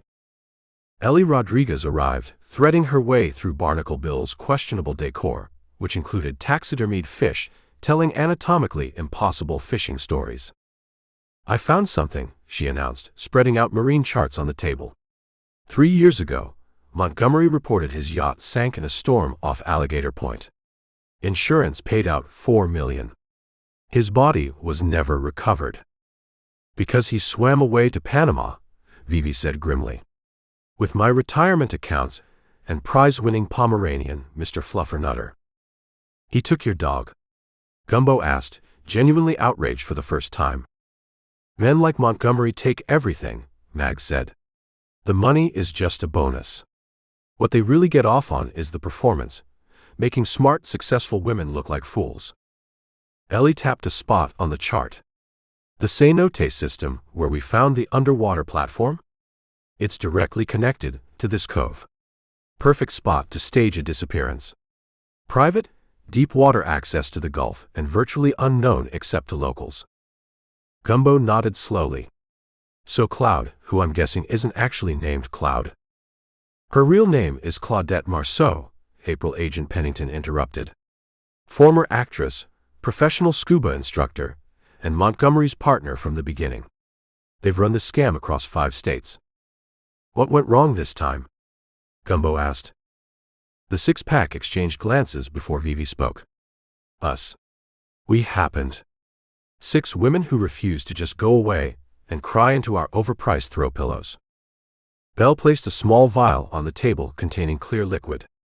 We found this in Montgomery's boat shoes the night of the mixer. Fast-acting sedative.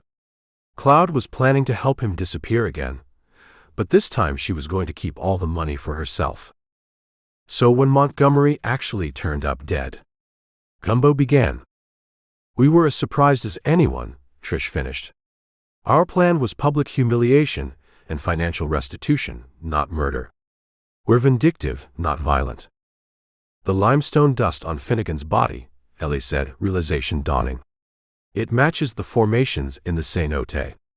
Cloud killed him there when he figured out she was double-crossing Montgomery. A distant boom rattled the windows of Barnacle Bill's, sending a stuffed marlin crashing onto an unfortunate tourist's grouper sandwich. What was that? Gumbo stood up, peering through the grimy window. That, said Vivi grimly, would be Cloud making her escape. She's been stashing evidence and cash in those underwater caves for years. Outside, smoke billowed from the direction of the marina where the gold digger had been docked. As they rushed from the restaurant, they could see the yacht drifting away from the burning dock, a figure in diving gear visible at the helm. She's heading for the cenote entrance. Ellie shouted over the chaos of fire trucks and confused tourists taking inappropriate selfies with the blaze. Trish was already stripping down to reveal a competition-grade swimming outfit beneath her clothes. I can catch her underwater. I was a Navy rescue diver before I invented Thighmaster murder mystery parties. You'll need backup, Gumbo said, reaching for his phone to call the Coast Guard. She's already got it, Fee pointed toward the water. There, cutting through the water with prehistoric determination, was old Scarback, swimming purposefully after the escaping yacht with what appeared to be a small tracking device attached to his weathered hide. Is that? Gumbo began. GPS tracker disguised as a barnacle, April Agent Pennington confirmed. Some of us have been working this case longer than others. You bugged an alligator? Gumbo's voice rose in disbelief. Without asking me. We have a special relationship. Professional jealousy later, hero time now, Vivi said, shoving him toward the nearest available boat, a pink pontoon vessel decorated with flamingo-shaped water cannons and a sign reading Divorced and Fabulous Sunset Tours. As they piled aboard, Mags took the wheel with unexpected authority. I was a champion hydroplane racer before I made my first million in waterproof mascara technology, she explained, gunning the engine while Gumbo clung to a decorative plastic palm tree for stability. Everyone has a weirdly specific backstory in this state, he shouted, as they bounced across the waves in pursuit of Cloud, old Scarback, and what was increasingly becoming the most complicated insurance fraud case in Florida history, which, given Florida's illustrious history of scammers, was really saying something. Behind them, the Cedar Key Volunteer Fire Department attempted to extinguish the dock fire with what appeared to be leftover margarita mix from the previous night's singles who are suspicious of boat owner's mixer. Above them, an osprey watched the chaos with the resigned expression of a bird who had seen far too much Florida nonsense in its lifetime. And somewhere beneath the churning waters, amid limestone caves and hidden passages that had concealed pirates, Prohibition-era rum runners, and now fraudulent husbands, Cloud was swimming toward her final escape, unaware that justice in Cedar Key moved not just through the proper channels of law enforcement, but also through the surprisingly efficient jaws of a geriatric alligator with a personal vendetta and a waterproof GPS tracker superglued to his armored back. Gumbo checked the revolver he kept for emergencies, hoping he wouldn't have to use it, but knowing Florida well enough to expect the unexpected. Especially when the unexpected involved cenotes, insurance fraud, and vengeful widows piloting a flamingo-themed pontoon boat at speeds its manufacturer had specifically warned against in multiple laminated safety notices now flapping violently in the wind.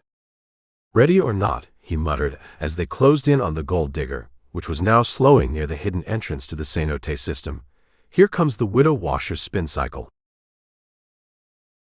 Chapter 21. "You know what I find deeply suspicious about rich people?" Vivi called out as she struggled into a wetsuit 2 sizes too small. "They always hide their money underwater, but most of them can't swim worth a damn." "Less philosophy, more zipping," Mags replied, yanking Vivi's zipper with enough force to realign her vertebrae. Gumbo checked his oxygen tank gauge for the 3rd time while surveying the unlikely posse assembled at the edge of Cedar Key's hidden cenote.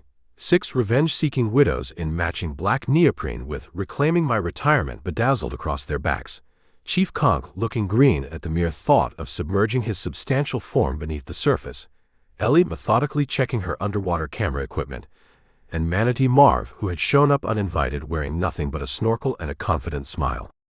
"For the last time, Marv, this is a criminal apprehension, not a midnight swim social," Gumbo sighed.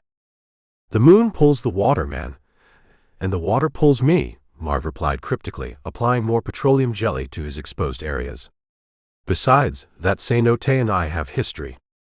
"Please don't elaborate," Ellie muttered.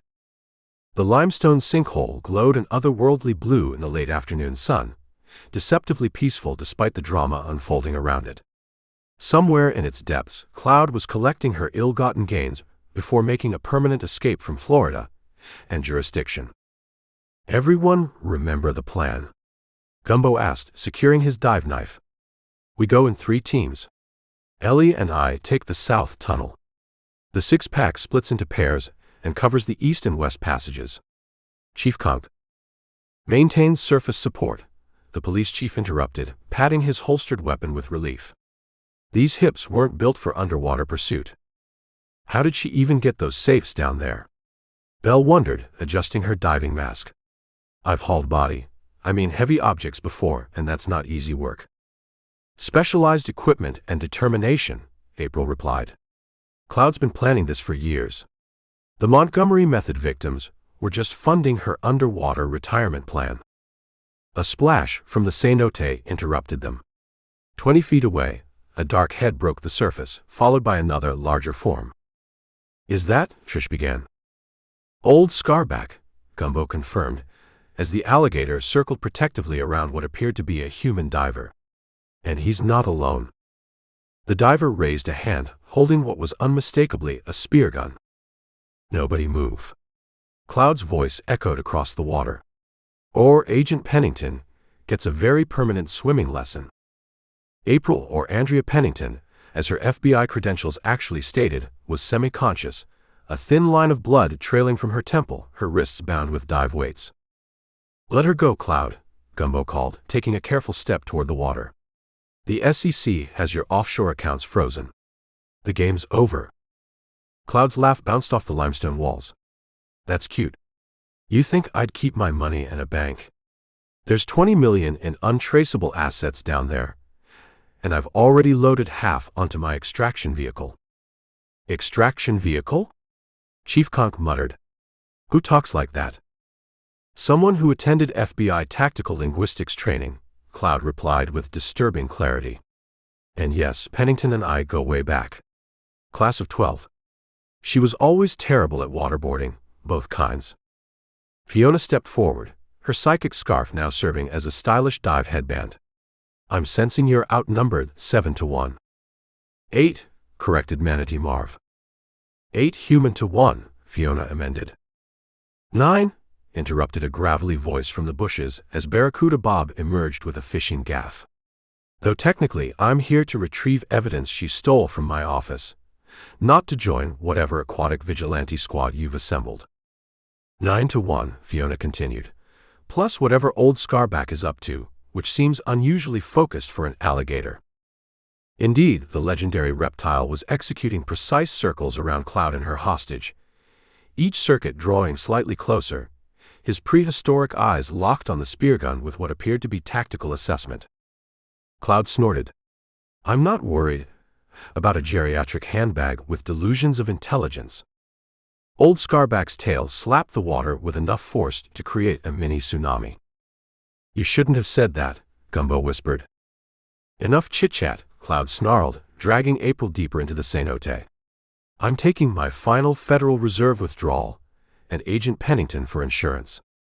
Anyone follows me into the tunnel system, they'll need dental records to identify what's left of her. With that, she yanked April beneath the surface, leaving only concentric ripples on the blue-green water. She's bluffing, Vivi declared, strapping on her mask. She's really not, Mags countered. I dated a spear fisherman in the Caymans. Those things can punch through a quarter-inch steel plate. Gumbo checked his watch. We've got about 4 minutes before she reaches the underwater vault chamber. April can hold her breath for 6. It was in her FBI file. Why were you reading her FBI file? Ellie asked suspiciously. Professional curiosity, Gumbo answered. Also, it was open on her tablet while she was pretending to take romantic selfies with me. Chief Conk waddled forward, surprisingly nimble for a man who considered mayonnaise a beverage. We need a distraction. Something to make her drop her guard, or at least loosen her grip on that spear gun. As if on cue, an unholy chorus of bubbles erupted from the cenote's center, followed by a procession of manatees, at least a dozen, swimming in uncharacteristically precise formation. The cenote manatee synchronized swim team, Marv whispered everentially. They only gather during the third quarter moon, or happy hour at the dockside bar. This is ridiculous, Trish declared. We're not leaving April's life in the flippers of marine mammals who eat lettuce for a living. I'm going in. Wait, Gumbo cautioned, pointing to the water's surface where old Scarback had disappeared. I think we've got insider help. Beneath the surface, April was fighting consciousness as Cloud dragged her through the twisting limestone tunnels. The FBI's underwater combat training hadn't covered being kidnapped while concussed. Through the hazy water, she could make out Cloud's destination, a chamber where steel containers gleamed in the shaft of light, penetrating from a small surface opening.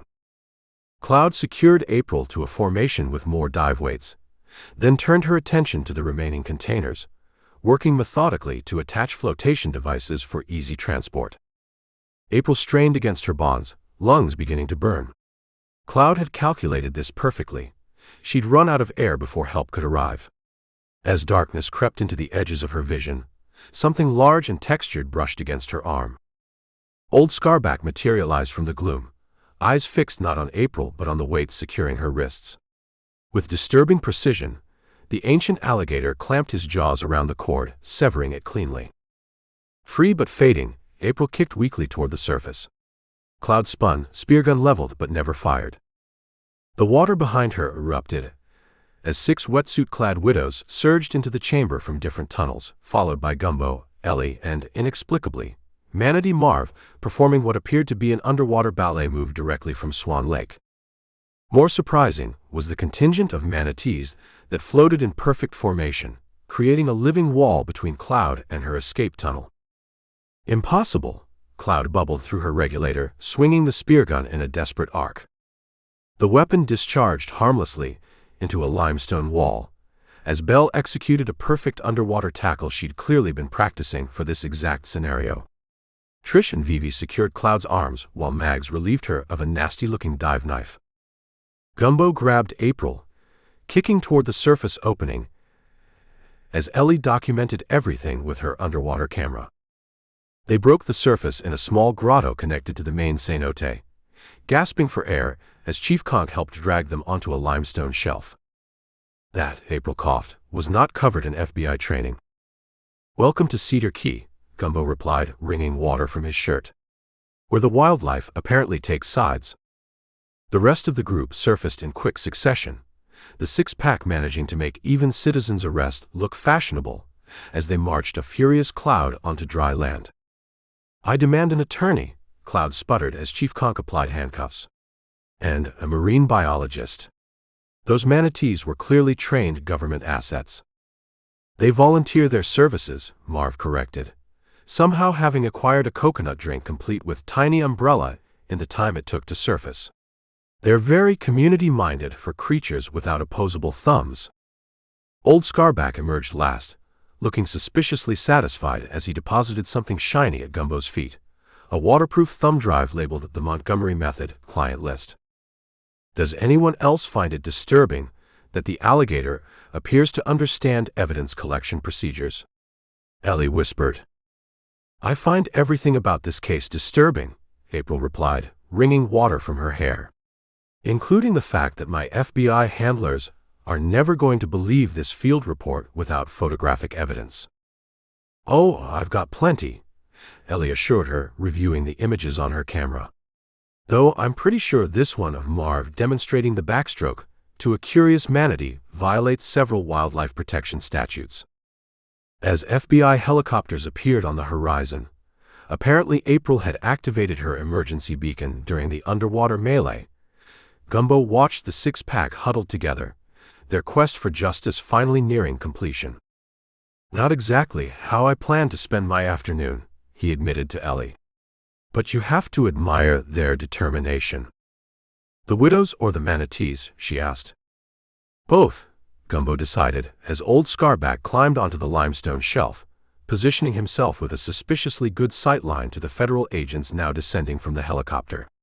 "Though I'm beginning to think we should add Old Scarback to the payroll. His underwater tracking skills are getting uncanny." The alligator blinked innocently, or as innocently as possible for a creature with prehistoric murder tools for teeth and the apparent ability to distinguish between criminal suspects and law enforcement officials. Cloud, being led toward the helicopter, paused beside Gumbo. "This isn't over, Malone. The Montgomery Method has branches in every coastal state. Cut off one head." "Save the supervillain speech," Vivi interrupted. "Some of us have dinner reservations." As federal agents swarmed the scene, cataloging evidence and taking statements, Gumbo couldn't shake the feeling that the case was wrapping up a little too neatly. The cenote still held secrets. He could feel it in his bones, the same way Old Scarback seemed unnaturally interested in the smallest of the steel containers still underwater. But that mystery would have to wait. For now, he had 6 vindicated widows offering to buy him drinks, a soaking wet FBI agent giving him evaluative glances, and an alligator who seemed to be developing a concerning interest in law enforcement procedures. Just another Tuesday in Cedar Key. Chapter 22. "You know what your problem is, Malone?" Cloud shouted over the wind as she backed toward the limestone cliff edge. "You think Florida has rules." Gumbo inched forward, hands raised in what he hoped was a non-threatening gesture, though in his experience, most gestures became threatening once you crossed the Georgia-Florida line. "Most places do have rules," he replied. "Like, don't marry people and fake your death for insurance money. Pretty standard social contract stuff." The cenote yawned behind Cloud like a prehistoric mouth, 150 feet of sheer limestone dropping to crystal-clear water that looked deceptively close in the afternoon sun. The six-pack had spread out in a semicircle, blocking any escape route that didn't involve dramatic plummeting. Chief Conk wheezed up the path behind them, having taken the long way around after his department-issued pontoon boat became entangled with what he described as an unreasonably amorous manatee. Cloud clutched a waterproof laptop to her chest, her blonde hair whipping around like a shampoo commercial directed by Satan. "This contains the husband relocation database. Every man, every scam, every offshore account. Worth millions to the right people. Like the victims you stole from?" April, or rather Agent Andrea Pennington, suggested. She had shed her youthful facade, standing with the confidence of the seasoned FBI agent she actually was. The live, laugh, love tattoo on her wrist was already peeling off. "Victims," Please. Cloud rolled her eyes with such intensity, Gumbo worried she might strain something. Women worth scamming aren't victims. They're competitors who lost. Vivi stepped forward, her oversized sun hat almost achieving flight in the coastal breeze. Speaking as someone who found her third husband's cremated remains, turning out to be coffee grounds mixed with aquarium gravel, yes, we absolutely were victims. Terrible coffee too, Mags added. He could have at least sprung for Kona blend, if I was supposed to keep it on my mantle. Trish had assumed what Gumbo recognized as Warrior 2 pose from her Widow workout series, except most yoga practitioners didn't typically incorporate pepper spray into the position. Step away from the cliff and hand over the evidence, Cloud. Or what? You'll downward dog me to death. Cloud sneered, taking another step backward. Small pieces of limestone crumbled away beneath her Louboutins. Montgomery was a genius. He created a whole industry. Rich men trapped in marriages with wealthy women could disappear and start over, taking what they deserved. What they deserved? Belle's normally placid mixologist face had turned the precise shade of her bloody revenge signature cocktail. Harold took our 30 years of savings, faked a jet ski accident, and used my grandmother's pearls to propose to a yoga instructor in Belize. While sending you anniversary cards with clues about how he faked his death, Fiona added. That's just perverse. That was Harold's special touch, Cloud acknowledged with something close to professional admiration. Montgomery advised against the taunting, but some clients just couldn't help themselves. Gumbo had been in enough Florida standoffs to recognize the warning signs of imminent chaos. The air had that peculiar stillness that precedes either a hurricane or a fight at a seafood buffet, and Cloud's eyes kept darting to something in the water below. You've got backup waiting down there, don't you? Gumbo realized. Another boat. Another escape.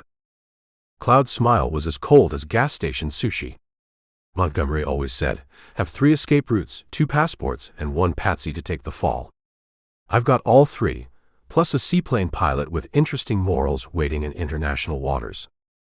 Montgomery said a lot of things, came a voice from behind a limestone outcropping. Chief Conk had finally arrived, sweating through his uniform and looking like he'd personally wrestled every alligator between here and the police station. Before he got himself accidentally on purpose, dead for real. What Montgomery never expected, Gumbo continued, edging closer, was that his victims would find each other.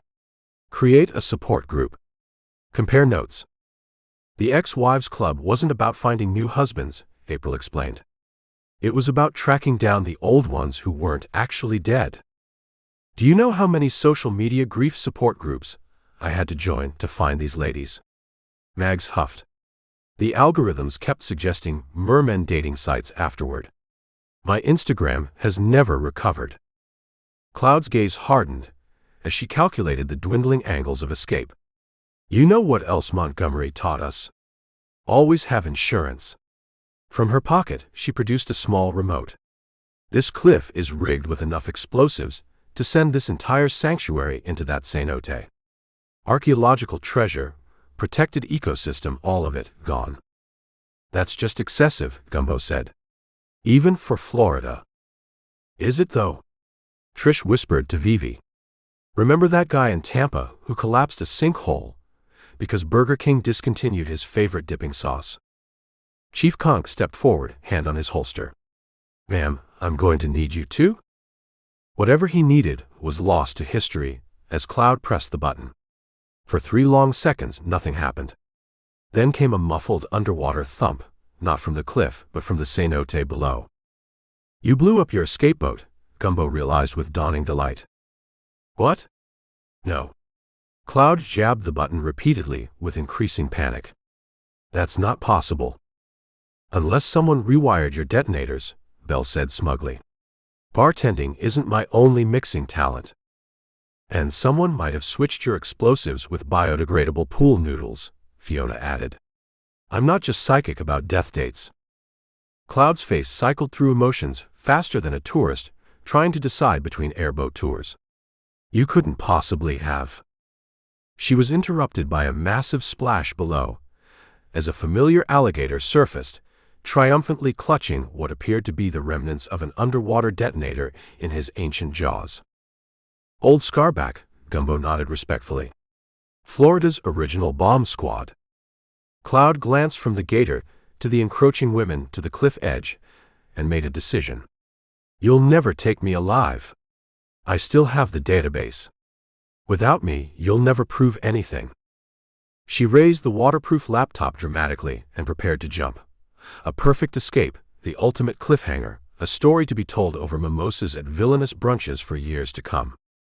What she hadn't counted on was Trish. Trish, who had spent 3 years perfecting her vengeful vulture pose while teaching suburban divorcees how to channel rage into abdominal definition. Trish, whose workout videos included cardio for confrontation and lunges for legal battles. Trish, who launched herself across 15 feet of open space in a display of physical prowess that would have earned her an immediate Instagram sponsorship if anyone had been filming. Later, witnesses would describe it as an elegant mid-air collision between justice and questionable life choices. Trish tackled Cloud with such precision that the laptop went flying upward while both women went sideways, landing safely away from the cliff edge in a tangle of designer activewear and extremely creative profanity. The laptop, however, continued its parabolic journey directly over the cenote. "The evidence!" April shouted, lunging forward uselessly. Time seemed to slow as the device reached the apex of its arc and began its descent toward the water below, until a blur of white erupted from the cenote. Old Scarback launched himself vertically like a scaly missile, snapping the laptop out of the air before disappearing back into the depths with a surprisingly delicate splash. A long silence fell over the cliff top. Did an alligator just swan dive for evidence in an insurance fraud case? Chief Conk finally asked, removing his hat to fan himself. "Welcome to my life," Gumbo sighed. Cloud, pinned beneath Trish's impressive deltoids, let out a groan of defeat. "This isn't how it works. The bad guys are supposed to escape in Florida. It's practically state law." "Times are changing," Vivi said, securing Cloud's wrists with what appeared to be zip ties but on closer inspection were actually repurposed designer bag handles. "The Widows are fighting back. Besides," Fiona added cheerfully, "we're not technically the good guys. We're just slightly less terrible than you." "Hey," Belle protested. "I'd say we're at least moderately less terrible." As Cloud was hauled to her feet by the collective strength of women scorned, the surface of the cenote broke again. Old Scarback emerged, the laptop balanced carefully on his snout, swimming toward shore with the dignified pace of a scaly evidence courier. "How on earth did you train that gator?" April whispered to Gumbo. "Bold of you to assume I'm the one in charge of this relationship," Gumbo replied. April cocked her head. "I've been meaning to ask, why do you call him Old Scarback? I don't see any scars." "That's because they're on the inside," Gumbo said solemnly. "Emotional scars from a lifetime of witnessing Florida man incidents." As the FBI agent tried to determine if he was joking, Gumbo walked to the edge of the cliff and gave the ancient reptile a respectful salute. Old Scarback returned it with what might have been a wink, or possibly just normal alligator blinking. In Florida, the line between the two was as murky as the Everglades after an airboat parade. Behind them, Cloud was reciting her rights to Trish, who had her in an impressive hammerlock while simultaneously demonstrating proper form to Mags. "When we get back to civilization," Cloud spat, "I want my phone call and a lawyer from Miami. Not one of your backwater swamp counselors." Chief Conk chuckled. "Ma'am, the only thing you'll be calling is the Guinness Book of World Records to see if they have a category for most charges filed against a single defendant in Florida. We're at 78 and counting." As the afternoon sun painted the limestone cliffs gold, Gumbo watched the gathered women, federal agents, amateur detectives, professional widows, and one thoroughly defeated con artist, and felt a rare moment of satisfaction. Justice in Florida might be as unpredictable as a flamingo on Red Bull, but sometimes it found its way home, carried by the unlikeliest of allies with the strongest of jaws. Chapter 23.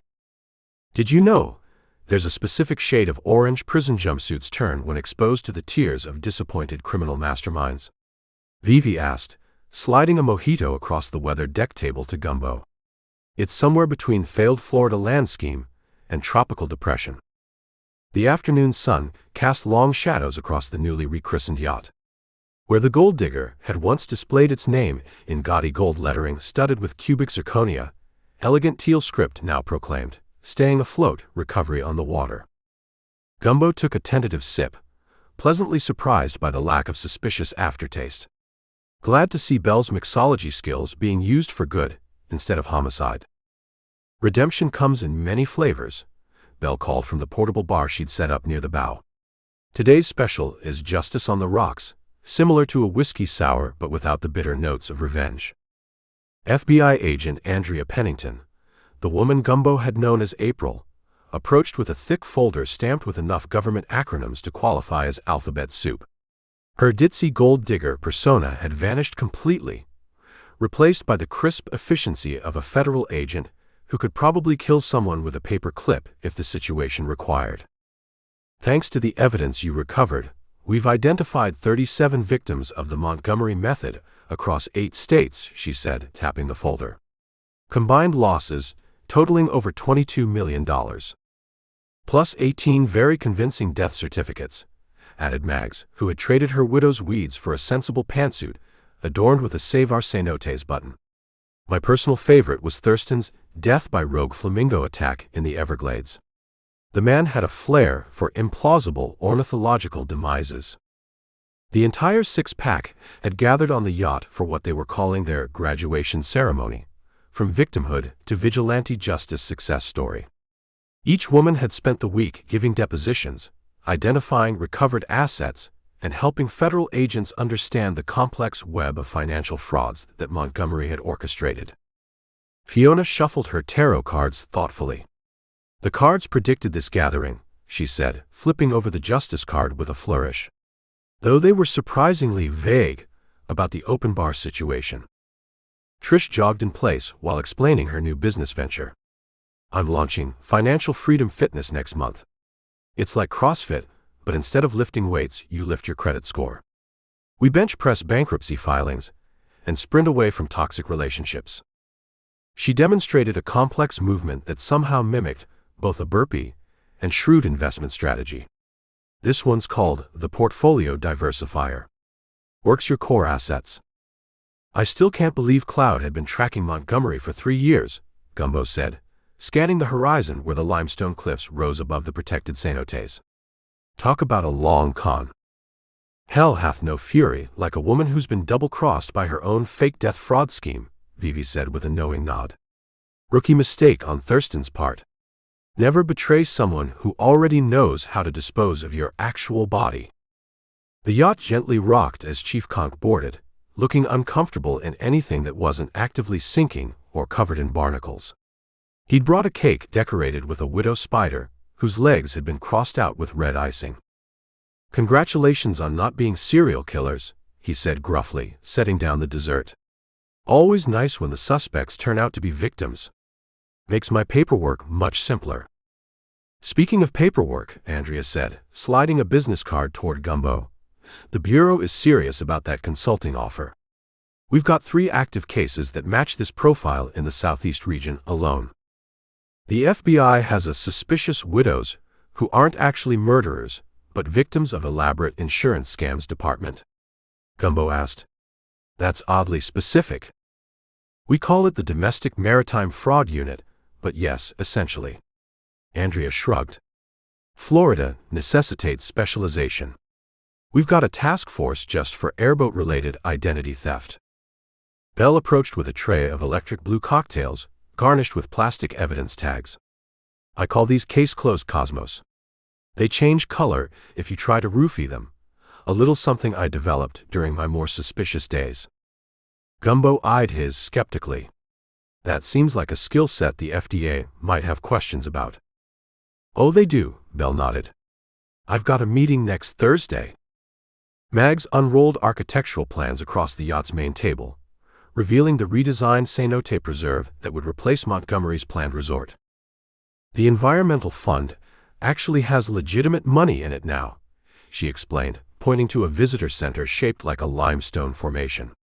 "We're converting the underwater platforms into research stations for marine biologists. And that suspicious concrete slab with handcuff attachments? Becoming a coral restoration nursery. What about the underwater vault where Cloud kept all those fake wedding rings?" Ellie asked, joining them with a plateful of shrimp that had been arranged to spell "not guilty." "Manatee observation deck," Mag said proudly. "Marv's consulting on the project. Apparently, he has insights into the manatee psyche that science has yet to document." As if summoned by his name, Manatee Marv's head appeared over the yacht's railing, dripping seawater onto the polished deck. "Ladies. Detective. Federal agent whose cover is blown, but I'll pretend I didn't notice because I'm polite," he called cheerfully. "There's a situation requiring immediate attention, involving significant maritime implications and possibly minor wildlife trafficking." Gumbo sighed. "Is old Scarback involved?" "The alligator maintains plausible deniability," Marv replied with diplomatic precision.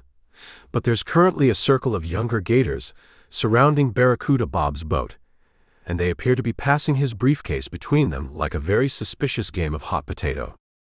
"That's my cue," Andrea said, checking her sidearm. "Those are probably the offshore account documents we've been trying to recover." "Old Scarback's organizing evidence again," Gumbo explained to the confused six-pack.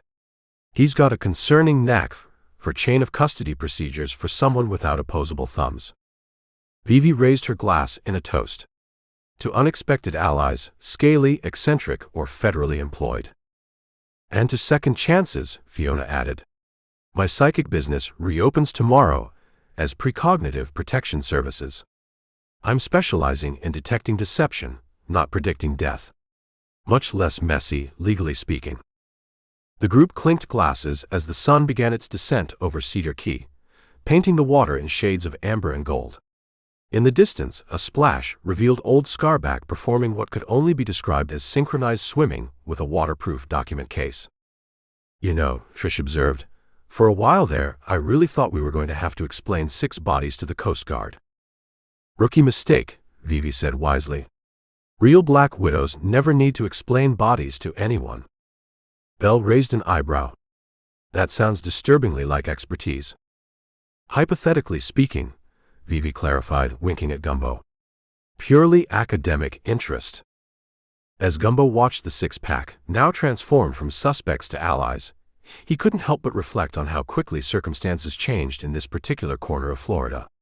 Yesterday's potential murderess was today's environmental activist. Last week's suspicious widow was now heading a legitimate victim advocacy group. "What's next for the famous detective who cleared our names?" Mags asked, interrupting his thoughts. "Any interesting cases on the horizon?" "Nothing specific," Gumbo replied, just as his phone chimed with a text from an unknown number that read, "Found something interesting in a shipwreck off Seahorse Key. Possibly cursed. Definitely haunted. Coming your way. Bring garlic. Captain of the Voodoo Queen." Ellie peered over his shoulder and sighed. "I'll pack the underwater camera and holy water." Andrea glanced at the message. "That's definitely outside FBI jurisdiction, unless the ghost filed federal tax returns." "Welcome to Cedar Key," Gumbo said with a resigned smile, watching as old Scarback triumphantly deposited a soggy briefcase on the dock below, surrounded by a circle of smaller alligators all wearing what appeared to be miniature security guard badges fashioned from bottle caps. "Where today's case closed is tomorrow's what the hell is happening." Fiona shuffled her cards once more and flipped the top one, the Fool. "Your next adventure calls," she said with absolute certainty. "And it involves underwater tax fraud, spectral phenomena, or both." "I was hoping for a week off," Gumbo sighed. "In this economy?" Vivi laughed. "Even ghosts can't afford to haunt places without a side hustle these days." As the celebration continued around him, Gumbo made a mental note to stock up on anti-possession talismans and waterproof evidence bags. In Cedar Key, the only predictable element was unpredictability, and possibly Old Scarback's uncanny ability to appear whenever the situation required a reptilian perspective on human criminal behavior. Chapter 24. "I'm telling you, that alligator is trying to communicate something," Gumbo insisted, squinting through binoculars at Old Scarback, who was performing what appeared to be an interpretive water ballet 30 yards off the starboard side of the pie hole. "That's ridiculous," Chief Conk replied, sipping his third cup of Gumbo's questionable coffee. "Next you'll be telling me he files tax returns and has opinions about municipal zoning laws." Ellie lowered her camera. "I don't know, Chief. That's the 4th time he's done that head bob, splash, tail slap routine. In alligator semaphore, that's either follow me or I've swallowed a ticking watch." Old Scarback submerged, leaving only his eye ridges above water, staring at Gumbo with what could only be described as reptilian impatience. "Fine," Gumbo sighed, reaching for his dive gear. "But if this turns out to be another sunken golf cart full of expired Cuban cigars like last time, I'm revoking his informant privileges." Chief Conk checked his watch. "I've got to get back to the station. The six-pack is giving their official statements, and I don't trust Deputy Plankton to handle it. Last time he interviewed attractive suspects, he ended up engaged to a coral smuggler." As the chief's boat puttered away, Ellie helped Gumbo into his wetsuit, a garish affair featuring flamingos wearing sunglasses that he'd won in a poker game against a colorblind marine biologist. "You sure about this?" Ellie asked, handing him his mask. "That alligator could be leading you into an ambush. Maybe Cloud has accomplices we don't know about." "Old Scarback and I have an understanding," Gumbo replied with unwarranted confidence. "Besides, he's had multiple opportunities to eat me and hasn't. In Florida, that practically makes us blood brothers." Gumbo slipped into the warm Gulf waters, following the lazy wake pattern Old Scarback left behind. The alligator moved with surprising purpose, leading him past the barnacle-encrusted pilings beneath the marina, through a maze of seagrass, and toward a shadowy recess underneath Gumbo's own houseboat. "You've got to be kidding me," Gumbo bubbled through his regulator. Old Scarback circled an area where the natural limestone bedrock had been disturbed. As Gumbo approached, the alligator used his snout to push aside a camouflage tarp weighted down with concrete blocks, revealing a narrow opening in the rock, an entrance to a submerged cave that by all geographical logic shouldn't exist beneath his boat. The alligator gave him what could only be interpreted as a smug, "I know something you don't know," look before gliding through the opening. Gumbo hesitated, only momentarily before following. The passage widened after a few feet, curving upward into a partially air-filled chamber that glowed with an eerie blue light. Breaking the surface, Gumbo found himself in an underground grotto roughly the size of a 2-car garage. Battery-powered LED strips had been mounted along natural rock shelves, illuminating what appeared to be a macabre museum of mortality. "Holy crap on a cracker," Gumbo whispered, pulling himself onto a small concrete platform. Old Scarback had already made himself comfortable on a flat rock, watching Gumbo with what seemed like anthropological curiosity. The chamber contained neatly organized shelves of theatrical prosthetics, fake scars, bald caps, artificial limbs designed to look damaged or mangled. One corner held a sophisticated makeup station with professional-grade supplies for aging, wound simulation, and complete identity transformation. Another area featured a workbench covered with half-completed document forgeries, passports, driver's licenses, death certificates with only the cause of death left blank. "Montgomery's death kit," Gumbo muttered, pulling out his waterproof camera. "The ultimate disappearing acts supply closet." On a central table sat a leather-bound ledger, miraculously preserved in a sealed acrylic case. Gumbo carefully opened it to find meticulous records of Montgomery's clients, wealthy men who paid to fake their deaths and escape financial obligations, unhappy marriages, or legal troubles. Each entry included before and after photos, new identities, and most disturbingly, a percentage calculation of insurance payouts and asset liquidation. This guy was running a full-service Lazarus operation, Gumbo said to Old Scarback, who had somehow acquired a pair of reading glasses from somewhere in the grotto and appeared to be critically examining a fake death certificate. How long have you known about this place?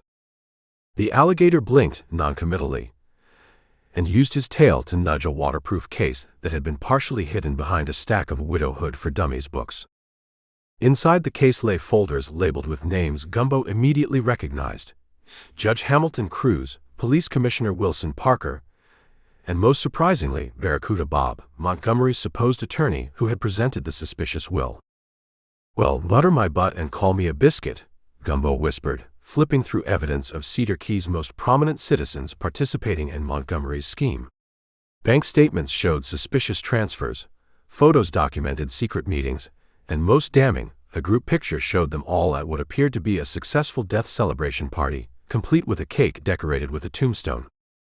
Old Scarback had moved to a corner where he systematically began pushing items with his snout: photographs, documents, USB drives, into neat piles, organized by what appeared to be legal relevance rather than any system comprehensible to non-reptilian minds.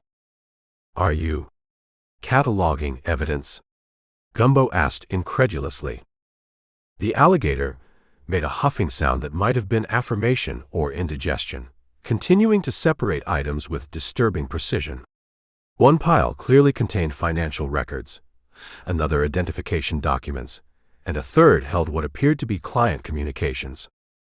"I'm not even going to ask where you learned criminal procedure," Gumbo muttered, photographing everything. "Though I'm starting to wonder if you're actually the escaped experiment of some secret government program." As Gumbo worked his way through the evidence, he discovered something even more disturbing: plans for Phase 2 of Montgomery's operation. Detailed diagrams showed how the protected cenotes would be secretly enlarged to create underwater chambers for storing physical assets: gold, art, bearer bonds that couldn't be tracked electronically. Montgomery hadn't been planning a resort. He'd been creating an underwater bank for criminals. "This is bigger than faking deaths," Gumbo said. "This is a full-blown criminal infrastructure project."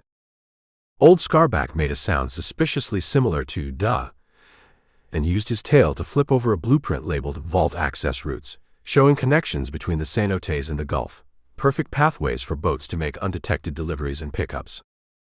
A waterproof phone in a charging station suddenly lit up with a notification. Gumbo gingerly examined it to find a message from Cloud: "Extraction tomorrow 3 a.m. Bring final client list and keys." She's got an accomplice still in play, Gumbo realized. Someone whose name starts with M. Old Scarback slapped his tail against the platform in what seemed like frustration at Gumbo's slowness, then used his snout to push forward a folder labeled Associates.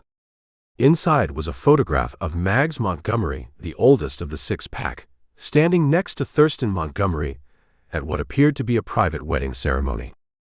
Mags is his wife, not his target. Gumbo flipped through the file. No, his sister. They're siblings running the operation together.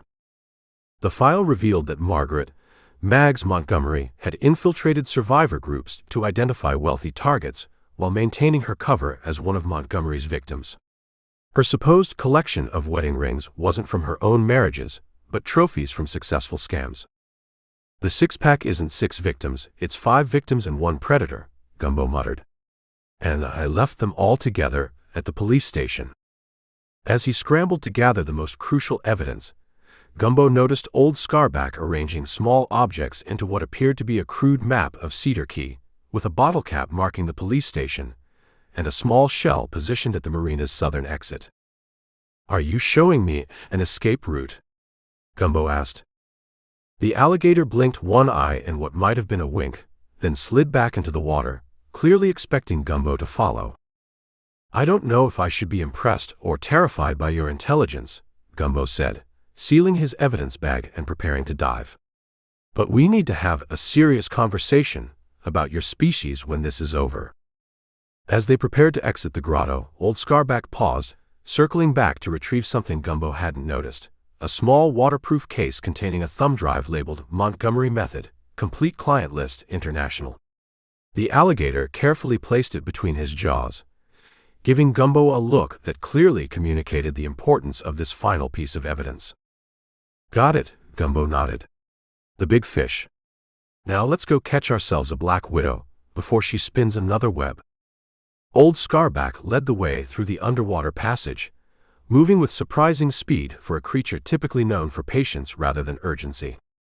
As they emerged from beneath the pie hole, the alligator surfaced and performed what appeared to be a perfect synchronized swimming routine: 3 quick spins, a tail slap, and a dramatic splash, before pointing his snout toward shore.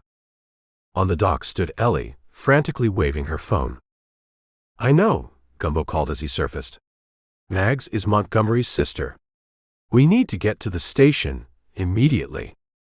"How did you?" Ellie began. "Don't ask," Gumbo interrupted, hoisting himself onto the dock and dripping Gulf water everywhere. "Let's just say my reptilian associate has an alarming grasp of both criminal enterprises and evidence collection procedures." Old Scarback performed what might have been a bow before submerging, leaving only his eye ridges visible above the surface, watching as Gumbo and Ellie raced toward her car. "You know," Ellie said as they peeled away from the marina, "one day you're going to have to explain your relationship with that alligator." "I'm not sure I could if I tried," Gumbo replied, clutching the evidence bag. "But in Florida, sometimes your most reliable ally is the one with the coldest blood." Behind them, Old Scarback slipped beneath the waves, no doubt already planning his next intervention in human affairs, a reptilian deus ex machina in a state where reality had long ago surrendered to absurdity. Chapter 25. "Tell me that alligator isn't wearing a bow tie," muttered Chief Conk, squinting through his polarized sunglasses at the bizarre parade floating through Cedar Key's main canal. "Not just any bow tie," Gumbo corrected, lifting his drink in salute. "That's genuine silk from one of Montgomery's ties." Mags thought it would be poetic. Old Scarback glided majestically at the front of the procession, his ancient scaled form adorned with not only a crimson bow tie but also a sash reading, "Honorary Fraud Detector." Behind him, 6 decorated pontoon boats carried the women formerly known as the Six Pack, now rebranded as the Fraud Squad, waving to the crowd like beauty queens who specialized in financial forensics rather than world peace. It was the final day of Cedar Key's first annual Fraud Fighters Festival, an event that had drawn a surprisingly robust crowd of curious tourists, vindicated victims, and financial crime enthusiasts from across the Southeast. The festival's slogan, "Marriage, Murder, and Money Laundering, a Florida Tradition," adorned T-shirts, koozies, and commemorative plates being hawked at booths along the waterfront. "Never thought I'd see the day when Vivi Vanderpool got the key to the city instead of using it to break into someone's safe deposit box," Ellie said, joining them at their table outside the Rusty Pelican. "6 months ago, you had her pegged as husband killer number 1. Florida specializes in redemption arcs and humidity," Gumbo replied philosophically. "Sometimes simultaneously." The Six Pack had undergone remarkable transformations since the arrest of Cloud Rainier and the subsequent unraveling of the International Fake Husband Death Network. With their names cleared and their stories verified, they'd leveraged their unique experiences into unexpectedly legitimate enterprises. From their lead pontoon boat, Vivi waved enthusiastically at Gumbo, her gold bangles clanging like warning bells. She'd converted the Gold Digger into a floating counseling center called Staying Afloat, where she helped fraud victims rebuild their financial and emotional lives. The yacht's former champagne hot tub now bubbled with therapeutic saltwater and financial advice. "I still can't believe that DNA test," Chief Conk said, shaking his head as he accepted a refill from a passing server. "Finding out Montgomery faked his death 19 times in 12 states has to be some kind of record." "The Guinness people wouldn't certify it," Ellie noted. "Something about not wanting to encourage competitive criminal behavior." The procession continued with Mags Montgomery standing regally on her boat's bow, her signature wedding ring lanyard replaced with one holding the keys to the newly established Montgomery Cenote Preserve. She transformed the site of Cloud's underwater evidence cache into a research center studying Florida's endangered freshwater systems, with state-of-the-art security to prevent any future criminal enterprises from using the caves as storage units. "Did you see this morning's Herald?" Chief Conk slid a newspaper across the table. They found 3 more of Montgomery's death kits in Miami Beach, each one packed with different identities, prosthetics, and fake dental records. The man was like a murderous, Mr. Potato Head. Technically, he wasn't murderous, Gumbo corrected. Just extraordinarily committed to tax evasion and insurance fraud. It was Cloud who added homicide to the business model. The next boat featured Trish, the Dish Templeton, leading a group of festival-goers through modified empowerment poses that looked suspiciously like defensive combat stances. Her financial freedom fitness program had become a sensation after her appearance on Shark Tank, where 3 investors competed for equity until discovering her background and fled the stage. "You know she's dating that hedge fund whistleblower now," Ellie said. Apparently, they bonded over their mutual interest in exposing white-collar crime and kettlebell techniques. Belle Beauchamp followed in a boat festooned with oversized chemistry beakers and molecular models.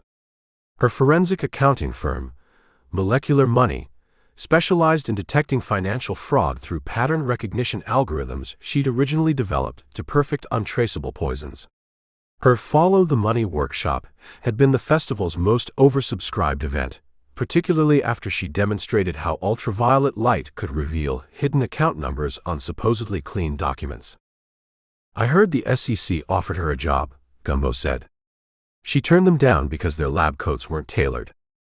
Fiona Fee Fitzpatrick's boat drifted by next, decorated as a fortune-telling parlor where she read financial auras instead of palms.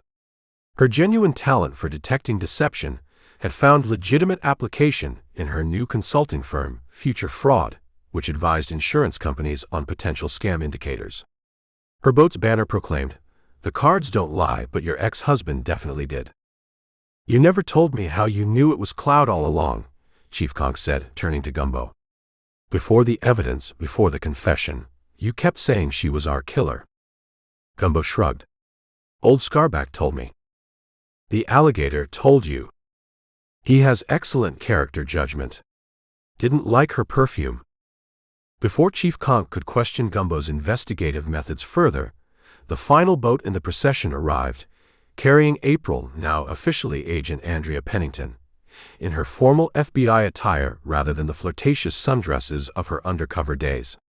She caught Gumbo's eye and gave him a professional nod, though he detected a hint of something more personal in her slight smile. "She asked about you again," Ellie said, not bothering to hide her amusement. "Wanted to know if you'd reconsidered her offer to join the Maritime Fraud Task Force." "I'm not FBI material," Gumbo insisted. "Their dress code doesn't allow for flip-flops, and I'm morally opposed to wearing socks in Florida." The parade concluded at the newly dedicated Survivors Pier, where Mayor Conk, Chief Conk's perpetually confused cousin, waited to present commemorative plaques shaped like black widow spiders being crushed by gavels. The 6-pack assembled in a line, their former predatory competitiveness transformed into synchronized solidarity. "Ladies and gentlemen, and suspicious financial entities," the mayor began, his voice echoing across the water. "Today we celebrate not just the dismantling of a criminal enterprise, but the reclaiming of Cedar Key's reputation as a place where the only thing we launder is tourist t-shirts after airboat mishaps." Moderate applause and a few confused seagulls greeted this proclamation. As the ceremony droned on, Manatee Marv sidled up to Gumbo's table, dripping mysteriously despite the absence of recent rainfall. "Those cenotes are getting popular, man," he whispered.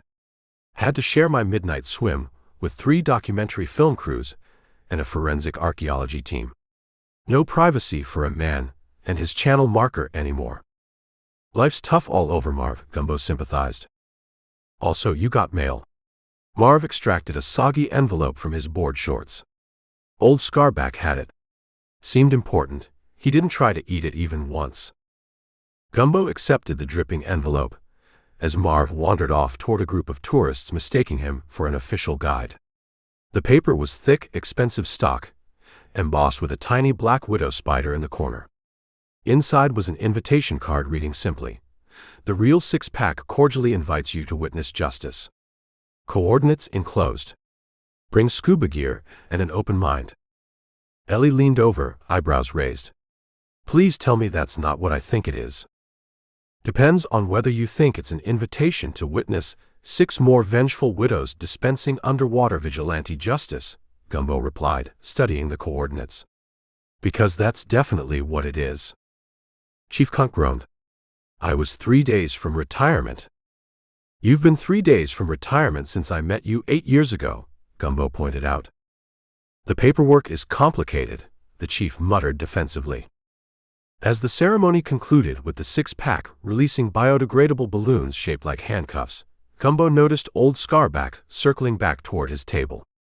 The alligator surfaced briefly, fixing Gumbo with an unnervingly intelligent stare before submerging with what looked suspiciously like purpose. I think our scaly friend is suggesting we get moving, Gumbo said, tucking the invitation into his pocket and settling his tab. The coordinates point to Widow's Peak, that limestone formation near Dead Husband's Cove. Those are not real place names, Ellie insisted. They will be by the time the tourism board updates the maps, Gumbo assured her. Florida geography is 60% tragic backstory. As they headed for Gumbo's boat, a sleek black yacht with Widow's Peak-shaped sails glided into the marina, flying a flag emblazoned with a black widow spider encircled by 6 stars. On the deck, 6 women in matching black sun hats raised champagne glasses in their direction. Tell me something, Ellie said as they quickened their pace. What is it about Cedar Key that attracts these extremely specific types of criminals? Is it something in the water? A secret newsletter? It's the climate, Gumbo replied with certainty. Florida humidity preserves both bodies and grudges remarkably well. Behind them, the festival crowd cheered as old Scarback performed what appeared to be choreographed barrel rolls. Only Gumbo noticed the alligator was actually signaling toward the suspicious yacht, his ancient eyes conveying a clear message: the next case had already begun. Does this mean we're canceling your retirement party? Chief Conk asked, huffing as he tried to keep pace. Just postponing it, Gumbo assured him, glancing back at the black yacht. After all, Florida's greatest natural resource isn't citrus or sunshine. Let me guess, Ellie sighed. It's eccentric criminals with unnecessarily elaborate schemes? Exactly, Gumbo nodded. And at least with these women, we know exactly what we're dealing with. From somewhere in the marina, old Scarback's distinctive snort suggested the alligator strongly disagreed with that assessment and had inside information he wasn't yet ready to share. Can I send you Red Tide Retired? Don't miss the rest of the Gumbo Wacky Florida adventures. Listen to every Gumbo Wild Wacky Mystery free audiobooks. The end.